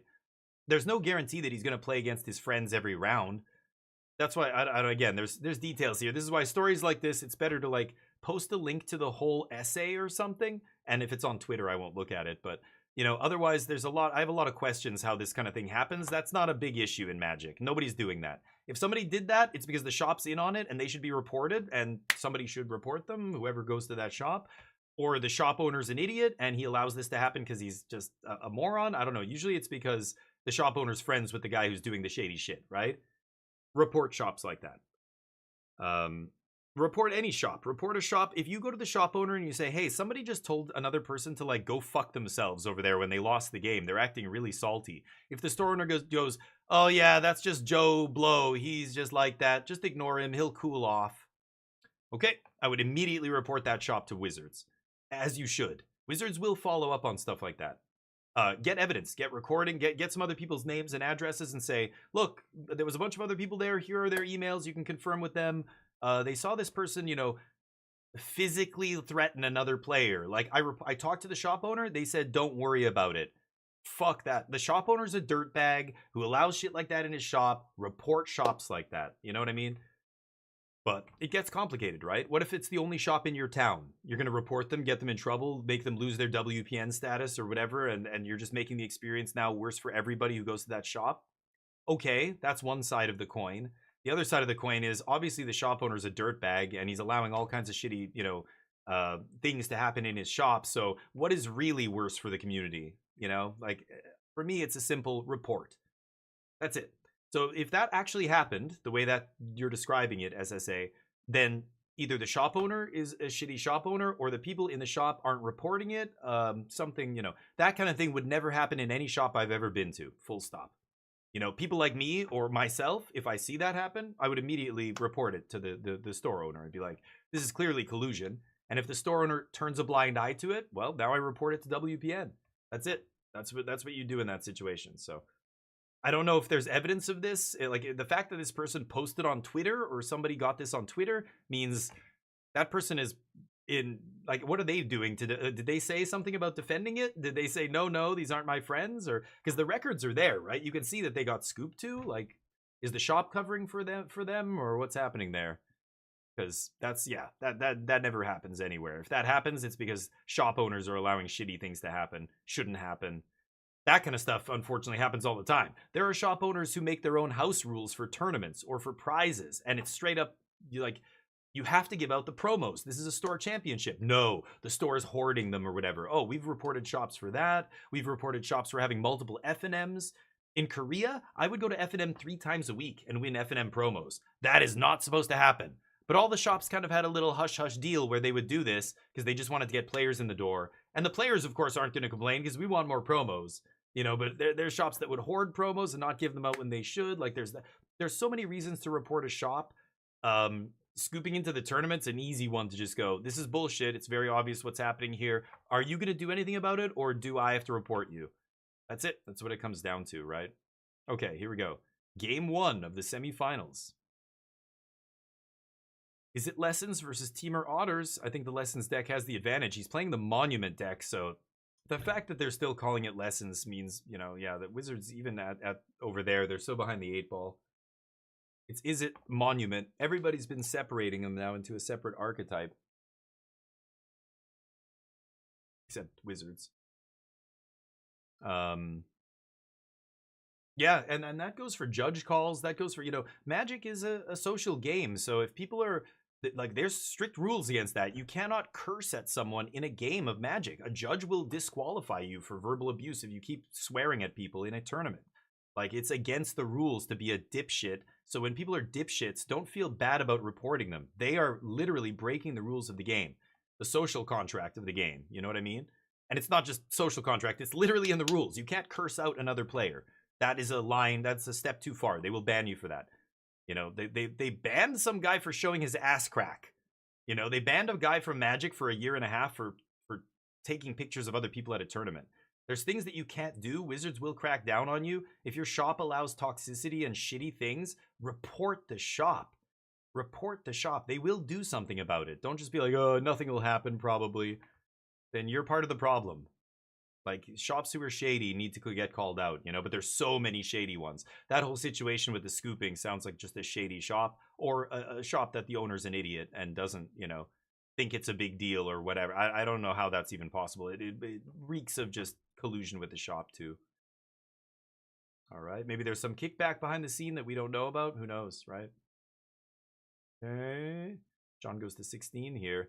Artist talent already going. That's very scary. And again, blue-red not really a way to deal with an enchantment here. So monument and artist talent being non-creature permanents make it very tough for the other Izzet decks to really interact profitably with them, right? It's just Into the Flood Maw that you need, and none of these decks are playing many anymore. Going to a GP once, they gave everyone that showed up 2 promo Batterskulls. 2, wow. They sent over, wow, really? I was going to say, usually you don't get 2 copies. But, yeah.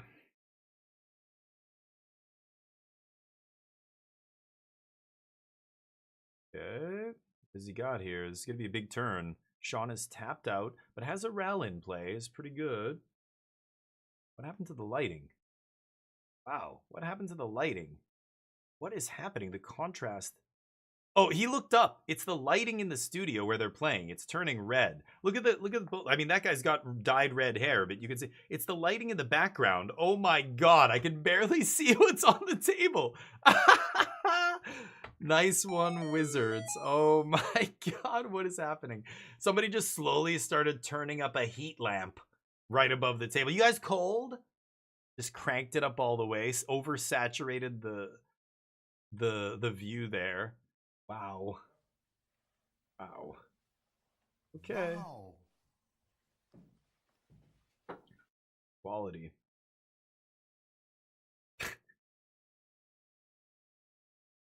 This is the best part of watching these tournaments, is watching the blunders in production. It's hilarious. Shoot you. Prowess triggers trigger artistic talent or artist talent. Oh yeah. Val gonna take a bunch of damage. She's dead. 5 damage each. Monument looking good. It's just artist talent. Yeah, he just scoops. Oof. Tough matchup. That was game 1. Magic event quality is better on ESPN 2? Yeah, maybe. The problem with Magic, it's a really shitty spectator sport, right? It's not a good game to watch. For us, it's people are like, what do you mean? I love watching that. Yeah, you're missing my point. I love watching Magic, but it's not an easy thing to watch unless you're an entrenched Magic player. Step outside of your own bubble for a second and think about what it's like for the people who aren't as entrenched in this game as you. They can't watch this. Look at other games. Look at poker. Everybody can follow what's going on in poker because most people know what playing cards are and the values. Chess. Most people can watch a game of chess and understand who's winning, because it's 2 sides, same pieces, who has more pieces, chess can be complicated. Sometimes it looks like somebody's winning and they're not. Like, it's much easier to kind of see and follow, even for somebody who doesn't know the rules, than Magic. Magic is very obtuse. The cards have a ton of words on them, the interactions, none of it is visualized, like when people are doing things with their cards. So watching it is almost, it's impossible to know what's going on unless you have a deep understanding of the game. Even with the names on the side, even with the odd card showing up, every card is so wordy and does so many things. You just can't watch this game if you're not super entrenched in this game, like full stop. It's just a really terrible spectator sport. PUBG, esports, like even League of Legends, there's a lot going on, but you can kind of follow, like you can tell who's winning. PUBG, pretty easy. Like shooters are pretty easy. Everybody understands you know what the objectives are here. But this game, like it's, you know, and especially when the decks get really complicated, right? Dredge decks and combo decks and stuff. If you don't know everything that's happening, you're just like, what is going on? I mean, hell, even for a Commander player watching this might be like, I don't play with any of these cards. So what does that card do? Oh, and that works with that because why? Oh, and it gets a trigger, and then like it's even hard to follow unless someone explains it to you, unless you're like invested in this specific format, I would even say, not just a Magic, you know, somebody who knows how to play Magic. I think my brother would be watching this. He knows how to play Magic, like he knows the rules of the game, but he would have no idea what's going on in every one of these matchups. Like that makes it a really poor spectator experience, right? The table was adjusted. That's right. But it still looks crooked to me. Like the line in the middle is still slightly off, but whatever. That's being pedantic. I'm being a little picky here, maybe saying that. But StarCraft 2, sure, stuff like that. Likely switch to TPP? Really? Why is that? I would be very surprised if that happened. You mean the competitive scene? I mean, I know TPP is big over in Asia or whatever. Maybe that's what you're saying, that they only, you know, because Asia cares mostly about TPP, they're just going to go all the way TPP now. That would be really too bad because FPP that's the real, you know, skill format, right? But maybe that would suck. There's a new PUBG or Krafton based on PUBG extraction shooter coming out. I'm signed up for the closed beta. I think in a few days it'll actually start, December 13th. So we'll see how that goes. Yeah, because of the Asian player base. Could be. Yeah, maybe. I think TPP still is just, you know, the shittiest way to determine who the best players are. It's way worse than FPP, but anyway, a lot of players, you know, motion sickness and stuff. They can't play FPP, so it's okay. What do? That was a lot of my Asian friends. In Korea, when I was there, like you could never find a first player server. We had to connect to usually Oceania server or some other place. And but in Korea, Japan, China, nobody wanted to play FPP, and most of my friends would say it's because it made them motion sick. I don't know. My wife can't play first-person shooters. She gets motion sick after a while. Forget about VR and stuff. She just was like, after 15 minutes, she can't. I can play VR for hours and not feel... I feel weird when I play VR for a long time and I take it off and I go, oh, like, it feels weird being in the real world a little bit. But it wears off quickly, but I'm not like nauseous. Some people just get nauseous after like 15 minutes of VR, you know? That's why VR has never taken off, despite the 90s hyping it to the moon. I love F1, but I don't understand the rules. But I mean, it's a race, right, Jub? You still understand what's going on in a race. Everybody does. All these cars are trying to be the first to cross the finish line. You know that, right? So that's all you need to know. Whoever crosses first. You don't understand how the pit stops work. That doesn't matter. You know what all these people are trying to do, and you know that when they're passing each other, that's a good thing, and when they fall behind, that's a bad thing, right? Like, it's not... Magic, nothing is this obtuse. There's very few games that people watch. That's why this is never... You're never going to see Magic blow up and be something big like an esport, because it's too obtuse. It's why their whole push to be an esport was so silly, and everybody who knows anything about this game laughed when they announced that. Remember back in COVID, they were like really pushing to make Magic an esport officially. Like they said, we're gonna make it, it's gonna be an esport now, and blah blah blah. And that's when they tried to make that Mythic League and have like a team of pro players like FaZe or Sonic or whatever, you know, these pro FPS teams and stuff. Cloud9. They wanted to have an esport thing, and it's like, Magic sucks for that. You can't have that. It's too obtuse. Never. It will never have mass-wide appeal. Too hard to get into. Way too many rules. Way too complicated. Nobody can follow this shit. Nobody. Unless you're like really, really well-versed at the game, right? Not like a shooter. Not like F1. Not like any of these other things. Not even like chess.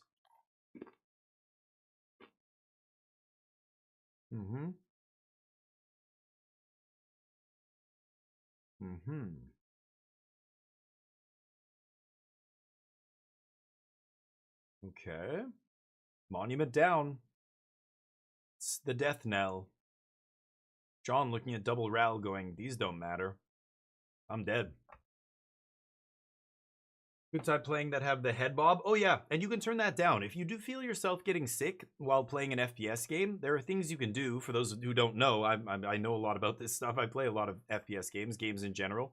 One of the things is what Jub mentioned, the head bob. Turn off if you can. Many games don't have the option to do this, but if you can turn off head bob in a game, that'll decrease your motion sickness. Also, FOV. A lot of players don't realize that the field of view in the game can be altered, right?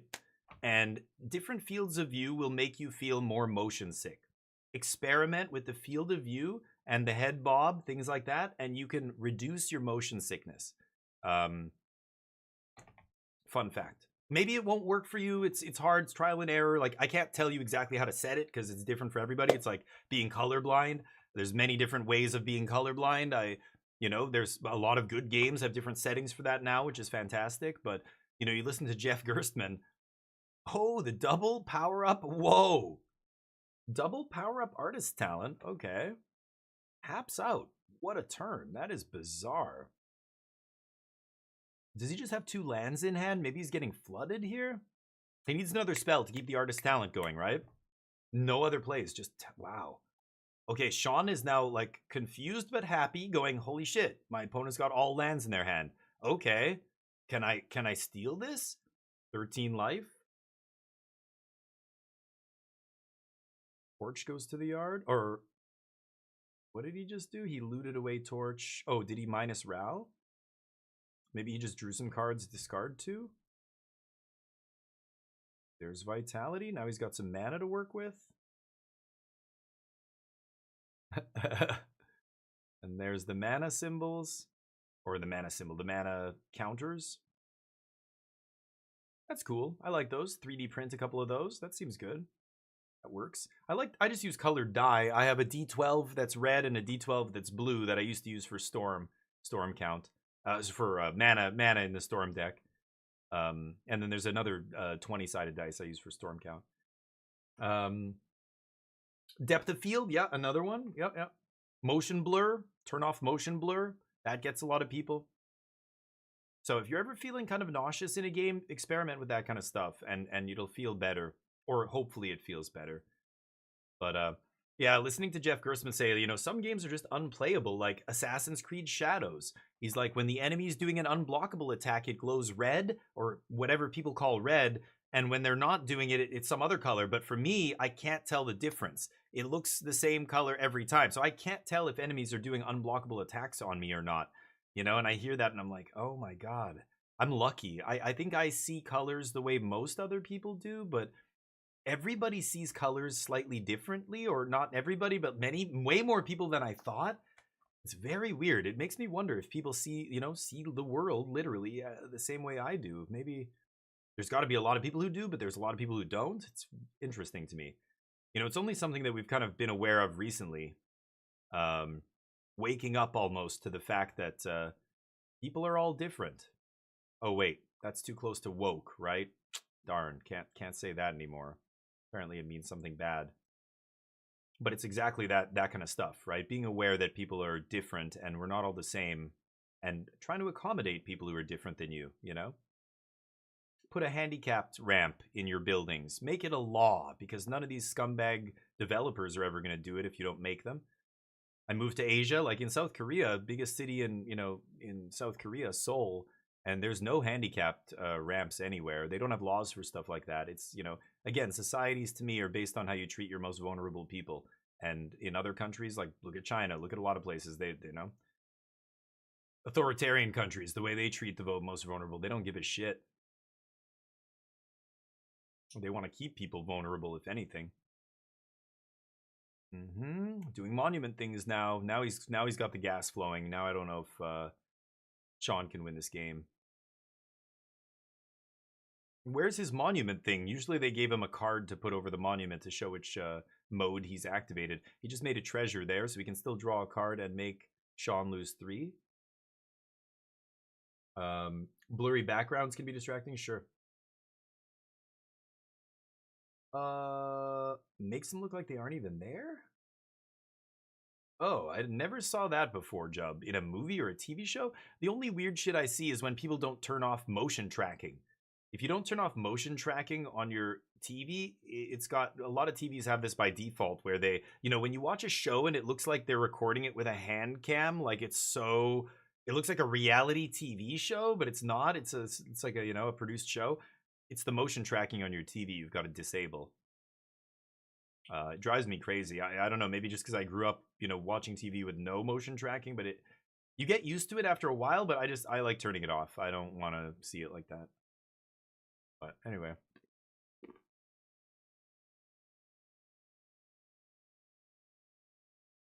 But the CGI thing, I've never seen that before, where it looks like they shouldn't even be in the shot, like they're clearly added in post. Wow. I don't know, depth of field. I don't think I've ever messed with or not. Is depth of field? Yeah, depth of field on a TV before, but I've never messed with that. By default, that kind of stuff is normal on most TVs, but motion tracking is turned on most TVs, which is not normal. To me, it's weird. It makes everything look weird. But I've never seen that. Crazy.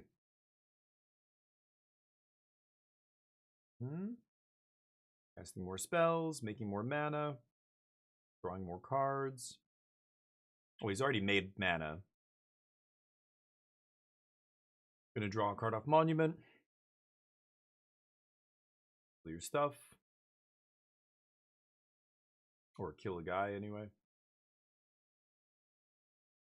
Ashing in Ral for the cards.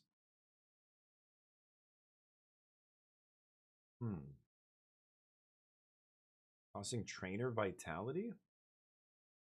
Forge Otter triggers.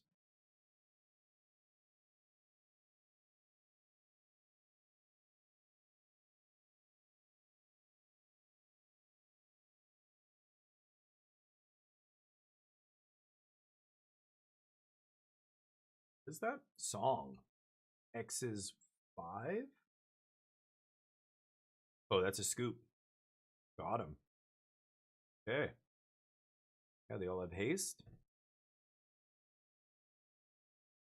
1/1. Okay.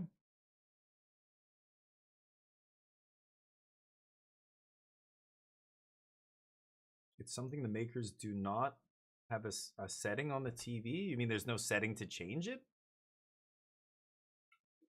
Depth of field? I don't know. Wow. I don't think I've ever seen a TV do that, so I don't know what kind of TV does that, but that sounds insane. Maybe I'm not understanding. Yeah,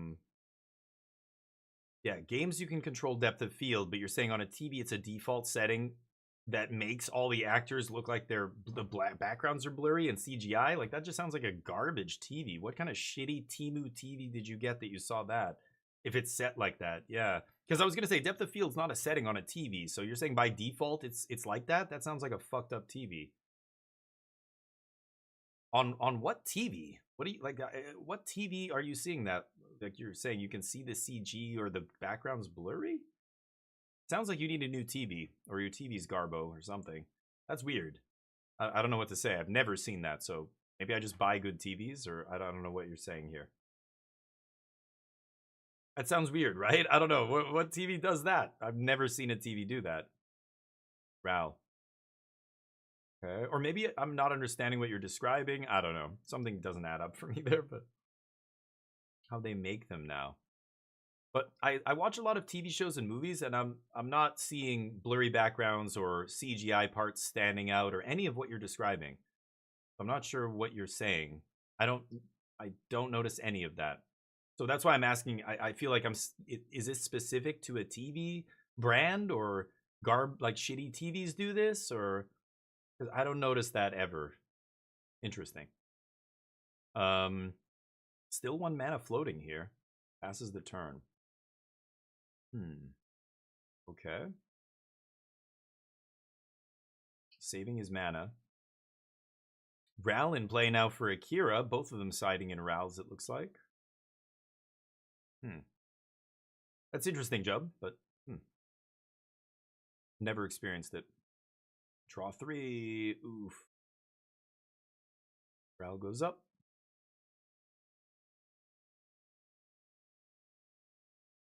There's talent. Oh boy. Is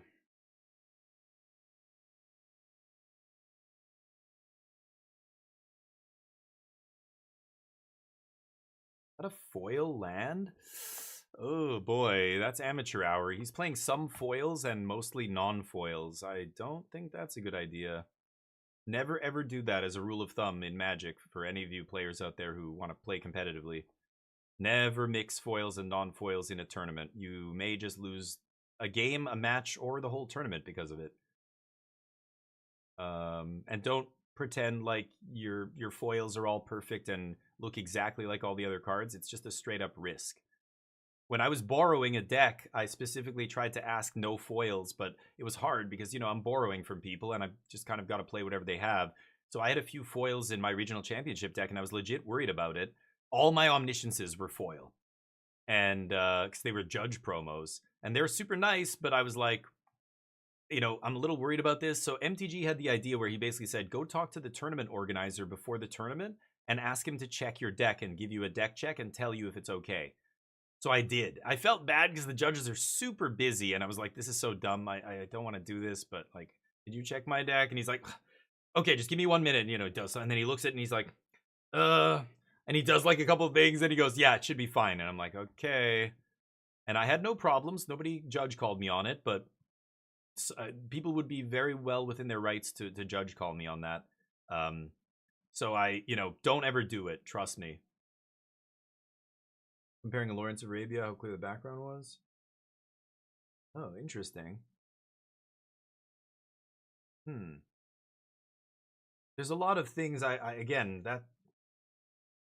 don't know.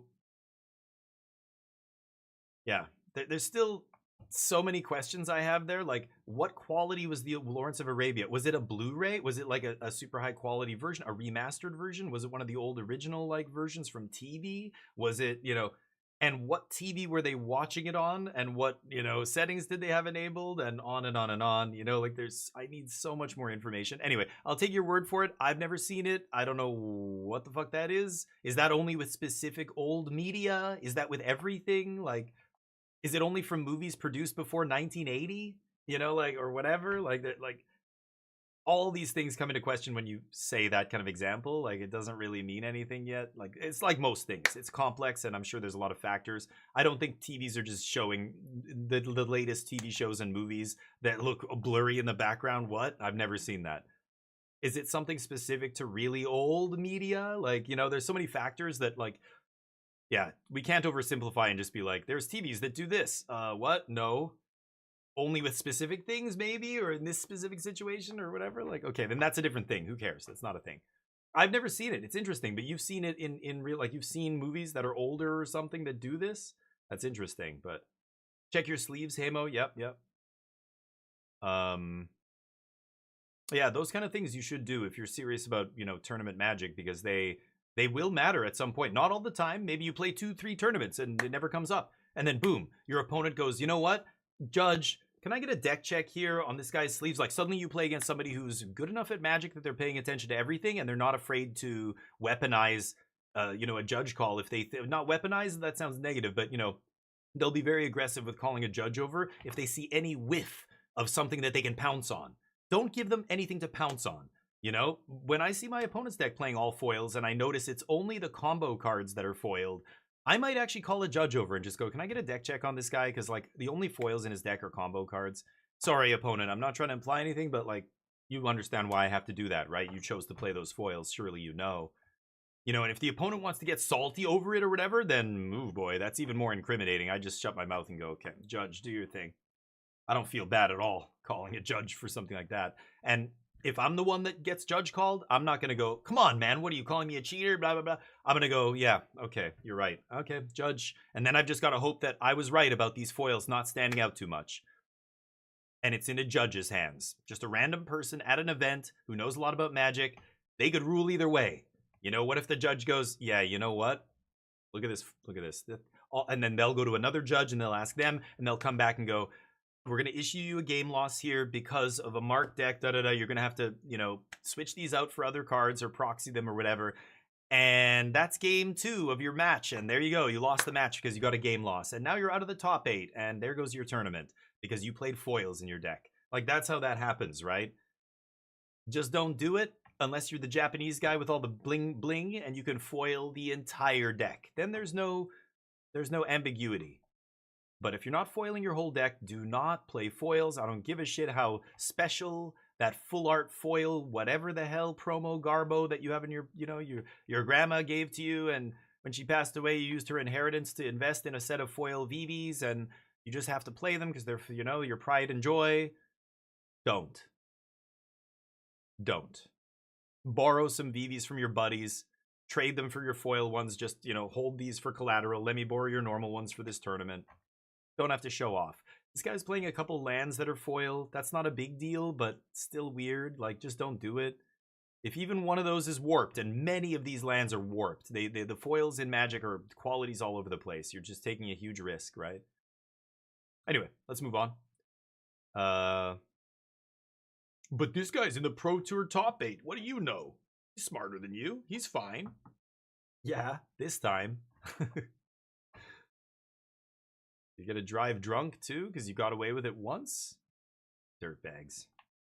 Anyway, my biggest takeaway from it cemented why I don't like depth of field. Interesting, yeah. I've never even had it come up. In gaming. Well, I often mess with I increase my FOV, but that's field of view. Depth of field is something else. You don't really mess with that too much. Like, FOV is literally just what you can see, your field of view, right? But foil only the lands, yeah, don't do that either. That's a little sus. But anyway. And watch for that when you're playing. Even though you're playing with no foils, watch for things like that from your opponent. Look at when you're shuffling their deck, look at their deck, and just the first couple shuffles, I look to see the sleeve condition. And then I look away and I shuffle without looking. But when I first shuffle a deck or look at a deck, I definitely look at it. I look at the sleeves. People who don't, cheaters are gonna cheat you more often. It's an integrity thing. It's just like when I'm playing poker, I'm watching the dealer. Whoever's dealing, I'm making sure they're not missing anything when they deal, because that's where a lot of people will cheat, is when they deal. There's a lot of spots where you just, the integrity of the game's there. It really doesn't require much mental effort to do these things. You just have to have like a mental checklist that you do every match. The more tournament Magic you play, the better you'll be at doing those things, and they'll just become ingrained. Now, the way I draw cards, the way I hold my hand, the way I have my graveyard, all of these things I just do automatically, even when I'm playing Commander, because of the way I had to pay attention to these things when I was playing competitive Magic, right? That's why competitive Magic just makes you a better player, but Monument.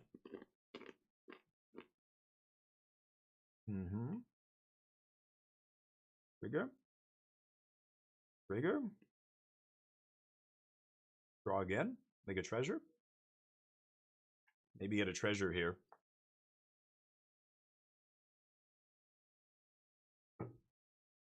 Ingrain the good habits. Tournament Magic will get you very good habits, because there's a lot of sloppy players out there, and they're sloppy because they've never played competitive Magic, right? And they think you're being anal when you correct them and you say, hold on, can we just say going to combat first so I can respond? Oh, okay, fine. Going to combat. Can I attack now? Well, no, actually, I'm going to kill that creature that triggers before it attacks. Ugh, I don't like playing with this guy. He's a rules lawyer.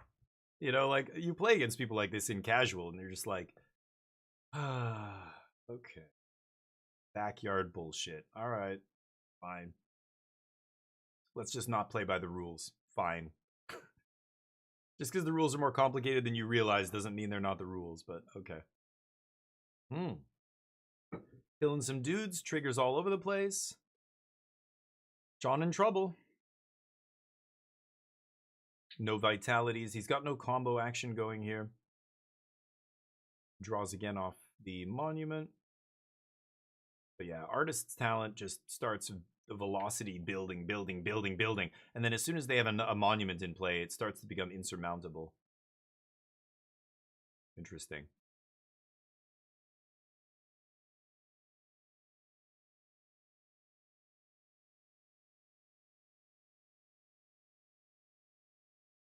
John has Song in hand. Just vacuum. A little late to the party. Oh, song after Ghost Vacuum?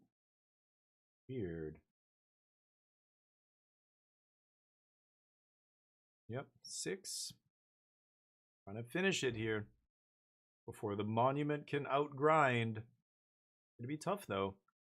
Pyroclasm would be sick here, but even the 2 mana do 1 damage to everybody spell is pretty gross. Like, he could go... Oh, I guess he doesn't have enough mana to level up Storm Chasers, bring back Iroh's Demonstration, or whatever it's called. Instead, he plays Monument number 2. That's pretty good. Make a treasure, dude. Make a treasure first. You're choked on mana. He's drawing. Wants to find a land drop? Does not find one. He needs the treasure to keep going. I think he's choked on mana, which is why I would have made a treasure first. He decides to draw to find a land here. He hasn't made a land drop, but yeah, that's going to trigger again. This is going to be... So he's drawn with both. Oh, yeah, he drew with 1 monument. The other one he hasn't drawn yet. The first one, he's getting that treasure. Second one, he's going to draw. Yeah. So now he's drawn with both, but he hasn't made a treasure with one of them yet. And then he hasn't made him lose 3 life with both of them. They're not tracking it for some reason, even though the other matches were tracking that. I don't know what happened. Boomerang Basics again on the rats. Just, it doesn't matter. He just needs a target here. He's not going to bounce his own stuff. I'm surprised he didn't bounce the Storm Chasers, though, but he just needs to stabilize here. So he's targeting the rats. It's another treasure. So now they've both made treasure and drawn cards. Neither of them have made Sean lose life yet. So 1 more spell here, and Sean loses 6 life. Instead, he passes. So end step, we see the Vacuum Exile a lesson. The burn one, yeah, so that he can't buy it back with Storm Chasers. And then he untaps. I'm kind of surprised. He could have gone for Storm Chasers had he gone for the treasure off the first trigger of Monument there. It's interesting.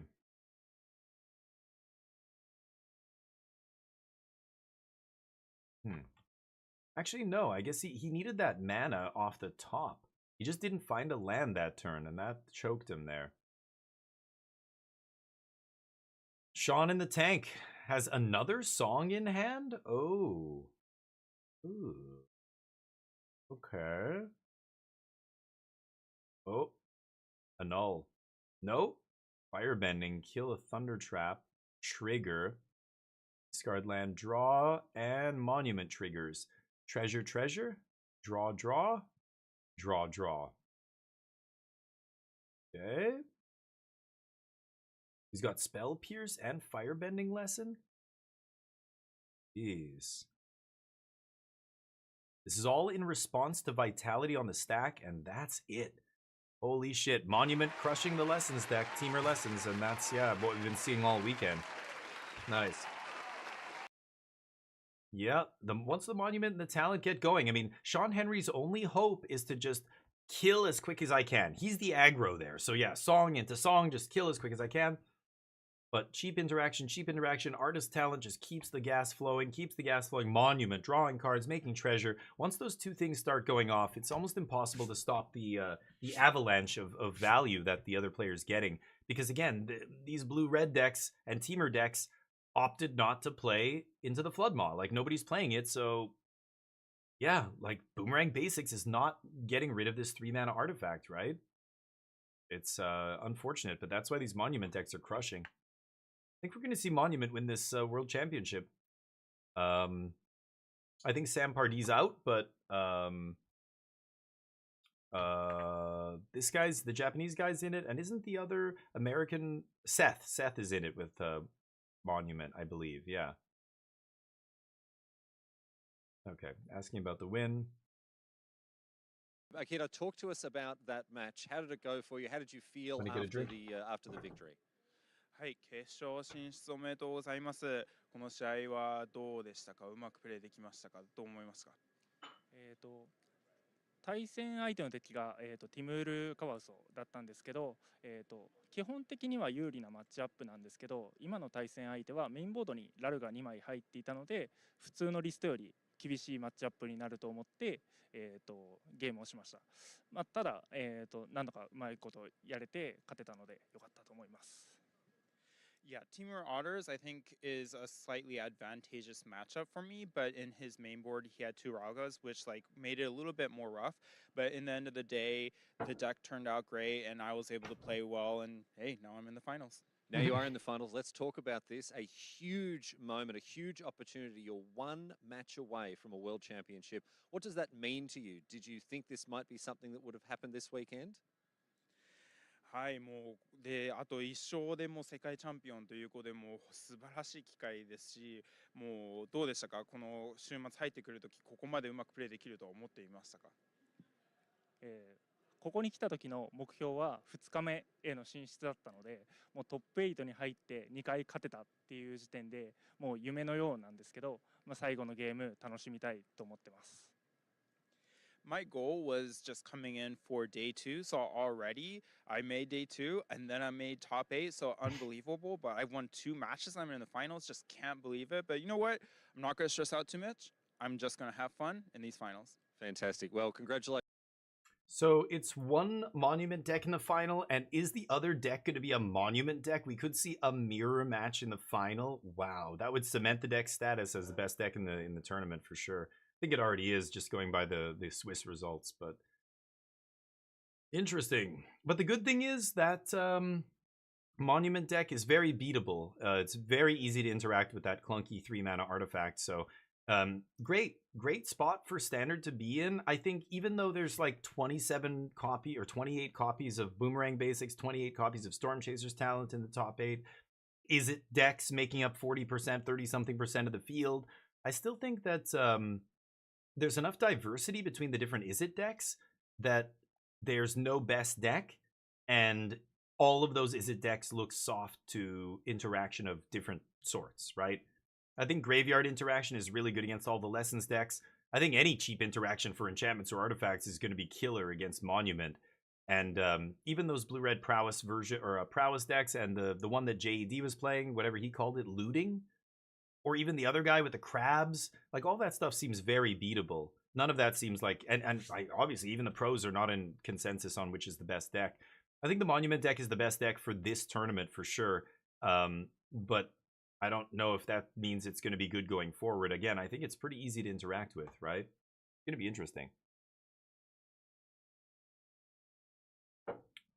But yeah, I think Reanimator's pretty mid still. I think it was probably a great call for this tournament. I think Ken got very unlucky in the quarterfinals, but I still think it's just a tier 2 deck in Standard. I don't think it's as good as any of these other decks. It's going to be easy to hate it out, right? Yeah, the Monument deck looks fun, and boy, people love those kind of decks, right? A lot of game actions. Like, as soon as Monument got spoiled, people were trying to build around that card, including me. I tried a couple different lists and went, yeah, this is not good enough. But now, oh man, it's viable. So a lot of people are going to jump on that. But we'll see who takes it down. I imagine it's just going to be a Monument mirror in the finals. And then it's just a mirror match, total crapshoot. Whoever draws better wins. Maybe some skill comes into account, but these players are both so skilled. Like, it would take a miracle for one of them to make a really dumb mistake. You know, a miracle for the other player. Like, if I'm one of these players, I know that this guy's at least as good as me, if not better. You know, I just hope I outdraw them. We both have the same deck, same plan. You know, like, mirror matches are so weird. It's not who's the better player. It's much more comes down to who draws better, right? But tried to play one of the Dimir bounce decks last night. Kept queuing into Monument Gamers. Yeah. You probably don't want to play black. I mean, black decks are really bad right now. That's basically, if this tournament showed us anything, it's that black is non-existent in high-level Standard right now. You just can't play it. There's no tier 1 black deck, right? So you could still have fun with your discard decks and whatever, but these Lessons decks do not give a shit about being duressed or whatever, right? I'm just putting Lessons in their yard. Yeah, Tiny Bones joins up. You notice nobody playing Esper Pixies or Orzhov Pixies. You don't see any black-white mid-range decks. All that shit is no good. So, yeah, we'll see. They're recapping. and friends, a little Pro Tour Final Fantasy at MagicCon Las Vegas, where the party never stops. Matt Oh. Nass, our reigning champion. They're going back and looking at other tournaments. Yeah, he's a great Magic mind. You know, Matt Nass, it's so funny how when they talk about these different teams, they're like, okay, we got, 15 guys on the team, guys and girls, whatever. This is our limited specialist. This is our constructed guy. This is the combo guy. When we think we have an idea for a combo deck, we give it to him because he will figure out the best deck. Matt Nass is that combo guy. That's what he does. He's the combo guy. Oh, we want the limited guy. Okay, call Ben Stark. Call whatever, whoever it is. I find it so funny that you've got these different specialties, and that's why the team aspect is so important, because none of these guys are like masters at any one. Or like if they're masters of just one aspect. It's so hard to be like the best limited player and the best combo player on the team. Like super rare, right? That's like John Finkel, right? Usually it's like, hey, I am really good at combo decks and piloting these kind of decks, but I suck at limited. Somebody please help me. You're the guy. Please tell me how to be better at limited, or vice versa. I'm the limited guy, but I don't love playing these combo decks with all these complicated turns. Somebody teach it to me. They're all benefiting from each other because they all have these different specialties. I think that's so crazy about Magic. These various, like, I'm a combo specialist. What? I mean, it's like saying I'm a Ryu main in Street Fighter 2, or I'm a whatever main, in Smash Brothers. I'm a Link main, or whatever it is, right? Hufflepuff. I don't know.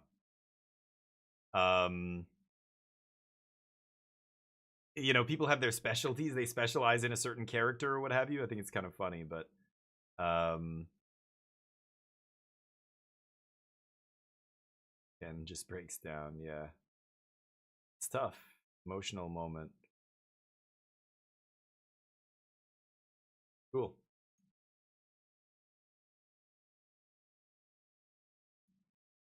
I love you wore that Final Fantasy t-shirt. The old school Final Fantasy characters.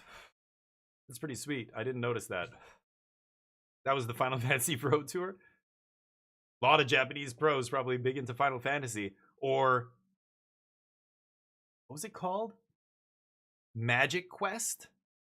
How many people know the name? The actual name of Final Fantasy 2. It was called Final Fantasy 2 in America, but in the United States. In the Americas, I think that whole region was, yeah, final. But in Japan, it was it called Magic Quest? Something like that, right? When they flirted with rebranding. I remember Final Fantasy #1 for Nintendo. Ooh. So here we go. Seth with the Monument deck, and the other guy with the Tempo Lessons version. I don't know what to call it. He's playing Crabs. It's a much more tempo-oriented deck, like JED's, but no seals. Like slightly different than JED's deck. Mystic Quest, thank you. Yeah. That was Final Fantasy 2. Weird trivia like that is why gaming's wild. I love it. I've been gaming since before gaming was a thing. I Commodore 64 days, Atari. Those were the first exposures to video games I had. I remember when the NES dropped. Wow. Like the first person I ever saw with an NES was my other buddy. We're in grade 5, and his big brother was like 17 years old at the time and got a Nintendo like as soon as they came out.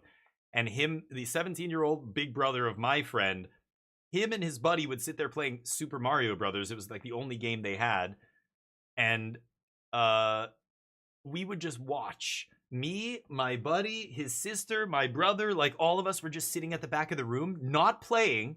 Just watching my buddy's older brother and his friend play Super Mario Brothers for like an hour. And then usually one of the parents would come down and be like, get out of here, you guys, blah, blah, blah. We're like, no, we want to watch it. Is it okay? We just want to watch a little bit more, please.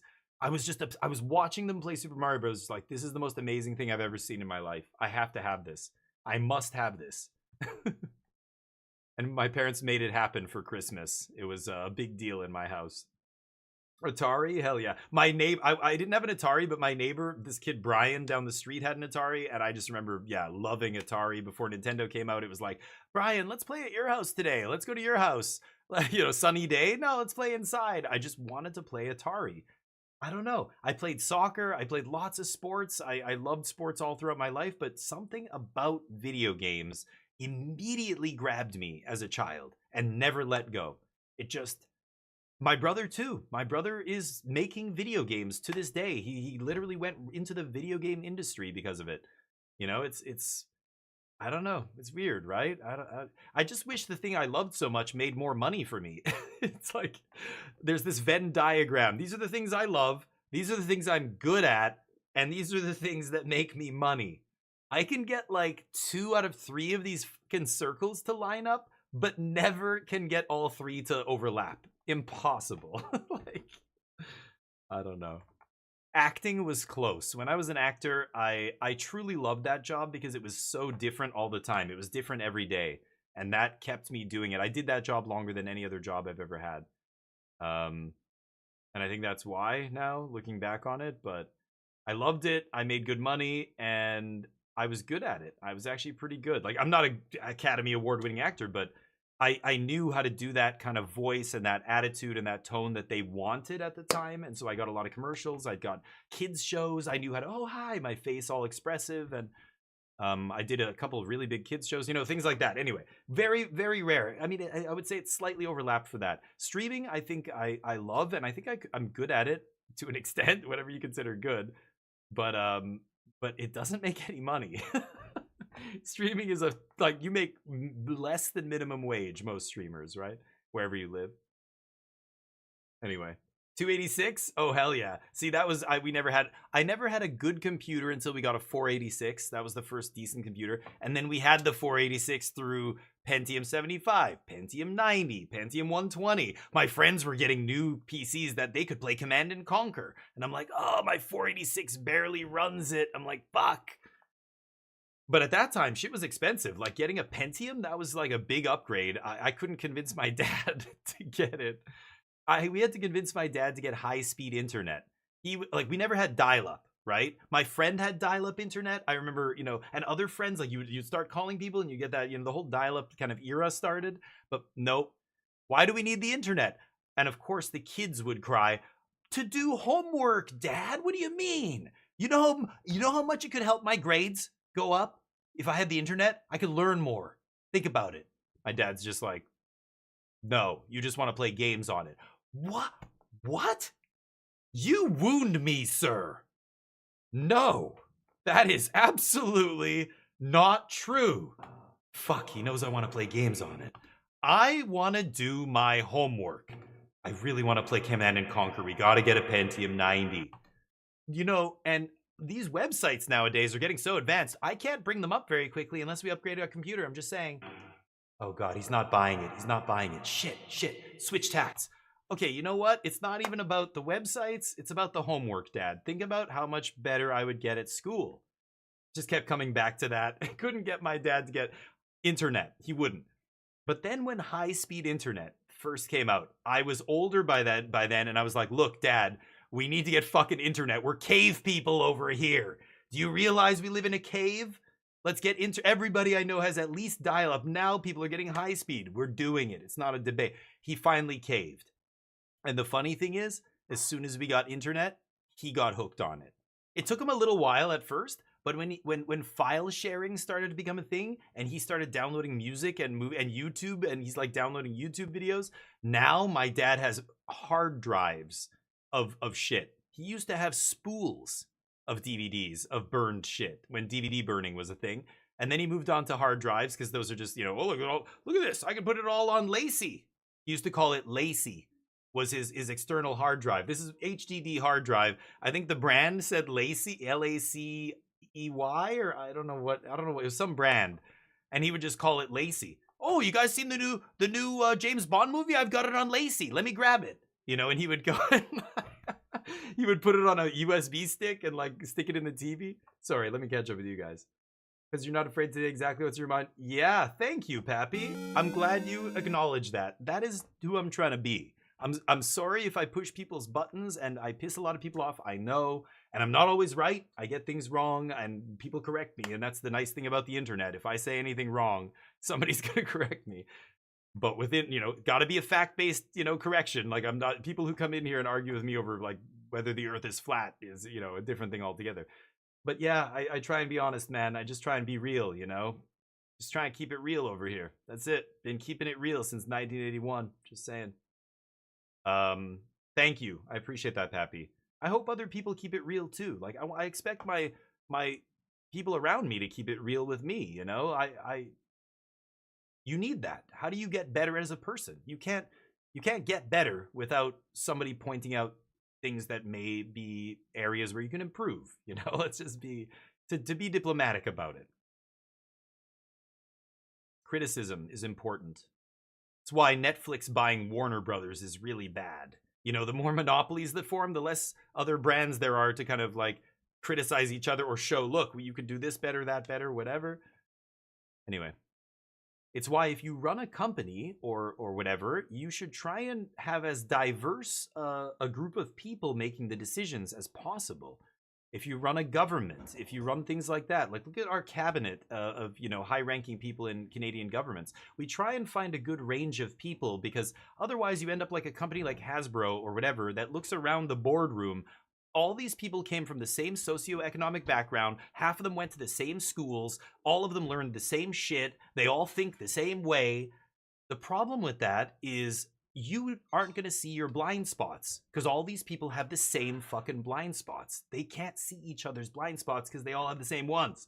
You need a diverse group of people to make decisions. That's why things like DEI are actually good for businesses. They have to spend more money to like do it because there's so much inherent bias in like the hiring and the all this kind of stuff. But if they kind of do it, it's actually good for the companies. Like listen to Mark Cuban and people who actually know what they're talking about talk about this kind of stuff.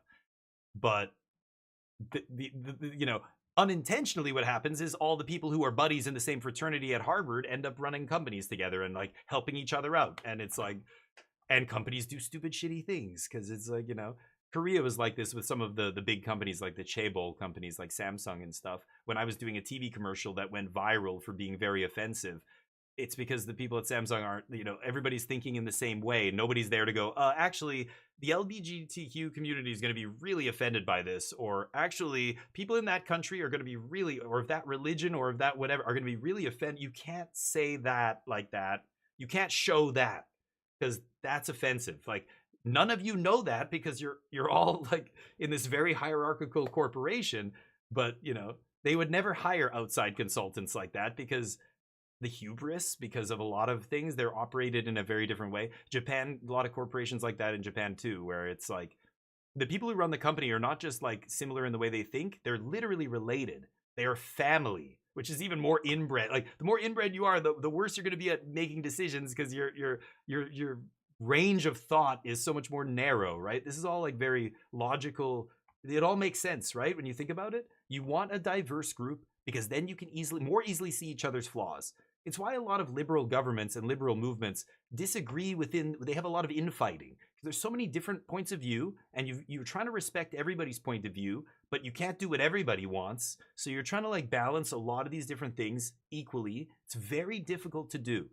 But the other side of the spectrum where, you know, people are much more authoritarian and right-wing conservative, it's easier to manipulate people because it's, again, religions are like this, right? Everybody's told to think the same way. It's why religions and all these kind of things can't see their own internal rot because everybody's kind of like toe the line. It's us and them. You got to toe. Are you with us or not? Like, you know, circle the wagons mentality. It's really interesting, but anyway, let's talk about Magic. Got way off topic here, but music CDs. Oh yeah, dude. Oh, I mean CDs. We were recording VHS tapes. Every time I would play The Hobbit or you know, Willow. Remember Willow with Mad Mardigan? Val Kilmer, rest in peace. Every time we would play that, you'd have to fast forward through the FBI warning. Everybody knows that big blue screen with the big FBI and all this like fine print. Copying this is prohibited in certain states and 52 states and blah, blah, blah. And you're just like, oh God, fast forward the stupid warning. Yeah, okay, great. Okay, let's watch. Like nobody gave a shit. The fact that that warning was even on tape still is, you know, like it's hilarious to think about nowadays. But yeah, like literally we had a whole like bookshelf, multiple bookshelves on this big cabinet thing full of VHS tapes that we recorded off of, tapes we rented from the video store. And then it was CDs, and then it was DVDs, and and then it was just external hard drives and music sharing. Napster became a thing, and I download torrents to this day. Of course, every TV show I watch, I'm not subscribed to Apple TV. Go fuck yourself. No, never. Or Peacock, or even Netflix is garbage now. The lowest tier, they have ads. Like, fuck that. I'm not giving you my money anymore. You're cable television all over again. Fuck that. We used to hack satellite dishes, Bell TV satellite dishes. I was just learning about this when but a buddy of mine used to do this. And because, the way he saw it, hey, if you broadcast the satellite signal halfway across or all over the earth, you can't make it illegal for me to tune into it. That's bullshit. You need to either control what you're putting out, or don't complain when somebody picks up that signal that you're just spewing out into the air, It's like taxing me for the air I breathe. Go fuck yourself. So my friend thought, and I'm like, yeah, totally. So you could go to the supermarket, you would get the Bell TV like set-top box, and it would come with the satellite dish for like $99 or something, and then he would charge you $50 to mod it, and you would get free unlocked satellite. So like hundreds of channels. In money equivalent, it's hundreds of dollars a month. So basically, getting somebody to hack a satellite dish like that was like saving. It immediately paid for itself within a month, maybe 2, but that's it. So it kind of became a thing back in the 90s. I knew a guy who was doing it. He showed me like what he does. He has a whole table with this like magnifying glass and soldering tools and the whole thing. And me and him actually shortly after that started doing Xboxes. The first Xbox, we started modding for people. And at first it was a chip, he was doing it, soldering it on. But as soon as a software mod became available and we started soft modding Xboxes, he just showed me how to do it, and then I started doing it. It was so easy. And yeah, those kind of things were funny to me. I think the first Xbox, they knew people were going to do that with it. They deliberately made it easy to do that with. And sure enough, all the shareware, yeah, this game's very over here. Seth crushes. All the things that the community came up with for free, the modding community immediately got incorporated into the next Xbox. It's almost like they used that first Xbox as a testing ground to see what people really wanted, what people could do.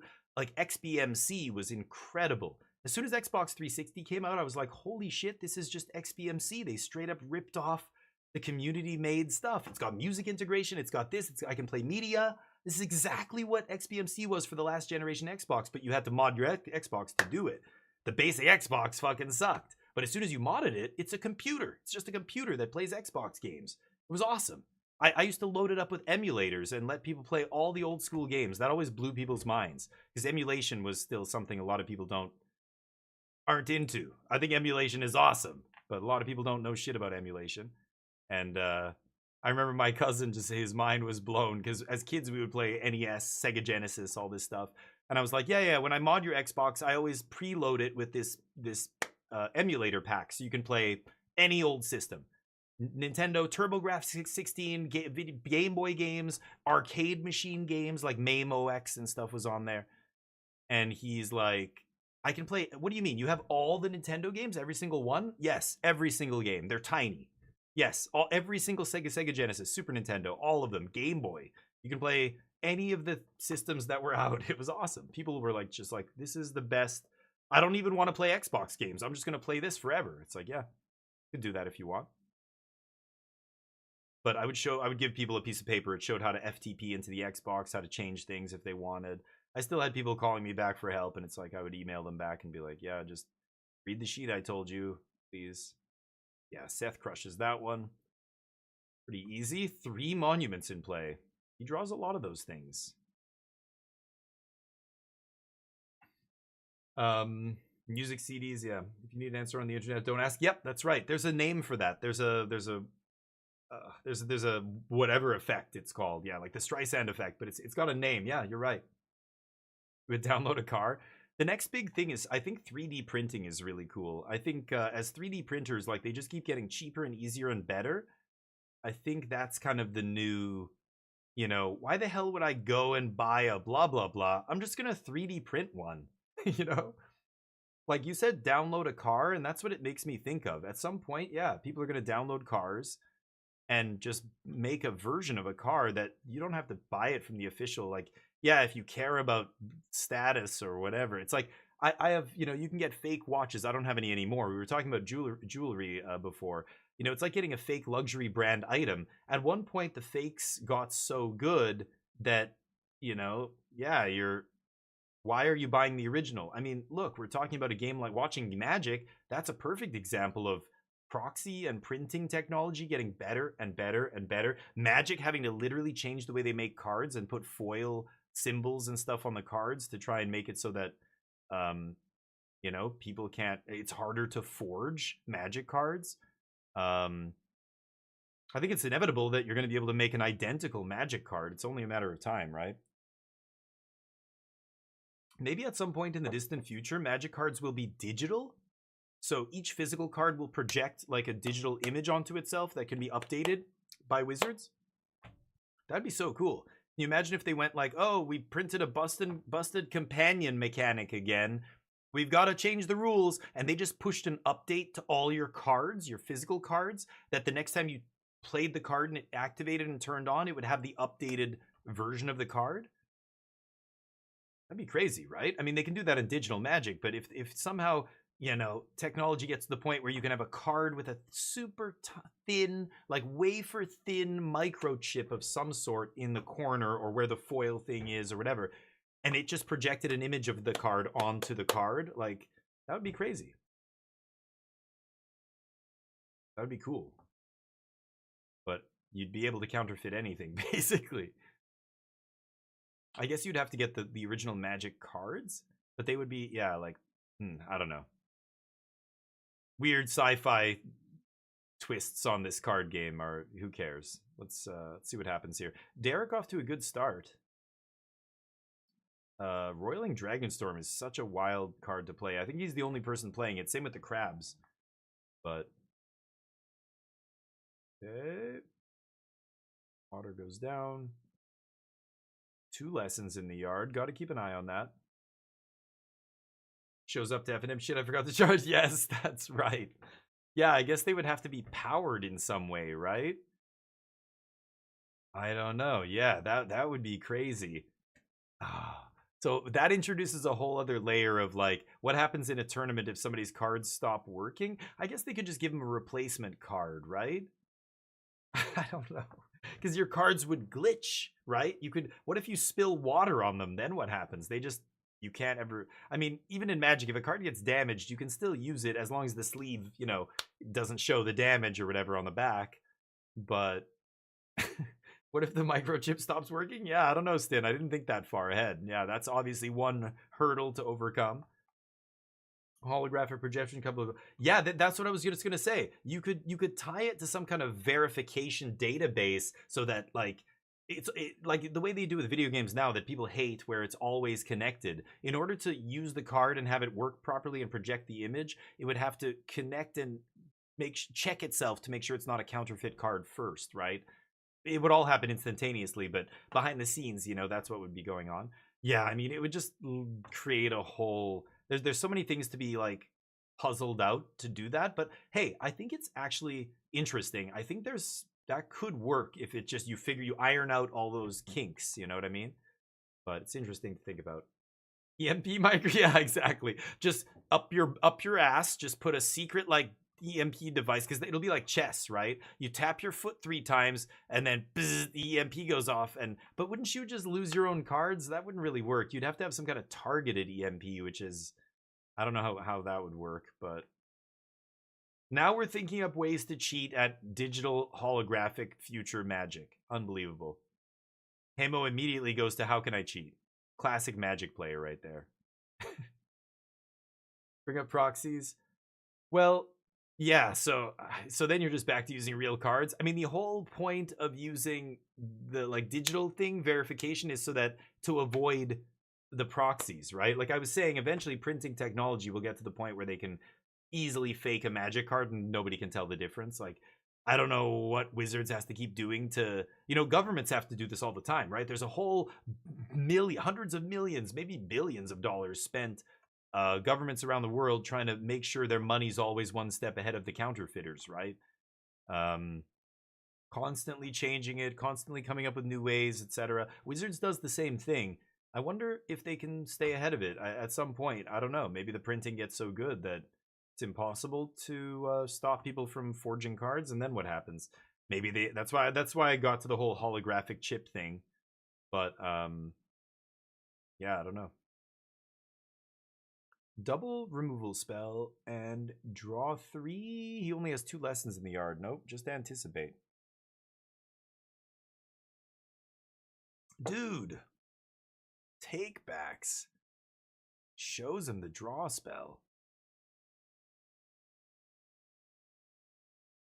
Why do I feel like these guys look like they could be brothers? Almost the same haircut. Maybe that's what it is. I don't know. Anyway, yeah, we'll see what the future holds, I guess. I think there are more pressing existential threats to the game than counterfeiters currently, but you never know. Like next year, suddenly some breakthrough in printing technology, and it's like, oh shit, this is a problem now. Okay, 2 mana. What's the play here? So Seth trying to put together a chain of spells. Oof.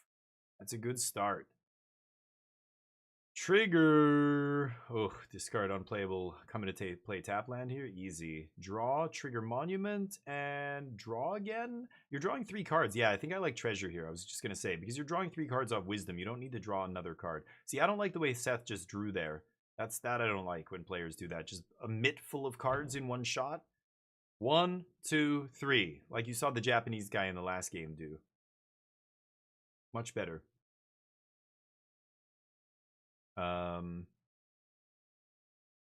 Bag, how you doing, buddy? Sunday fun day? Having a little puff? What are you puffing on? What strain? I don't remember what this one's called, but yeah. A sativa, maybe 90%. Most of the ones I get are around 90. I have one in here, actually. What? Oh, yeah. This one is Charged Cherry. Cherry, I'm on the fence about. Cherry is usually too sweet. Yeah, 90.9%. Bam. But this one is still like half full. I really don't puff on this thing all the time. I think that's the thing that people mix up with vaping. When people think of vaping, they think of people vaping nicotine. And they're just constantly puffing on it. Like, watch Crokies. Or whoever. I see streamers who do that. They're just constantly puffing on a vape. I like vaping, but because it's THC, I just don't. I'm not puffing on it all the time, you know. Nice.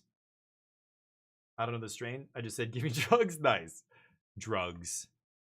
It's got that negative connotation from my childhood. Drugs. I remember when the policeman came to. It was in grade 6. The DARE police program, where it was like, you know, to show kids.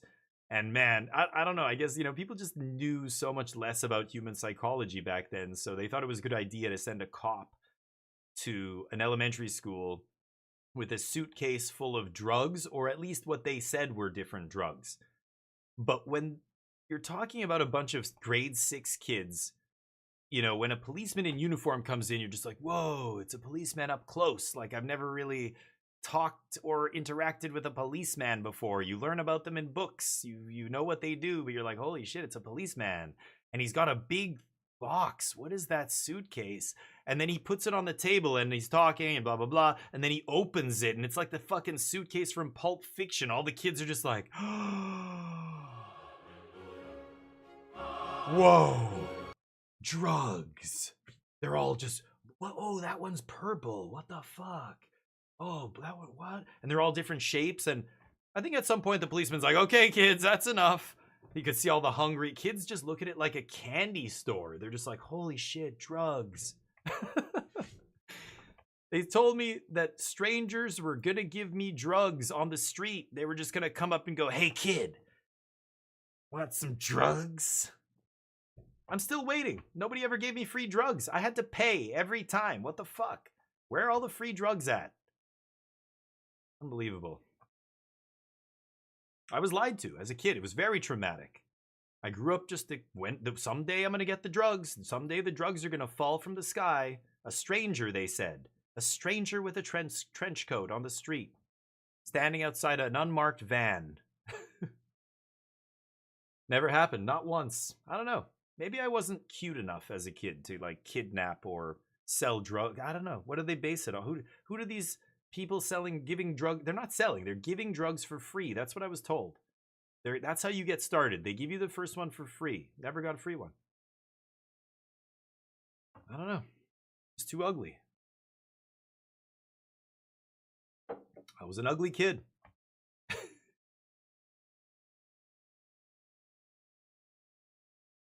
Pulls Aragno baby powder to rock candy. Yeah. Well, that's what I mean, Stin. They were probably not drugs. I remember them. They were in these little plastic containers. They were like, there was like a foam insert and they were just embedded. There were dozens though. I remember like at least 25 different little containers, and some had powder, some had little crystals, some had like, yeah, weed, oregano. And it all, like, I vaguely remember this. I don't remember like specifics about any of this, but I just remember a bunch of drugs and going, that looks cool. What is that? That looks like a toy collection or something. Thank you, Bag. I would have kidnapped you. Thank you. I appreciate that. Am I going to craft this deck on Arena? I should try it, right? Yeah, I think I will, M-Dub. Yeah, I think I'll try it. But I'm more interested in trying to beat it. That's where my brain goes. When I see a deck that's clearly the best deck in Worlds, I know that everybody else and their grandma is going to be copying and pasting this list. So, do I want to play it, or do I just want to try and beat it? Like, that's how I felt about Vivi. That's how I played the deck once or twice, and I'm like, this is fun, but I really don't want to play 15 mirrors a day. I stream every day, so I just want to play something I enjoy, and hopefully it's good enough. If my Jeskai control deck or whatever is not good in this matchup, and I can't make it a good matchup, I will play another deck, because I just don't like losing a lot. And when I play mirrors, I feel like it's just a crapshoot, and it's like I get really bored with mirrors very quickly. So, will I play this deck? Yes, but if I play against it 5 times in a row, I'm going to put it down, and I'm not going to play it anymore. Ideally, I want to find a deck that's good against this, because this is fun, but I like beating this more than I like playing this if everybody else is playing it. Do you know what I'm saying? That's my approach usually to Constructed. Mono white with authority and high noon main? Nah. No, we can do it better than that. We don't have to make our deck that bad. But removal's good. Cheap interaction for non-creature permanents is good. I mean, hell, what was I saying before this World Championship about Tishana's Tidebinder quietly being one of the best cards in Standard? What do you think now? Tidebinder seems fucking amazing to me. I mean, they can kill it and stuff, but if you just shut off a monument and you can protect your Tidebinder, or they side out all their 1-mana removal, I don't know. I guess they can't, though. I don't know how these Lessons deck sideboards against control. They take out all their Thunder, or their whatever that lesson, the Fire lesson, Firebending lesson, did they take that out? Because if Tidebinder survives and just shuts off a monument, that feels good, but I still don't think Tidebinder's as good as just killing monument with, like, Inevitable Defeat, or Get Losting an Artist's Talent. You know, those kind of things feel better to me. But sweepers are pretty underwhelming against them. Fire Magic's amazing, but the other 5-mana sweepers and stuff, Ultima, those things don't feel great against these blue-red decks. So there's changes to be made. There's interesting things you can do. I don't know. We'll see how the metagame evolves. I think Fire Magic is in a great spot right now in Standard in general. Just being good against Badger Mole Cub decks and all this shit, like killing all their tokens and whatever, instant speed, feels pretty good. But how many tries do you think you would need to win B3? Win 3 BO3 in a row? I don't know. One try? Yeah, get lost free artist talent. No, post board, I'm expecting them to take out removal. So Tidebinder has a much higher chance of surviving post board, I think. But I don't know. I think that's the problem with the Lessons deck. You can't even side out your bad cards because the Lessons still, you just have to have this critical mass of Lessons for the rest of the cards to be good, right? So I don't know. Maybe you can't side out Firebending Lesson ever. I don't know. I don't know how the deck sideboards yet. But I think post-sideboard, really one of the best ways to attack these decks is to eat their graveyard. But the Monument deck gets around that by just playing Monument. Monument is the real threat. But the other Lessons decks, I think I'm just going to be pretty okay with my deck as is, just eating their graveyard. But this Monument deck is a little bit more interesting. It requires, obviously, non-creature permanent interaction. Negate is good. But so is Inevitable Defeat. I'm playing 3, maybe I go back to 4, you know. And 4 Inevitable Defeat is probably enough. Maybe you play an Abrade in the main deck instead of the Scorching Dragonfire that I'm playing, because there's no Dimir. So might as well switch that to an Abrade. You know, these kind of small changes can easily just make this matchup easy for the 4-color deck, right? Assassin's Trophy, ooh, not a fan of that card. That card's not very good. I wouldn't put that in any deck, personally. But sad. It's a rare. It's a gold rare, and it used to be good, but not in 2025. You can't be casting that card. Sorry, but nope. Are there any cards besides Requisition Raid that can destroy an artifact and enchantment? That's an interesting question. Oh, I totally forgot about Requisition Raid. That's a great question, Stin. That's what you need to look for. Yes. I can't tell you. I would have to go on Gatherer. One of you guys can probably do that. That's probably what I'll do when I play Standard again, is look for stuff like that. Yeah, good call. Because that's a card I can cast in the Jeskai deck that I can also fetch up. No, Requisition Raid's a sorcery, isn't it? I can't. Yeah, it's a sorcery. Never mind. That makes it a lot worse.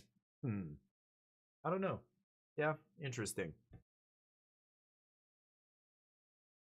Black. Oh, you're just thinking of something like Assassin's Trophy, but giving them the land is so bad. But oh, I know what you mean. Yeah. M-Dub. The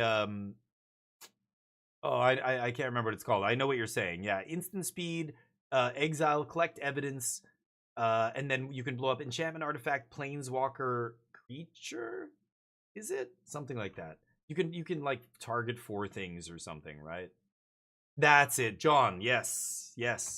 But then you gotta play Golgari, so friends don't let friends play Golgari in Standard in this right now. Okay, I'm sorry, it's not. Yeah, you can blow up 4 things, right? Oh, X is the total mana value. That's actually good because the mana value of all these cards is very low, right? You're blowing up tokens that cost nothing, 1 mana, 2 mana enchantments. Monuments 3, that's the most. So you exile, you know, if I'm playing the control deck and I have, Jeskai Revelation in the yard, I can exile one of those or a mystical, or maybe a 4 mana spell. I don't know. It's interesting. It's something to think about, but someone in the top 8? No, there was somebody in this tournament. Somebody was Sultai Reanimator, but Sultai Reanimator is not a tier 1 deck. They just made a very good metagame call for this Lessons meta. But it's not a good enough deck. It's a 1 tournament deck here that the Japanese team is the only team that even touched it, and they correctly identified that everybody else knew it was a bad deck, so nobody was kind of putting a ton of sideboard graveyard hate or whatever. I mean, you see some Soul Guide Lanterns and stuff, but I think the general matchup, the general consensus is the matchup is very favorable for Sultai Reanimator against these specific decks. But Sultai Reanimator is not great against the control decks and, mono red and a bunch of other decks. I mean, hell, they even lost to these on occasion, right? But I think overall that deck was the only green-black deck that saw any success. And it's really just a metagame call. It won a lot because of the other decks in the field being very heavily skewed towards Jeskai colors, right? Blue-red decks or Teamer, maybe. Teamer's a really good matchup for Reanimator, right? It's a bad matchup for Teamer.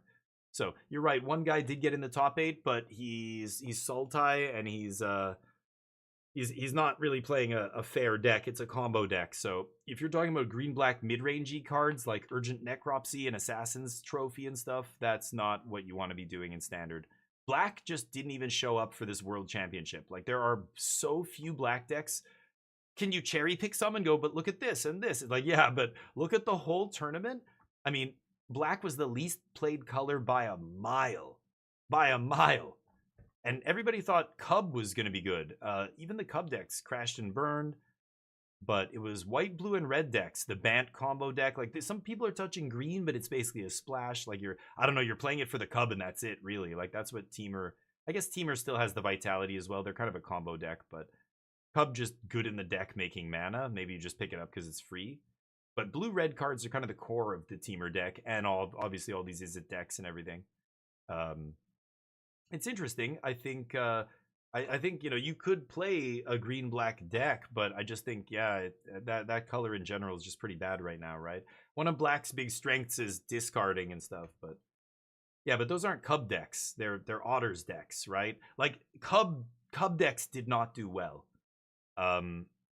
There's 2 people who snuck into the top 8 with Teamer, but the Cub is an afterthought in Teamer. It's not even the core of the deck.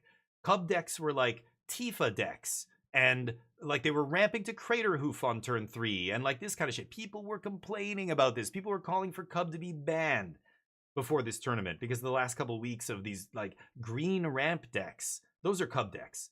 Teamer Otters is not a Cub deck. You know what I mean? It's not Teamer Cubs. The Cubs haven't won a World Series and I don't know how. No, but Cubs, not an important card in Standard. It's very easily dealt with by removal. Shocker. It's kind of what I kept saying to people. I'm like, Cub, who gives a shit about Cub? Like, don't you play interaction? They did Crater Hoof on turn 3. Wait, what did you do about their turn 1 Llanowar Elves? Nothing? And then they had a turn 2 Cub and you still did nothing? Okay, so then on turn 3 they killed you with a huge thing. Is that because Cub is busted or because maybe your deck sucks? Are you cherry pick? Like what? Why are you not playing interaction? Are you a goldfish? What's happening right now? You know what I mean? There were lots of Badger Moles and most of them did shit. Most of them had a losing record. So that's what I'm saying. It's not the scary bannable card that people were crying out for, right? It was hilarious to see that stuff. But play interaction. Turns out Cub dies the shock. And then it's, oh, they got their land back. Whatever. Doesn't matter. You just like you're trading up on mana there. But yeah, that's a good way to look at it. 260 copies, 88 make it into top 8, and the decks that made it in aren't Badger Mole decks. They're Badger Mole's just in there because hey, I'm already playing green for Vitality, so here's a good 2-drop. Maybe it's good enough. Let's try it. Like that's the Badger Moles that actually did well. Anyway, it's interesting to see, and a lot of these, this is why like there's a lot of nuance to all of this, and data can be very misleading. You know, you always get into discussions with people who go, did you hear? The deck with the best win rate in Worlds was Jeskai Control with 3 cursed recordings. And you're like, no, it wasn't. They're like, yeah, Chris Botello got 75% win rate. Did you see that? Yeah, I saw that, but Chris Botello was the only person out of all these players playing the deck. That's not enough data to say anything about that deck. Sorry. One dude did well. He could have just gotten lucky. He could have ran well. He could be just a master of that deck as that's all he plays, which is part of what all these things are factoring in there, right? But when people, it always happens with Merfolk in Modern. I knew Merfolk was good. Finally, Merfolk's back. Because one guy went 7-2 at the Pro Tour and constructed with it. It's like, you just don't understand how data works. No, it doesn't mean shit. That's not the best performing deck. I know technically by win rate it is, but you got to discount small sample sizes. You're not doing that. You're not accounting for the variables. Can't call yourself a good study or good data or good research if you're not accounting for all the variables, right? In BO1, yeah, I have no idea. I don't know what's happening in BO1. I still think in BO1, if you're not a deck that's trying to kill the opponent as quickly as possible, you should be playing a shit ton of interaction, right? You should be probably playing more interaction than in BO3 because BO1 favors decks that are light on interaction and high on proactiveness, right? They're trying to kill you first. Mono red, combo, etc. So again, if Badger Mole's beating you in Standard, you're probably just playing a bad deck. A deck that just does not line up well against Badger Mole. You're not playing enough interaction. You're not, it's that simple. But I don't know. Botello's great. I'm not trying to say he's a bad player. I'm saying not enough. Like, nobody else agreed with him. Nobody on his team said, I'm going to also play that deck. Everybody said, Botello's going to pick that deck because that's all he's been playing and he's great with it, but nobody else can win a goddamn match with it, so nobody else is going to play it. That's what happens, right? That's how you get one guy playing the deck. The whole team is playing something else, and he's the only dude. I mean, Nassif does this. There's other very famous, but Seth Manfield does this. He'll play a deck that nobody else on the team plays, or the people who do play it do terribly, and he randomly does well. It's like, because he's one of the best players in the world, maybe of all time. Like if he wins another Pro Tour here, he's now like top 10 of all time, right? Like he's got an insane resume at this point already. He's been world champion before. Anyway, the point is, again, complex situation, a lot of factors. You've got to try and account for as many as you can, and most people just don't, right? And that's why you get into discussions over these kinds of things. I think, again, it's pretty clear what the best decks are. It's pretty clear what the best colors are in Standard. Can you cherry pick some random green-black deck that had a great record? Sure. But you can't tell me it's even close to the dominance that Blue-Red has shown, right? I mean, we're talking 28 copies of Boomerang Basics in the top 8, 28 copies of Storm Chaser's Talent, something like that. How many Spire Bluff Canals are in this top 8? You're going to tell me green's even on the map? Are you kidding? No. Green and black are way behind blue and red and white, but white's kind of somewhere in the middle, I think. Yeah, it's an Is It world. We're all just living in it, and that's what happens when, you know, Is It's thing is kind of, hey, I play cheap spells. We've all played Phoenix and Pioneer, right? Like, blue-red cheap spells matters. I played Storm in Modern. I played, you know, lots of decks where Velocity, cheap cantrips, like that's the bread and butter. I guess as power creep makes these cheap spells more and more impactful, it kind of pushes Is It to be the best color combination naturally, right? I mean, the way I see it, Storm Chaser's Talent and cards like that are just like the super pushed version of these blue tempo plays like Delver and stuff back in the day. Storm Chasers is just like better than Delver? I don't know. It's like, are we really saying that? Maybe. Like, that's what I mean. Like, it's getting pushed so hard. The blue tempo cards, they shouldn't push anymore. Cheap is their bread. Cheap is the reason they're good. You don't need to keep layering on more and more shit that they do for 1 mana. Like, that card is silly for 1 mana, right? Storm Chasers? It's ridiculous what you get for 1 mana. Yeah, you have to pay more mana later, but just having the option there. It's like it drew you 2 cards. They're just waiting for you to cast them. Pay 4, bring a spell back. Just sitting there when you're ready. You know, pay 6, make it a win condition or whatever. Like, those are like just extra spells in your hand that you don't have to spend mana on. You could just bounce Storm Chasers all day, and that's fine too. Oh, he leveled it up all the way here. Yeah, this is kind of exactly what I'm saying. It's rare that you see it leveled up all the way, but sometimes it's correct. Just 1 mana for that card baseline to do that much is too much. You know what I'm saying? I think that's the problem. Dimir midrange will be good. Yeah, I think it will be. 2 players played Dimir midrange, and they had a combined win rate of 68%. 68% is not bad, John, right? So I think reports of Dimir's death are greatly exaggerated. You know what I'm saying? Dimir can adapt to this. Kaito's still a very strong card. Dimir plays a cheap enough, low to the ground enough game that it can trade, you know, at least equitably with a lot of the stuff in the blue-red deck. And then Kaito's a tough card to deal with, right? Some of these red burn spells hit planeswalkers, but 5 mana, like, you're not going to kick your burst lightning or whatever it's called, firebending lesson, to kill Kaito. Like, that's not going to go well in a lot of games. I think that other one, combustion technique, hits planeswalkers, or does it not? I think it only hits creatures, which makes it, Kaito's a tough card for that deck to beat. Can't spell pierce it. You know, on their turn you can't interact with it at all.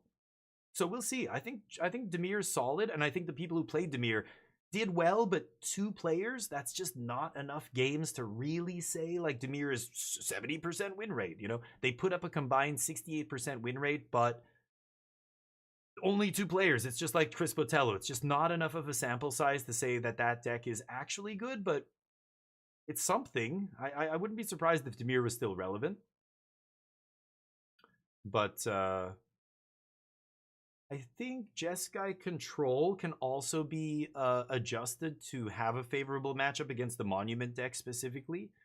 You know, again, High Noon is insane, right? They don't have a lot of ways to interact with non-creature permanents. You resolve a High Noon against this deck, it gets very tough for them to beat you. You're just nerfing their talent, their monument, their cantrips, all in 1 card, right? That's very powerful. You know, play some Abrades. Abrade gets flashed back off Shiko. Like, you're doing shit. Let's say they spell pierce your High Noon. Shiko puts it back into play. Like, you know, that kind of stuff is all relevant against this deck. So I think as we see the meta adapt, I do not predict Monument's just going to be the tier 0 deck. It had a great tournament. It was by far the best deck of this tournament, World Championships here. The people who played it crushed. And we'll see what happens going forward, but I think now that it's a known quantity and people adapt, it's not going to stay on top. It's going to be just another deck that's good in Standard. You know, you can play it. If people are ready for it, it's going to be tough to win with. But if people aren't ready for it, maybe you can crush, you know? Crispy catching strays? I mean, I'm not saying anything bad about Chris. I've said nothing negative about him. He played a rogue deck. He knows. He would agree with everything I'm saying right now if he was listening to me. He'd be like, yeah, I'm literally the only person who played it. You can look at the numbers and see that. Nobody on my team played my deck. I know that, you know, I know I'm taking a chance here, but I believe in it. And he was right. He had a great limited record, right?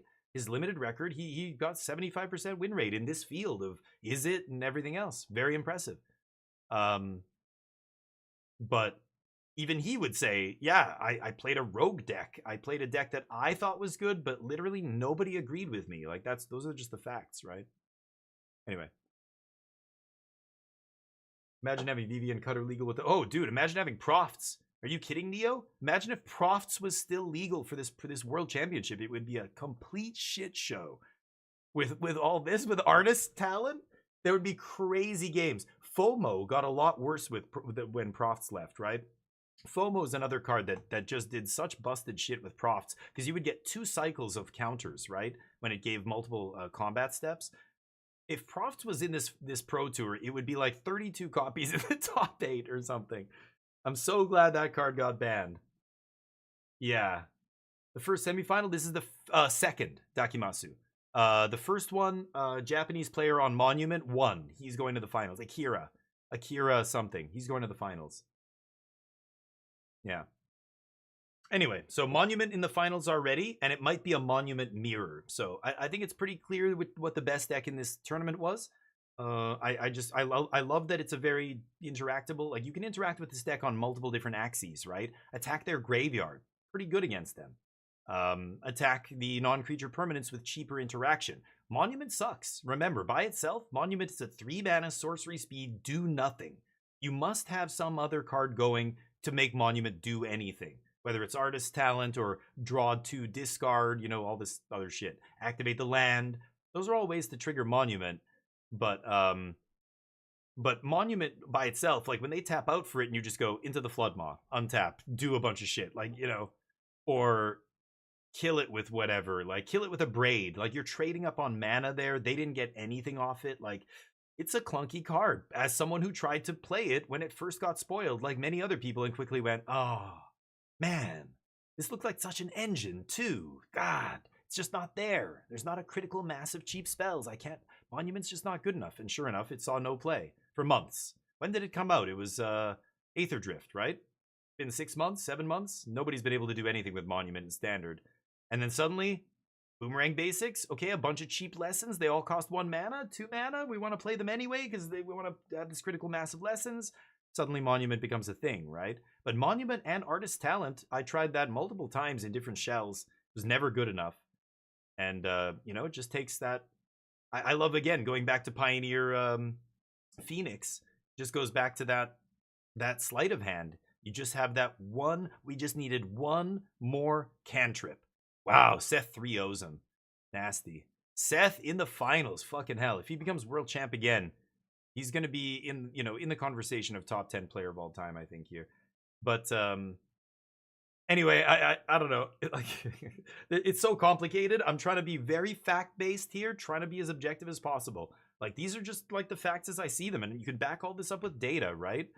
And historical data. Like, look, like somebody show me a deck that had Monument in the last 6 months that did anything. Like, there's none. But one more cantrip, 1 or 2 more cheap interaction, boom, that's all it is. Suddenly it goes from unplayable to winning the world championship. Phoenix was like this in Pioneer when, you know, before Sleight of Hand, nobody was playing Phoenix.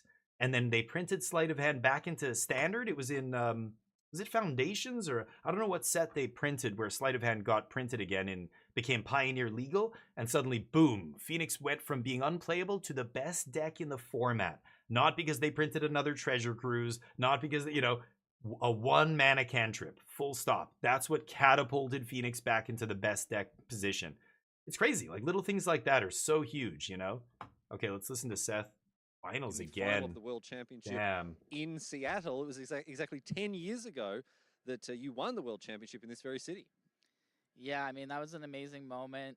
It really jump-started my career in a way. Yeah, that was the first big thing he won, actually. That was the first time I heard his name. I haven't processed everything. I still have another match in front of me. So right now I'm focusing on the Magic. Yeah, as a pro should. One more match. Let's see how it goes. Well, what does that feel like for you as someone who has had so much success at the highest level? You've played in finals, you've played in Pro Tour, you've won and played in Pro Tour finals and World Championship finals before. What are you going to do between now and when that match begins to make sure you're in the best position to win it? I mean, I'm going to walk around the room. I'm going to pace. Like you'll probably see me doing something like awkward because I'm just I just care about like playing well, doing well. Obviously, the feeling doesn't get old. A little bit of nervous energy I can sense from you at the moment. I can tell that you're really dialed in as well. So we'll let you get to those preparations. Let you go and pace nervously around, Seth. Best of luck to you in the final. All right, thank you. He's like, bro, don't call me nervous. I don't look nervous. You're nervous. You're sweating. Yeah, Seth's a monster player. I mean, and again, he's top 8 at Pro Tours with decks that I saw and went, what the fuck? That deck looks terrible. He's just really good at Magic. Like, in the moment, he's making all the right decisions in the games. I mean, I don't know. Luck, running well. Again, he does it so often that, like, people like to say he gets lucky a lot because he's had some lucky top decks on camera and top 8s and stuff. But I don't think he's any luckier than anybody else. Like, his results speak for themselves. It's not luck, right? Yeah. That's right, Jub. That's what I think too. I think it's Finkel number 1, Kai number 2, PVDDR number 3, LSV number 4. But LSV could, you know, he still put up results for a few years, then he stopped playing, you know, so I don't know. I'd love to see those guys come back because, I don't know. In terms of accomplishments, LSV I think is ahead of PVDDR. I think he might be the number 3. But Seth might be, he's definitely in the top 10. Top 5, I mean, at that point, I feel like right now in the world, if we're not talking about all time, let's say right now, I think the best players in the room at this World Championship are like Javier Dominguez, who had a mediocre record, but that's Magic. I think, you know, Seth is in there. Maybe Ken Yukihiro, Player of the Year. I mean, he's got to be one of the favorites to win the whole thing, right? And sure enough, made it to the top 8. I mean, God, it's so hard to say. You know, I think if you ask a lot of players, there's a lot of players who say, like Sam Pardee is another one. The people who don't have Pro Tour wins, but who deserve it, like they are some of the best players in the room. If you ask the other pros, a lot of times they do this. And they say people like Carl Sarap. Carl Sarap's one of the best players in the world, but like hasn't like cemented it with an official title. But everybody knows he's just like, it's just a luck thing. It's just variance. He has what it takes. He makes the right deck decisions, you know, deck selection and blah, blah. He's a good limited player, blah, blah, blah. All these things. And they're just like, he just hasn't gotten lucky enough yet. Like, it's got to happen because you need that component as well. Sam Pardee's another one. He should have been a Pro Tour champion several times and just kind of had bad luck in the top 8 or whatever. Like, things didn't break his way right at the end. It's like, oof, you know? Shota? Yeah, maybe Shota. He did pretty well too. I think he finished at 9 and 5, so just missed the top 8. Yeah, he's another, you know, just Hall of Fame master, right? Arnie has been very impressive. Yeah, recently Arnie might be, I wouldn't say he's one of the best players in the world, but he's up there. He's up there. But yeah, it's crazy. I don't know. It's hard to like rank these players. They're all so good, but I like to always listen to what the pros say. Who's the pros pro? You know what I mean? When you go around and they ask, you know, they've done this many times. At GPs, they used to do this. In Magic Cons, they'll do this. They'll find pros and just ask them like a quick, like rapid fire questions, right? And they'll say like, you know, who's the best player in the world right now? And you know, previously, many players said Yuya Watanabe. They were like, yeah, like it's Yuya. Everybody knows it's Yuya. Yuya's just the best. And it turns out he was cheating. You know, he gets caught cheating. Like, oof. You know, so maybe not. Maybe it wasn't him. You know, back in the day, at different points, it was different players, right? Like Brad Nelson might have been one of the best players in the world at one point. Owen Turtenwald was probably the best player in the world at one point. You know, these are players who won Player of the Year. In those years, they were like dominant, right? But then they, you know, that's it. They had one good year. Some of these pros had 2 good years. Like people who win Player of the Year multiple times, like Javier and again Owen Turtenwald, people like that, are they were truly like some of the best. But you know, Shota's up there too. Like he's consistently putting up good results at every Pro Tour, and you know he plays a lot of other events. You see his name in some giant Japanese tournaments sometimes. But yeah. Ben Stark was the only player to play Golgari Dragons. He had a 75% win rate. Right? Wow, did he crash and burn in Limited? I think Ben Stark must have done terribly at Limited in this event, which is like jaw-dropping, really. This was Jeskai Control, yeah.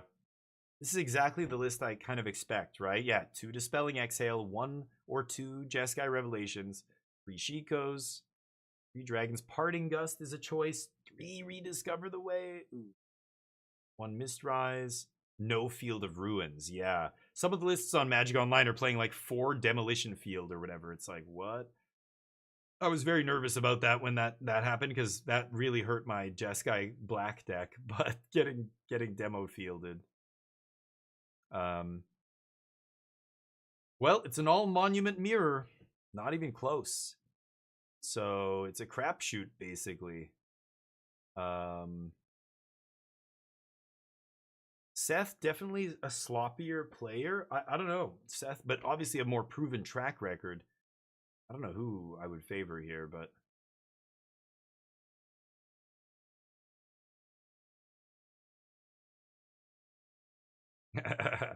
Teammates who know each other well.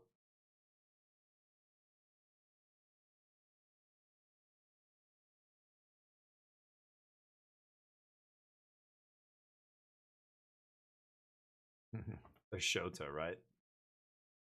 Magic's a great game. It was really heartwarming to see Arne after he won, and he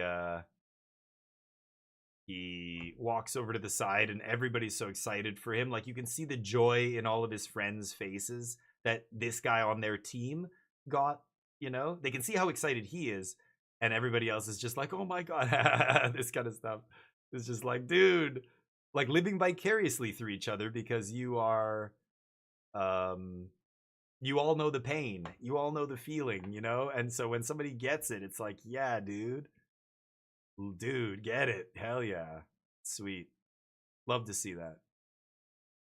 This is last Pro Tour or something? I don't know what this is. This is some other tournament. What did they say this was? Confident as he clinched day number 3, but he was anything but on Sunday as we kick things off with a modern top 8 that had 7 different decks, including Amulet Titan, various forms of Esper, Simic Neoform, Azorius Control, and Izzet Prowess. But for Michael Plummer, you see that trophy. He was able to take that home with maybe the coolest deck on the weekend. 2 copies of Tameshi Belcher into the top 8. A deck with no lands can win a Pro Tour? You bet it can. Belcher. It can deal a whole bunch of damage via a very powerful artifact in Goblin Char Belcher. And as the finals unfolded and we watched Michael do his thing, it's no accident that he was able to win this tournament. He played expertly through all of the elimination rounds. A big hug from his friends, and he was able to qualify for this World Championship after a dominant victory. Tameshi Belcher, will we see it again in Modern? I don't know, but we can't take this away. Best day of this guy's life. Pro Tour champion in Atlanta, Georgia. Damn, I didn't even know that happened. Modern Pro Tour? I didn't even see anything. I don't care about Modern, so I totally missed that. Belcher crushes it? Oh, yeah, that's Modern, baby. Nature is healing. Breach has to get banned earlier this year, and here we are again. Combo, combo, combo. Combo's the name of the game in Modern. All right, here we go. Speaking of combo, well, these aren't really combo decks, but very synergistic decks built around a very specific engine, right? The Monument. Yeah, I didn't even see that. I don't really pay attention to a lot of Modern because I do most of my gaming on Arena for Magic, but okay, there was a Modern Pro Tour apparently. Holy shit, Belcher won. Wild. I saw the last RC, I think, for Modern. Or what was it, a Spotlight? Maybe it was a Spotlight Series tournament, I thought, for Modern. I remember looking at the results and going, oh, interesting. That's when Blue White Control showed up playing like Orym's Chant, Isochron Scepter, and that kind of stuff. And that was, I thought, the last big tournament, but apparently there was a Pro Tour. Holy crap. Cool. Belcher beat Blue White Scepter Control in the finals. No shit. Oh, wow. Blue White was good. I like Blue White Control in Modern. That was the last time I played Modern, was Blue White Control. Way back. Before Solitude even got printed, actually.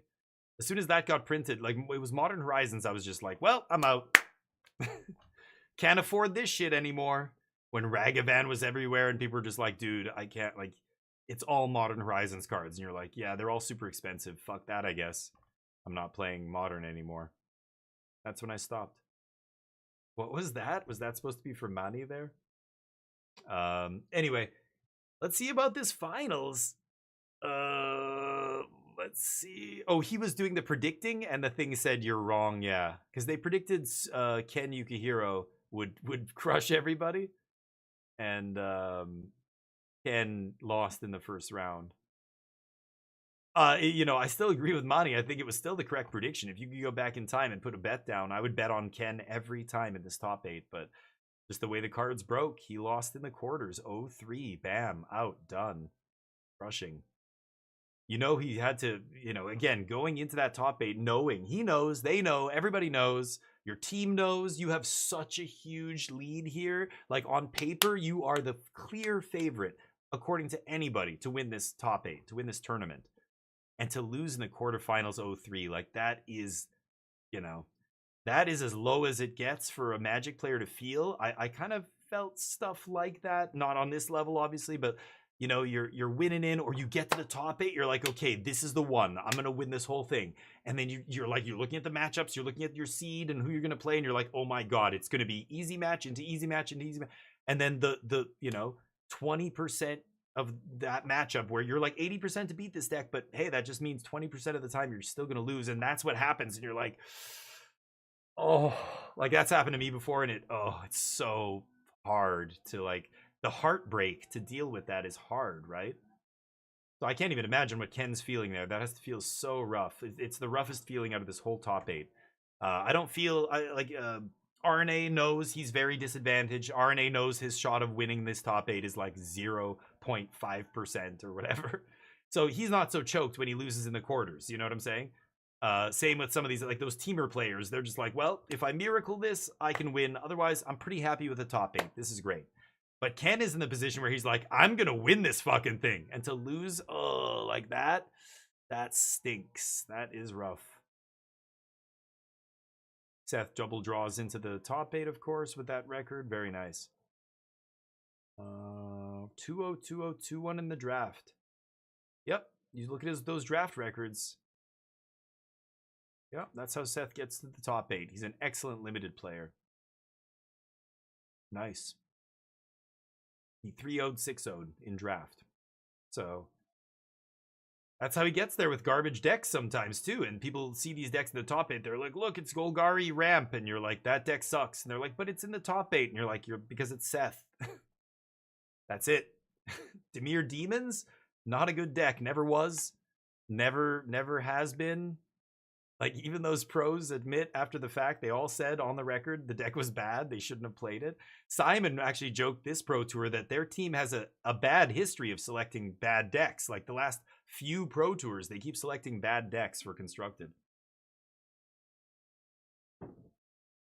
And he said they kind of missed on the Lessons deck, so they did it again. All right, they keep calling it Lessons. Is it Monument? Monument Mirror. Sideboard. Soul Guide ×2. Riddler. Quench in the sideboard. Broadside. Pyroclasm coming in. A Null. Yeah, Null's big here. Negate's coming in. Spell Pierce coming in. A lot of sideboard cards in the mirror here. Very interesting. So that's 3 Monument players in the top 8, right? I believe it was 3. The other 2 Lessons players were JED and the guy with the crabs in his deck. Poor guy. Everybody's going to call him the guy with crabs now. The guy, you know, the guy with the crabs? That guy. People are like overhearing the conversation like, oh my god, who is this fucking savage friends with? People like crabs? You know what I mean. Trophy is the work of art, but dusting that thing will suck. Yeah, Hamo Goblin. You know what though? Oh, that trophy you mean? Yeah, the one they show on display. It's different every time, right? I think they keep getting like a new trophy. It always looks different for some reason. They get a different one every time, right? Wait, sorry, I forget. I thought the actual Worlds trophy they give to the winner is not that, right? Isn't it some separate one, like the Pro Tour looking ones? Or does the winner get that trophy? That's a gorgeous trophy, yeah. But you know, first world problems, right? If if my trophy is so gorgeous that it's difficult to dust, that's fine. I've got a gorgeous trophy. It'll be, you know what? If it gets a little dusty, I won't even care. But does the winner get that trophy, or is that just for show? I can't remember. They just take pictures with it and whatever. Do they actually get to keep that trophy, that specific one, each time? Like Worlds happens? I don't know. I've never won Worlds before. All right. I hope so, because it is gorgeous. But do you think Wizards would cheap out and reuse the same trophy just for this? But they don't, because I know it looks different every time. Like, that's the first time I've seen one that looks like that. So I think the winner might get to keep it. I don't know. Drink out of the Black Lotus? Drink the nectar from the Black Lotus. I would go home and do shots. I would fill it with excellent tequila. I would buy a super nice bottle of tequila. Jose Cuervo Añejo or something. Fill it up. I don't know how you're going to drink out of that. We'll figure it out. Straws. We'll just, we'll have to figure it out. That's going to be tough. It looks pretty big too. It's got to be almost impossible to drink out of that thing. Scratch that.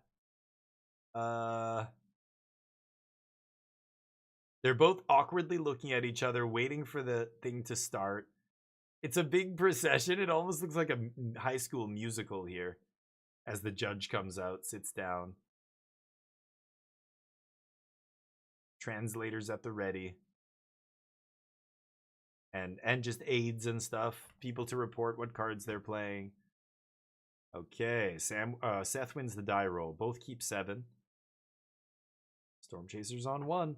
Yeah, Sam not having a 1-drop here is already, you know, okay. Falling behind. No 2s. Okay, yeah, he's got the 2-card card draw here, or he's got counter up, right? And Akira knows that. Akira's going to try and play around Quench, so yeah, he passes. None of them have any 2-drops to play that aren't instants either. Now, Akira doesn't have a counter spell here, but he's going to sit there and think about it, pretending he does, and he says, okay. That goes to the yard. Draw. Picked up Gran. River Pyre coming down here, and then is it Artist's Talent Gran? I don't think you want to slam Monument here into the other opponent's open mana. Now, he could just leave up his own Quench, just play Gran and leave up Quench. That's another good play here, because he knows turn 3 is a big turn. That's when the other player is going to try and resolve their Monument. So, yeah, leaving up Quench makes a lot of sense. He's not going to counter-anticipate here, of course. That's terrible. So, hoping to find something good off the top. I don't know what he took there. They're both going to try and get to 5, and like it's almost a control matchup. Neither of them are aggressive enough to pressure the other one's life total early, which means both players know it's going to go long, and whoever gets those monuments to stick around matters. So play around everything that would kill your monument, including 2-mana counter pay 2, right? They're going to wait till like turn 5, or until they have 5 mana up to play monument. Now, Akira has 2 monuments, so he could bait here. I still think that's a mistake.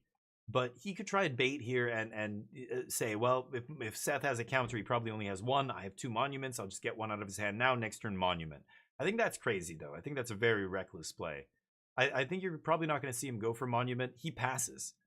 Seth untaps. He's going to opt end step. I don't know why he didn't play Gran, though. That is weird. Because he could have played Gran around the Quench. But he goes to combat. Opt before Gran swings. Scry.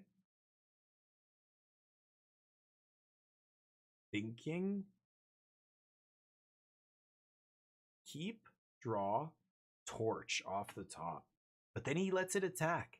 Trigger. So he's not going to torch this thing. I think he has to represent a counter spell so that Seth doesn't go for the monument here. Fire Bluff in Seth's hand looking very awkward, but I don't think Seth is going to go for Monument either, because again, both players are jockeying to get into a position where they can play Monument without playing into the other person's counterspell. If Seth just jams Monument here, it's because he's such a master that he has, like, I don't know, a pro read on Akira that he knows he doesn't have a counter. I think that's insane. I think you're going to see him play, like, Storm Chaser's Talent, leave up Quench here. Because he discarded the land. Wow. Oh, he does have... Oh, Multiversal Passage, of course. He had 2 land. Okay, okay. Makes a red.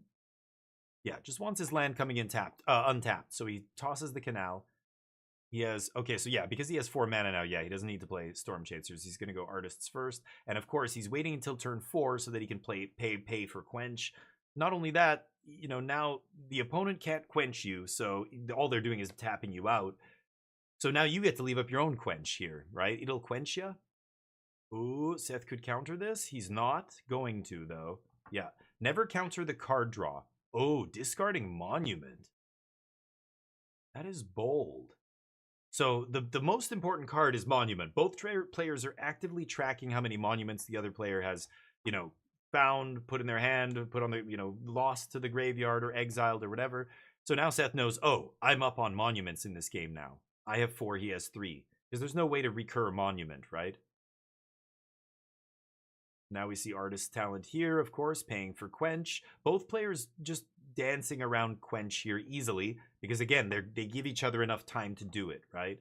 So it becomes a control match. It's like a control mirror. Just want to make all your land drops and start playing around your opponent's counter spells.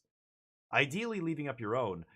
So he's thinking about countering this just to tap out his opponent because he knows he doesn't have a 5th land, right? Seth goes, hold on. If I go to my turn, I can't resolve the monument because I don't know if I'll be able to pay 2 for their quench. So if I quench this now, they either have to let it go or I tap them out, guaranteeing that I can play monument next turn.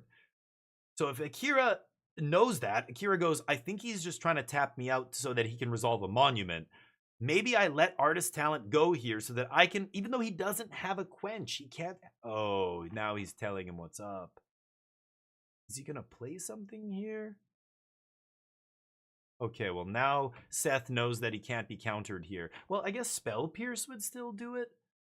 We'll see. No, he taps out. Holy shit. Well, now Seth knows Monument's good, so that is insane here. So he resolves Monument, trigger Artist Talent, find my next land drop, play untapped land ideally, have 2 mana up post Monument, play another cheap spell, trigger both, make a treasure, play another cheap spell, draw another card, you know, like off Monument, plus the multiple draws off Artist Talent. Should be easy for him to... Oh, he did find a land off the top too, Multiversal Passage. He's going to get Monument down first though, of course, yep. And he knows it's safe now because Akira just tapped out. I think Akira should have tried to bluff a counter spell, though, in this spot. But he just went, no, I don't have a counter. I'm just not even going to pretend I have one. Tap out. I mean, maybe he thought Seth had the 5th land and he was just going to play it and play around counter anyway. Like, there's so many layers, right? But it's so interesting what both players are thinking about here. You know, if you were in that spot, that's what you've got to be thinking there. Both of them are jockeying, playing for position so they can resolve a monument, right? Akira's in big trouble now. Big trouble. Because not only does Seth have a talent, he also resolved the monument and is now going to start pulling way ahead. On cards, on mana, on life. I would make a treasure. What did he do? He drew a card first? Like, I don't know. These guys, he played a land. Yeah. Why not make a treasure there and just have a mana up? They always go to card draw first, even after he's made his land drop? Seems weird. So he's discard, drawing 2. Okay, now he's getting the treasure. Okay, so he had enough mana? Okay. I didn't realize he had enough mana to do both. Yeah, that makes sense. And then he's got enough mana to play another one, but yeah, he doesn't have a 1 mana spell, so he's going to pass. Okay. Gotta use the same color. End of turn. Okay. Monument. Seth has 1 mana up, but no Spell Pierce, so that resolves. Triggers. And here's the discard from Gran. If he discards a lesson, all of it... Yeah, now all of his non-creature spells cost 1 less on Gran, which is huge. He picked up a land. I think I would go Treasure first off Monument here. Remember, Gran is draw discard, so he could... he's triggered Monument. He's deciding what to do with it. I would go Treasure first. Play Island, that gives you 3 mana. Storm Chaser's Talent, trigger Monument, draw. Or maybe just slam another Monument, actually. Island Treasure here lets him play another Monument? Yeah, he's just going to use Treasure immediately and slam it. Oh, is it? Oh, Grand made that cheaper? No, non-creature spell, right. What did he do with the trigger? Did he already draw with Monument? Seth gets this card to show us what he's doing. The other guy doesn't get a card. I don't get it.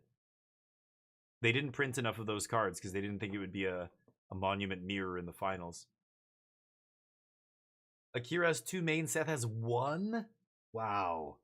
Okay, so he got pretty lucky drawing that 1 Quench in the opening hand there. Damn. Okay. Yeah, they see each other's deck list, so they know what to play around, I guess. I thought they were both playing like 2 or 3. But I guess, yeah, you can't really afford to play non-card draw, non-removal spells, right? So he leveled up Artist Talent, right? So what is Chapter 2? Spells are cheaper? Okay, so 1 mana for that. Trigger the Artist's Talent. Discard Artist's Talent. Draw. Trigger Monument. Draw. Okay. And then certainly can play a land drop, play more spells, trigger Monument, make a treasure, play another spell, drain. Oof. Double Monument for Akira now looking good, but Akira missing the crucial talent. You need the talent to start triggering Monument now that Grand's dead, right? What does he have? Combustion Technique, trigger, discard, island? You're going to get a treasure here, right? That leaves you with 2. Discard Grand. Okay. Draw, and then make a treasure. And then he hasn't made a land drop, so we can go island, Boomerang Basics, something? Boomerang Basics your Monument, maybe? That's pretty good, bouncing Akira's Monument. Oh, he's going to make him lose 3. No treasure? Huh. He hasn't played a land yet either, right?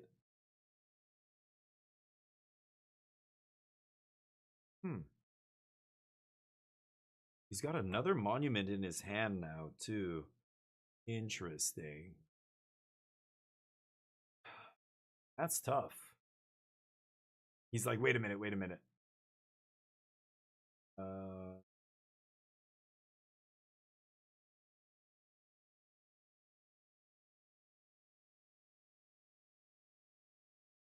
Boomerang Basics wants to discard the island to the artist's trigger? Huh. Yeah, boomerang your Monument. Yeah, that's what I'd do. But I would have done it differently, but I guess this is better. If he wants to hang on to that second Monument, he wants to discard the island. He's going to draw off talent and then make a treasure. What does he rip? A land. Okay, so he could just play land here, or he could save it to discard next turn to Artist's Talent. Gonna play it.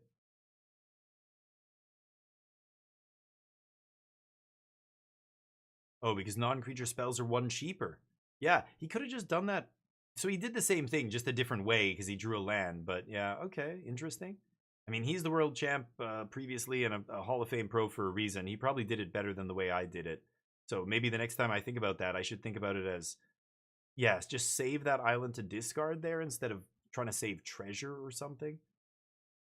So tricky. Once Artist's Talent is leveled up, you've got to always factor that in, right? But I like the Boomerang Basics on Monument. Like, that's just, again, you're trading up on mana so much there. Your 1 mana spell for their 3 mana sorcery that's going to tie up their whole turn playing that again. Like, they're not going to be able to do much here. But really, Akira just needs another way to find a way to discard here. His Grand died. He hasn't found, or Artist's Talent hasn't been able to resolve.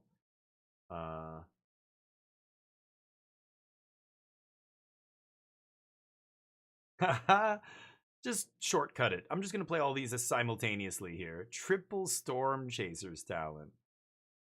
Wow. Really hoping that Seth doesn't find... It's wild. Seth's at 10. Hoping he doesn't find a, what is it called? Do 1 damage to all your creatures card. But I guess, Akira does have 1 mana up. He has nothing, but he's bluffing the Prowess trigger, right?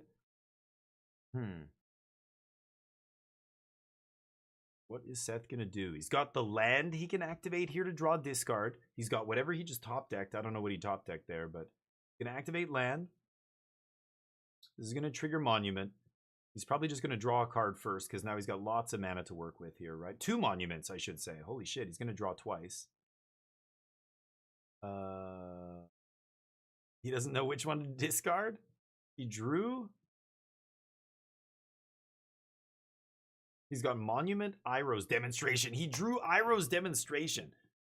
Oh my god, yeah, he tosses Monument because he wants to sweep here. Triggers off Monument. I think I would just draw 2 cards.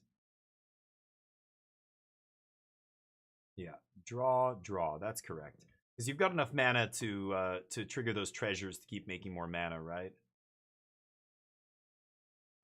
So the reason he's debating keeping Iroh's Demonstration, you might be thinking, what? Why wouldn't you just keep Demonstration easy and just slam it? Akira's got 1 mana up and 2 cards in hand that Seth doesn't know what they are. If he has a trigger to trigger prowess, then you just did nothing with your 2 mana and your spell there, right? He goes for it though. Yep, 1 mana, do 1 damage to everything, trigger Talent, so it's not resolved yet. Discard Talent, draw, trigger Monument twice. He's gonna make 2 treasure. He has Iroh's again? No, he draws Talent and Wisdom. Oh my god. Yeah, easy double treasures here. Oh, he goes for 3 life. Interesting. God, this kind of sequencing is so weird. Like, why go for 3 life and not another treasure there? Is it time to start hitting the life totals? But Akira says fuck it, and he picks them up. Wow, crazy. It's like, the way Seth plays his cards is just not intuitive to me anyway. It just seems so unintuitive, but it just ends up working out for him that I feel like he sees something that I don't. I'm trying to identify, what is he seeing? Like, some of those things I think were objectively correct and I was wrong. Always look at the next card, draw first. You have that island in hand. You know, he draws a land, he gets to do the Monument anyway. But he just made a treasure and played the island. He could have done Monument regardless. I don't know, it's so funny. But like that spot there, why go 3 life treasure instead of not just double treasure, play another spell, now double 3 life? You know, the result is the same, and Akira scoops because he knows Seth's gonna trigger it again. But why do that instead of just, you know, getting more resources first and then doing life last, you know? Domino, what's up, man? How you been? He's smarter than me, of course. I mean, he's a world champion Hall of Fame Magic player. But I'm trying to figure out what it is. Like, I want to identify, I want to hear him explain why he did it that way instead of the way I was intuiting, like, or the way I would have thought you would do it, you know? The more intuitive way. I want to know, you know? Smart is a weird word. Like, I wouldn't say he's smarter than anybody. He could be a total moron when it comes to all kinds of other stuff, but he could be a savant when it comes to this. That's how human brains work, you know? So I don't think he's any smarter than anybody else. His brain works in a way that mine doesn't, and I want to try and know what it is so that I can maybe train my brain to do some of that. You know what I mean? That's really what it is, right? Yeah. And you see this a lot with other stuff, chess and a lot of mathematical based games. Okay, whoa, super close. Why are we so close? Dear God, there goes the focus. I don't know. The cinematography at these things is something else. Sorry, Scary at 10 life, yeah. Monument is 2 mana. It was 2 mana for him there, yeah. So, I mean, but again, when you're triggering it all 3 times, is there a right sequence to triggering monuments like that when you have multiple? Like, obviously the first one is easy peasy, double draw, yeah. But then why go treasure 3 life and then treasure 3 life on your last trigger instead of just going treasure and then like having more mana up for the next part? What is the thought process there? There's a reason, right? Otherwise he wouldn't have done it. But I want to know, like, what was that? Why did he do that? That does not seem intuitive to me at all. They want to see their opening hands. Pretty good. So this is post sideboard now, right? Or how does it work? I can't remember. Is it the first 2 games are pre-sideboard, then 3 post? Maybe. I can't even remember now. The rules around this have changed a bunch of times. But yeah. 1 Quench main, yep. So yeah, the post sideboard games, they're both going to bring in more counter magic. But I'm pretty sure this is another game 1 main deck game, right, in this match. And then they go to sideboard for the last 3, if I'm not mistaken. All right, little opt. Of course, Akira being on the play here, huge advantage in these kind of low-to-the-ground tempo mirrors. So he gets the artist talent on the board before Seth can leave up anything to interact with it. It's a good one. Grand also a good one. So Seth also off to a good start, especially on the draw here, having the 1-drop.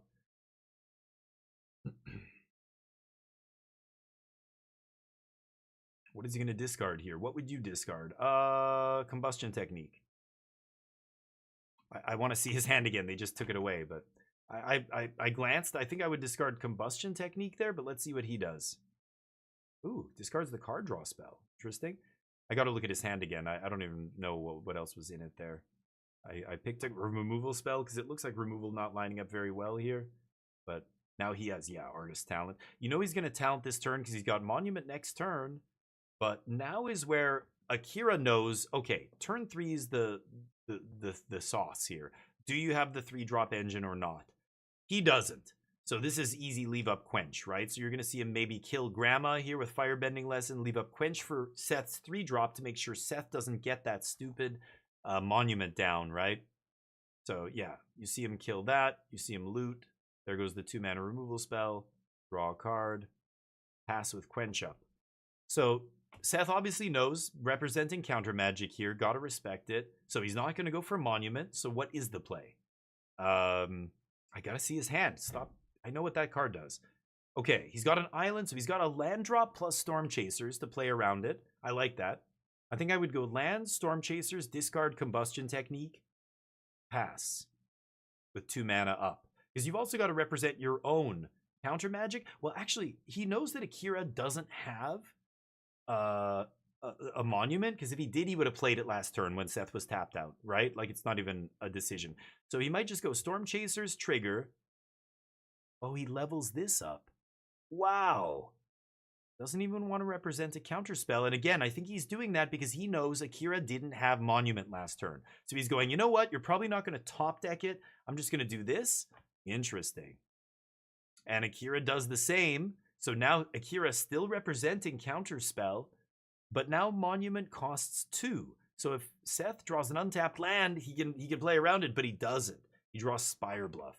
Ouch. So maybe you loot away the Spire Bluff here to find an untapped land. So you go Storm Chaser's Talent, trigger, discard Canal, draw, hopefully untapped land here. Yeah.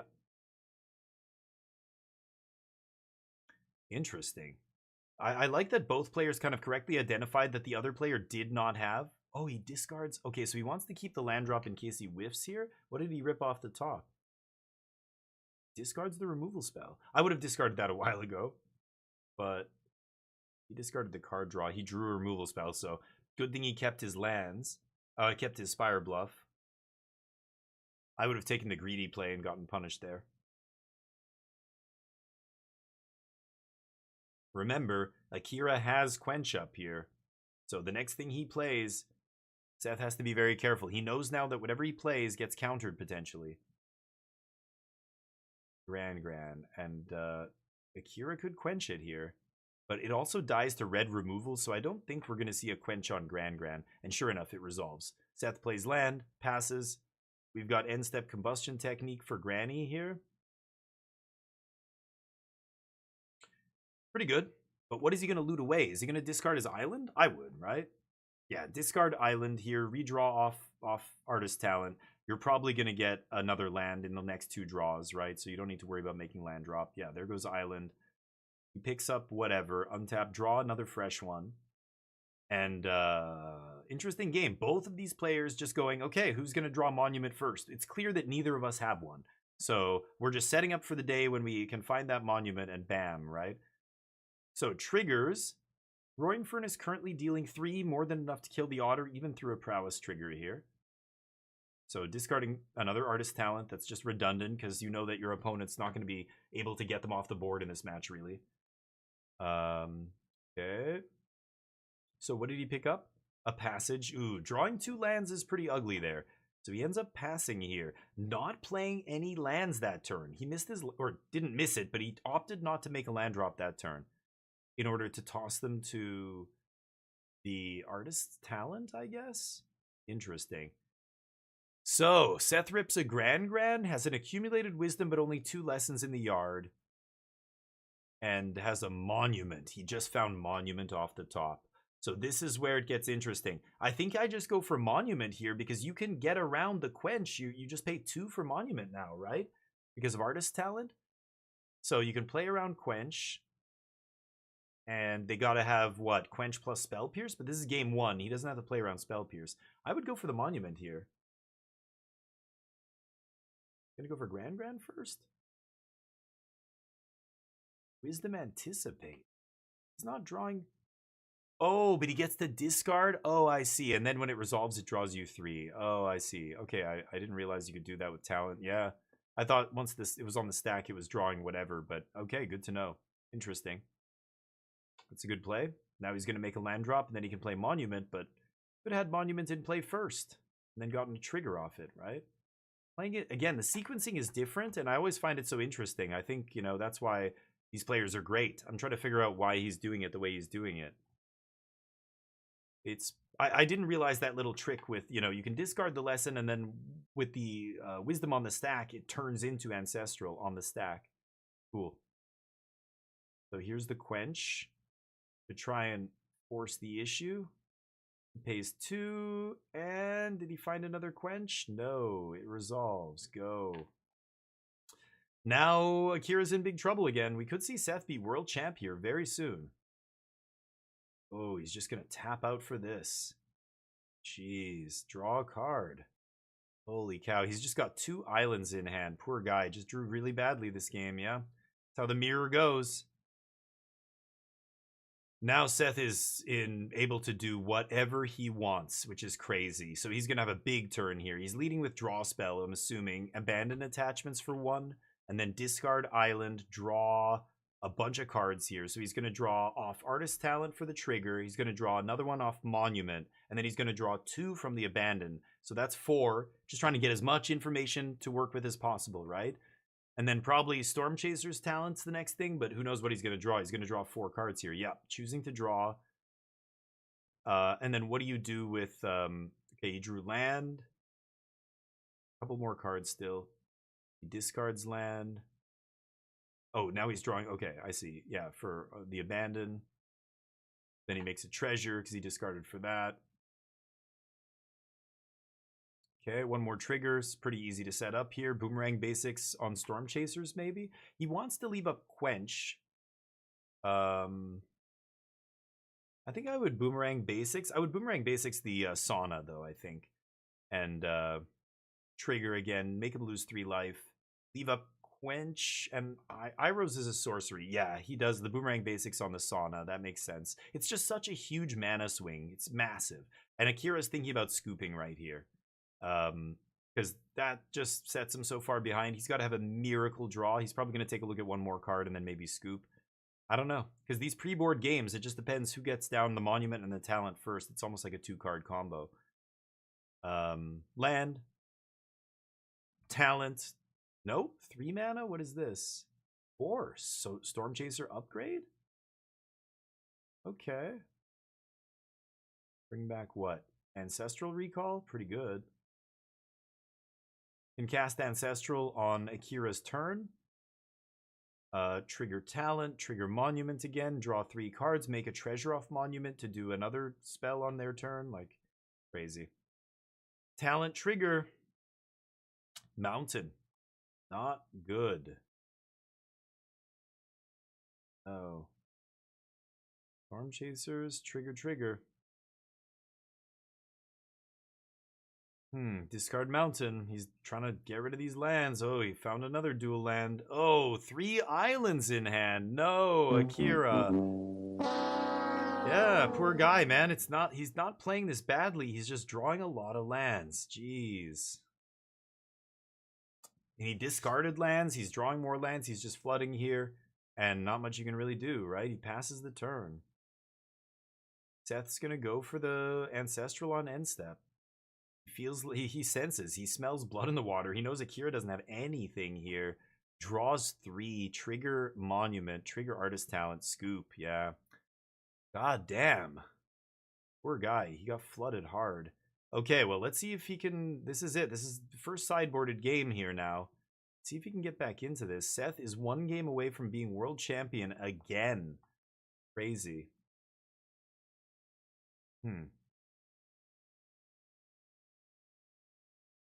Yikes.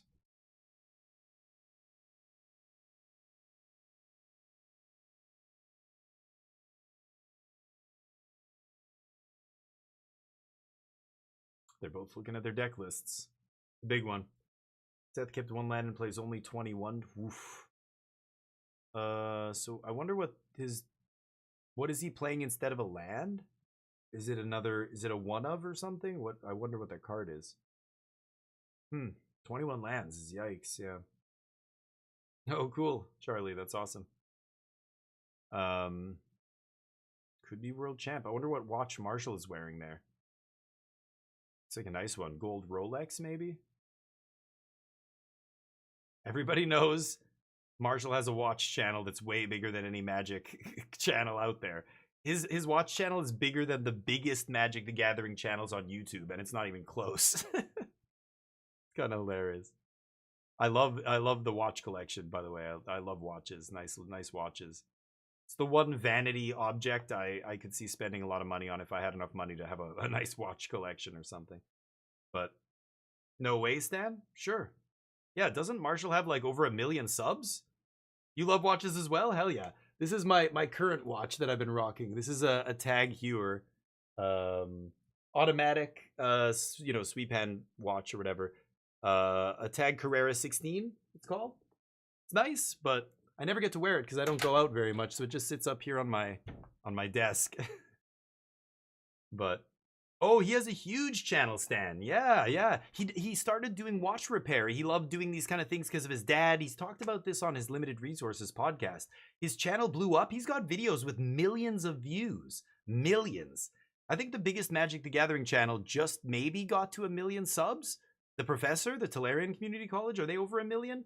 If that happened, it must have been like this year, right? Because right up until this year, I don't think there was a single Magic channel with more than 1 million subs. And he's had 1 million subs for a while. He's like, yeah, it's huge. Isn't that trophy crazy? We were talking about this. Does the winner actually get to take it home? Is that like their trophy to keep? Or is that just for the whole promotion, the show, and they get to hold it, take pictures with it, but then they give it back? Is it theirs? Because it does look incredible. A little gaudy with all the gold, but I love the lotus at the top. It's very cool. You think they keep it? I don't know. Nobody's given me an answer yet. I'm not Googling it, so I don't know. I guess you could probably find out, but curious. Arn's Casio was the real flex. Nice. Like, yeah, I have friends who have nice watches, but then sometimes they'll wear like an old school Casio. Yeah. That's cool. I can respect that. Calculator watch. But anyway. Check out Marshall's watch channel. He knows his shit when it comes to... He's got a nice collection of watches, apparently. I don't exactly know what kinds of watches he has, but he knows his shit. He repairs watches on his videos, and he has some nice watches. People send him their watches, like really unique watches or like sentimental watches that are like, can you fix this for me, and that kind of stuff. Really cool. So yeah, check it out. I think it's called Wristwatch Revival is his channel on YouTube, Marshall. Anyway, so of course, when I see him on coverage, I want to know what he's wearing there. It looked like a Rolex, but couldn't tell. I'm not a pro. I'm not like a connoisseur enough to tell just by glancing, but if I had to guess, I would say Rolex. But yeah, Wristwatch Revival. Yeah, check it out. All right, so let's see if Seth Manfield becomes the 31st world champion here. He's 1 game away, but this is the first post-board game we're going to be playing, remember. So Negate's going to be in there. We're going to see more. Spell Pierce is going to be in there. We're going to see, what's it called? Even more Quench. A couple Quenches in the sideboard of both these guys' decks, right? What else are they going to bring in? I would have to look at the lists again. I can't remember all their sideboard cards. Annul is a big one in this matchup. Cheap, counters the 3-drop, counters the 2-drop that you care about.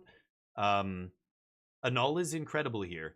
So each of them have, I think, 1 Annul in the sideboard. You're gonna see annuls come in here. I'm gonna put an annul in my sideboard. I took it out actually, but after this World Championship, my Jeskai deck, annul's great. You know, even against the tempo versions, you counter Storm Chasers, you counter FOMO. You know, it has utility, right? All right, Seth doing a good job shuffling there, as he should. Always shuffle your opponent's decks. Looking away, as you should. Don't look at it while you shuffle it. Good call. Oh, shuffling his own deck. Okay, now they're presenting. Okay, never mind. The other guy looks like he's double sleeved. That light blue sleeve looks... that deck looks tall as shit. But see how they're both looking away? Never look at the deck while you shuffle. No impropriety, no angle. You know, I'm a mechanic. I'm stacking the deck here. It's a courtesy thing you should do when you shuffle your opponent's decks. I glance at it at first just to look at the sleeve condition, and then I look away as I shuffle, right? I don't see it in a body shaming as how short he is. Yeah. You were alarmed? I don't know why that would be alarming. I would be more alarmed by seeing a very overweight person. Because then I would be like, oh my god, like, your health is not in good... Your health is a serious concern. You are morbidly obese. That's a cause for alarm. But being short? He's not going to die young because he's short. You know what I mean? There's no reason to be alarmed. But weight is something to be much more concerned about. But of course, there's a lot of overweight people, I think, in Magic. A lot of, you know, it's a very sedentary game. A lot of the people who you see on camera right now are not in the greatest shape. But that's more concerning to me. But I like how you said you were alarmed. You're like, oh my god, he's so short. Like, I know what you mean. Yeah, I know what you're saying, Charlie. It was just such a funny choice of word that I had to be like, oh my god, are you okay? You're like super short. Like, yeah, I'm fine. I'm just short. I can breathe. I'm gonna be okay. The air's not too thin down here or whatever. That's funny. I know I'm making fun of you for it, but it's just it was a funny choice of word. That's why I had to mention it. I'm not that tall either, so if somebody's alarmed at my height, I gotta be like, dude, it's okay. Being short doesn't shave 10 years off your life like being overweight does. That's what we should really be talking about. But now, these days, it gets weird. Conversations about weight. People think it's body shaming. Like when you say, you also said body shaming. I don't think it's body shaming at all. There's nothing wrong with being short, you know? I think I'm glad I'm short in a lot of situations in my life. I lived in Asia for 15 years. Trust me, being short is not a problem. My buddies who were 6'6", they were fucked in Asia. They did not have a good time in a lot of the hotels, the hostels, the buses, the airplanes, you name it. I mean, it's not fun to be tall in a lot of places in the world, but a lot of people don't leave their backyard, so they don't realize that, you know, I think a lot of people who maybe are tall or whatever, who think short is, they think short is like a disadvantage of some sort, but it's, I've never had it be a problem for me in any aspect of my life, whereas there's many times where I'm like, damn, I'm glad I'm not tall, because I feel bad for that dude. Anyway. I know what you mean. Yeah, the body shaming thing. Yeah, people talk about it like a negative thing. I laugh. I think that's funny. Like, they're just, you know, people are dumb. They shouldn't think about it as that. Body shaming because people are out of shape is a thing. That's a real thing. I'm not saying that doesn't exist. It is a problem. People don't know how to approach that kind of subject. Like, my loved ones, I don't want to see somebody look like John Candy or somebody who maybe should have given us so much more. Or Chris Farley, or, you know, those guys were great and they were talented and everything else, but nobody around them wanted to say something, or maybe they did and maybe the person took it badly or whatever, but those guys are not with us anymore because of their health, and that sucks for all of us. You know, it sounds selfish to say, I wish you lived longer so I could be entertained. You know, in a way, you could twist it into saying that, but that's not what it is. It's just saying, like, talent, intellect, you know, ability, you name it, is wasted when people die young for whatever reason. From poverty, from malnutrition, from too much food, not enough food. It's the same thing. Somebody who's anorexic or whatever, who dies young, and you're like, oh my god, they needed help. Nobody gave them help. I think it's the same thing as somebody being morbidly obese. They need help. People should be trying to lose weight if you're obese. Don't just be like, hey, I'm big and beautiful and whatever, and fuck you. If you say anything about it, you're an asshole. Like, you're body shaming me. Like, what? The whole discussion has gotten so fucking twisted. It's unfortunate. Like, overweight people are overweight. There's no, like, way to slice it that is not just a health. You're just decreasing your quality of life and your life expectancy. Full stop. No doctor in the world is gonna disagree with that. That's just, those are the medical facts. So you can live the way you want, and you know, I'm not gonna judge you, but I love you and I don't want you to die young. So I really wish you would change some of your habits and be more healthy. That's all. Like that kind of discussion. That's not body shaming, but a lot of people, that for them is body shaming. You do not have any right to tell people how they eat, blah blah blah. It's like, I know. I just, you know, I'm trying to do it from a place of caring. It's like why you have an intervention for a heroin addict or whatever. Food is an addiction. I think a lot of people know this, right? Food can become an addiction. And especially when you're depressed or you're in a bad mental state, like it's a crutch. It makes you feel better. And then pretty soon you're ballooning in weight and whatever, right? But Seth's gonna win this. Yeah, I think so. He's on like one win to win it, and he just seems to just have great draws this match. Akira had some garbage draws. You saw last game how many cards he drew. Land. Like 5 out of 6 cards were land. Oof.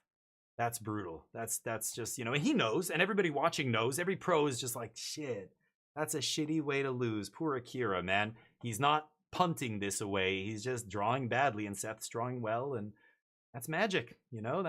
They're both great players, but Seth's fantastic.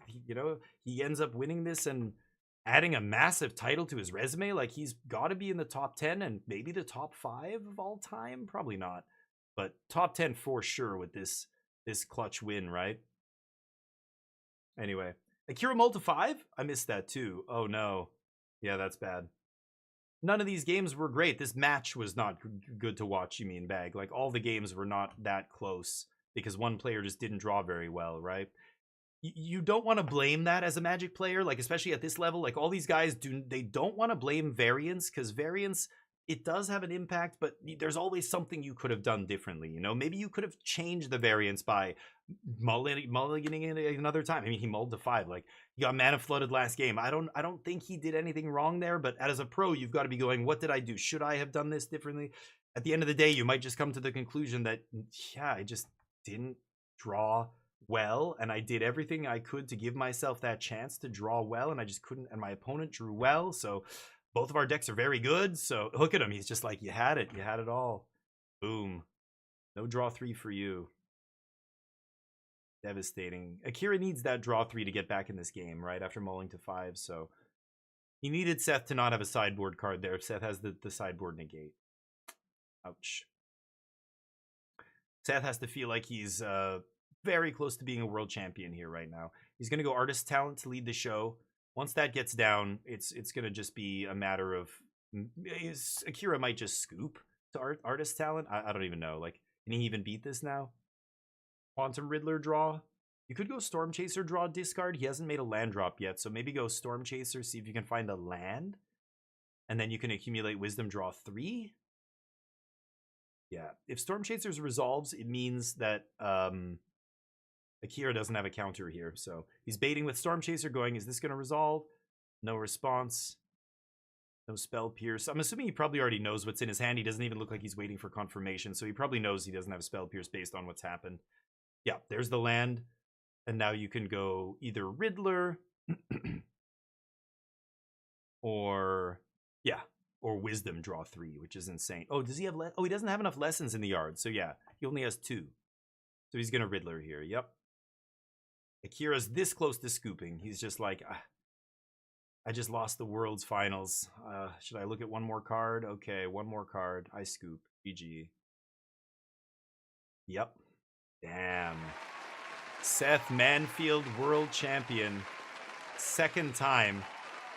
Crazy. Over Akira Shibata, he puts himself into Damn. He's going to get an invitational status, card, yeah. Hall of Fame, Pro Tour champion, 2-time world champion. He went from 2-time world champion. He was 0-2 at the start of this. Didn't Damn. drop a game today. Going 10 in a row. 13 match wins in a row. 13 match wins in a row. Joining Holy only shit. Javier Dominguez and Shahar Shenhar as 2-time champs.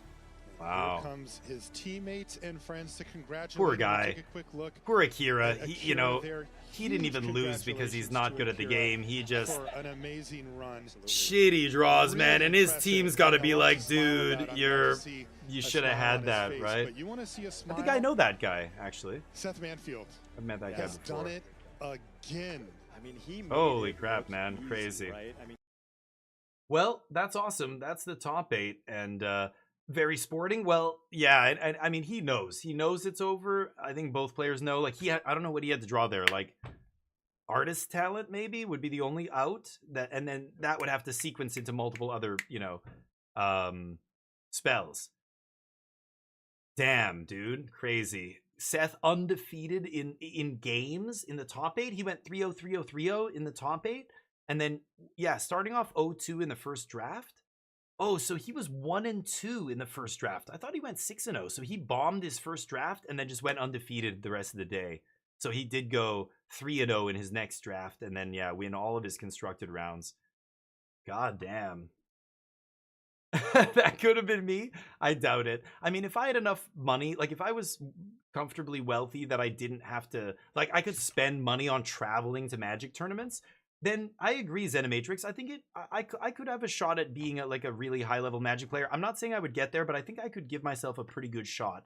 I would just have to go and play enough tournaments. That's really what it is. It's like getting Mythic on Arena. It's not necessarily about your skill. It is part of it, but it's also the hours you put in to get Mythic. That's all you really have to do. You can get Mythic with a janky deck. You can get Mythic with a lot of bad decisions and a lot of losses. It's just a matter of time. If you fly to every RC, if you go to every RCQ all around you, if you're constantly trying to qualify, then and you're knowledgeable about the game and you're playing tight, you're good. That you'll get there eventually, but then you get to the Pro Tour and then it's a whole other thing. Now you've got a testing team. Like I would try and team up with people, but I just don't have like the time or inclination to even attempt that, or the money. I can't afford to fly. Like for me, I'm in Vancouver. I don't really want to go to the States at all right now. So that cuts off a ton of tournaments. To fly, some people right now want me to fly to Toronto for the next Spotlight Series in February, the first week of February. It's like 700 and something bucks to fly that far. It's not easy. Thank you, dude. The tier 1 sub. Come on, you didn't have to do that. Thank you, though. Zenimatrix, tier 1 goddamn legend. Amazing. Thank you, dude. That should help. Thank you. I appreciate that.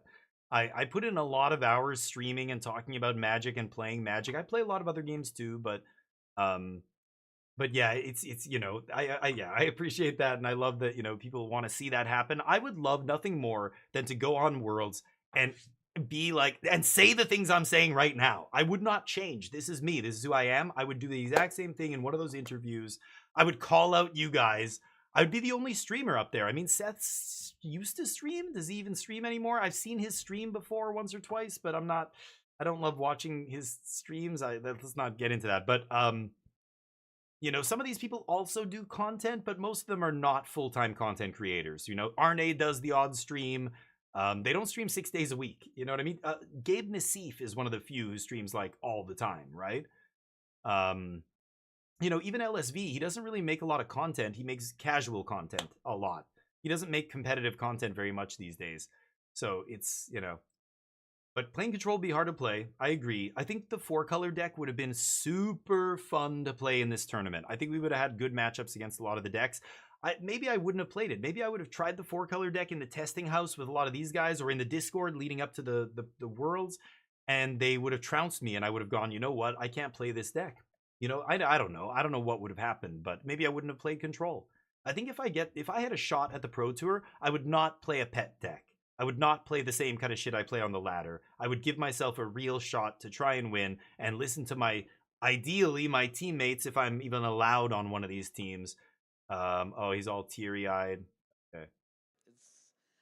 I don't know Two-time why world champ. this happened, but I am. We should see a lot of content creators with limited champion. very Oh, hopefully. Limited is a separate thing, but yeah. 10 years.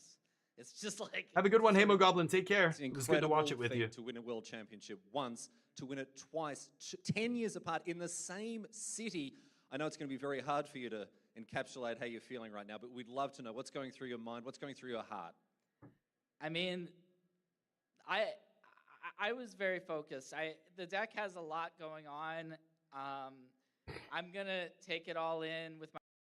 I can't listen to this. It's so hard. Okay, anyway, we saw the top 8. They're gonna give out some awards. Player of the Year, Yukihiro is awesome. But I should probably Should probably stop here. God, it's so long. I've been streaming since 10 a.m. It's 6 hours already I've been streaming. I was going to play some other stuff today, but I really should just... I got to take Neo. I've got to do other stuff around the house. I can't justify all day today. Usually I don't stream on Sunday because there's other stuff to do, but... let's go give some Magic players some love. But that was a blast, and whoever stuck around for that top 8 watched it with me. I really appreciate it. It was so fun, and talking about all the different aspects of the top 8 and everything going on, it's always a good time. So I appreciate it. There's a lot of great people you can watch with who stream out there. But let's give somebody some love. English.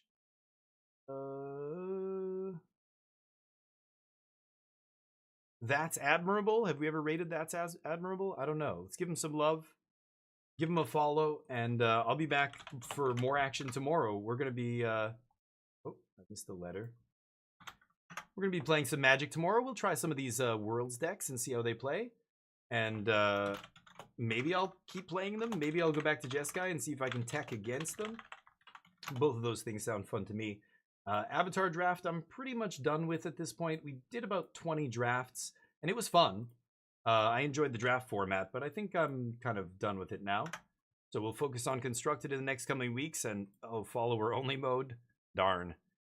Well, okay, whatever. Let's rate him anyway, and I hope you enjoy it. Give him a follow. Give him some love. This is That's Admirable. And if I don't see you, have a great weekend. I will see you tomorrow.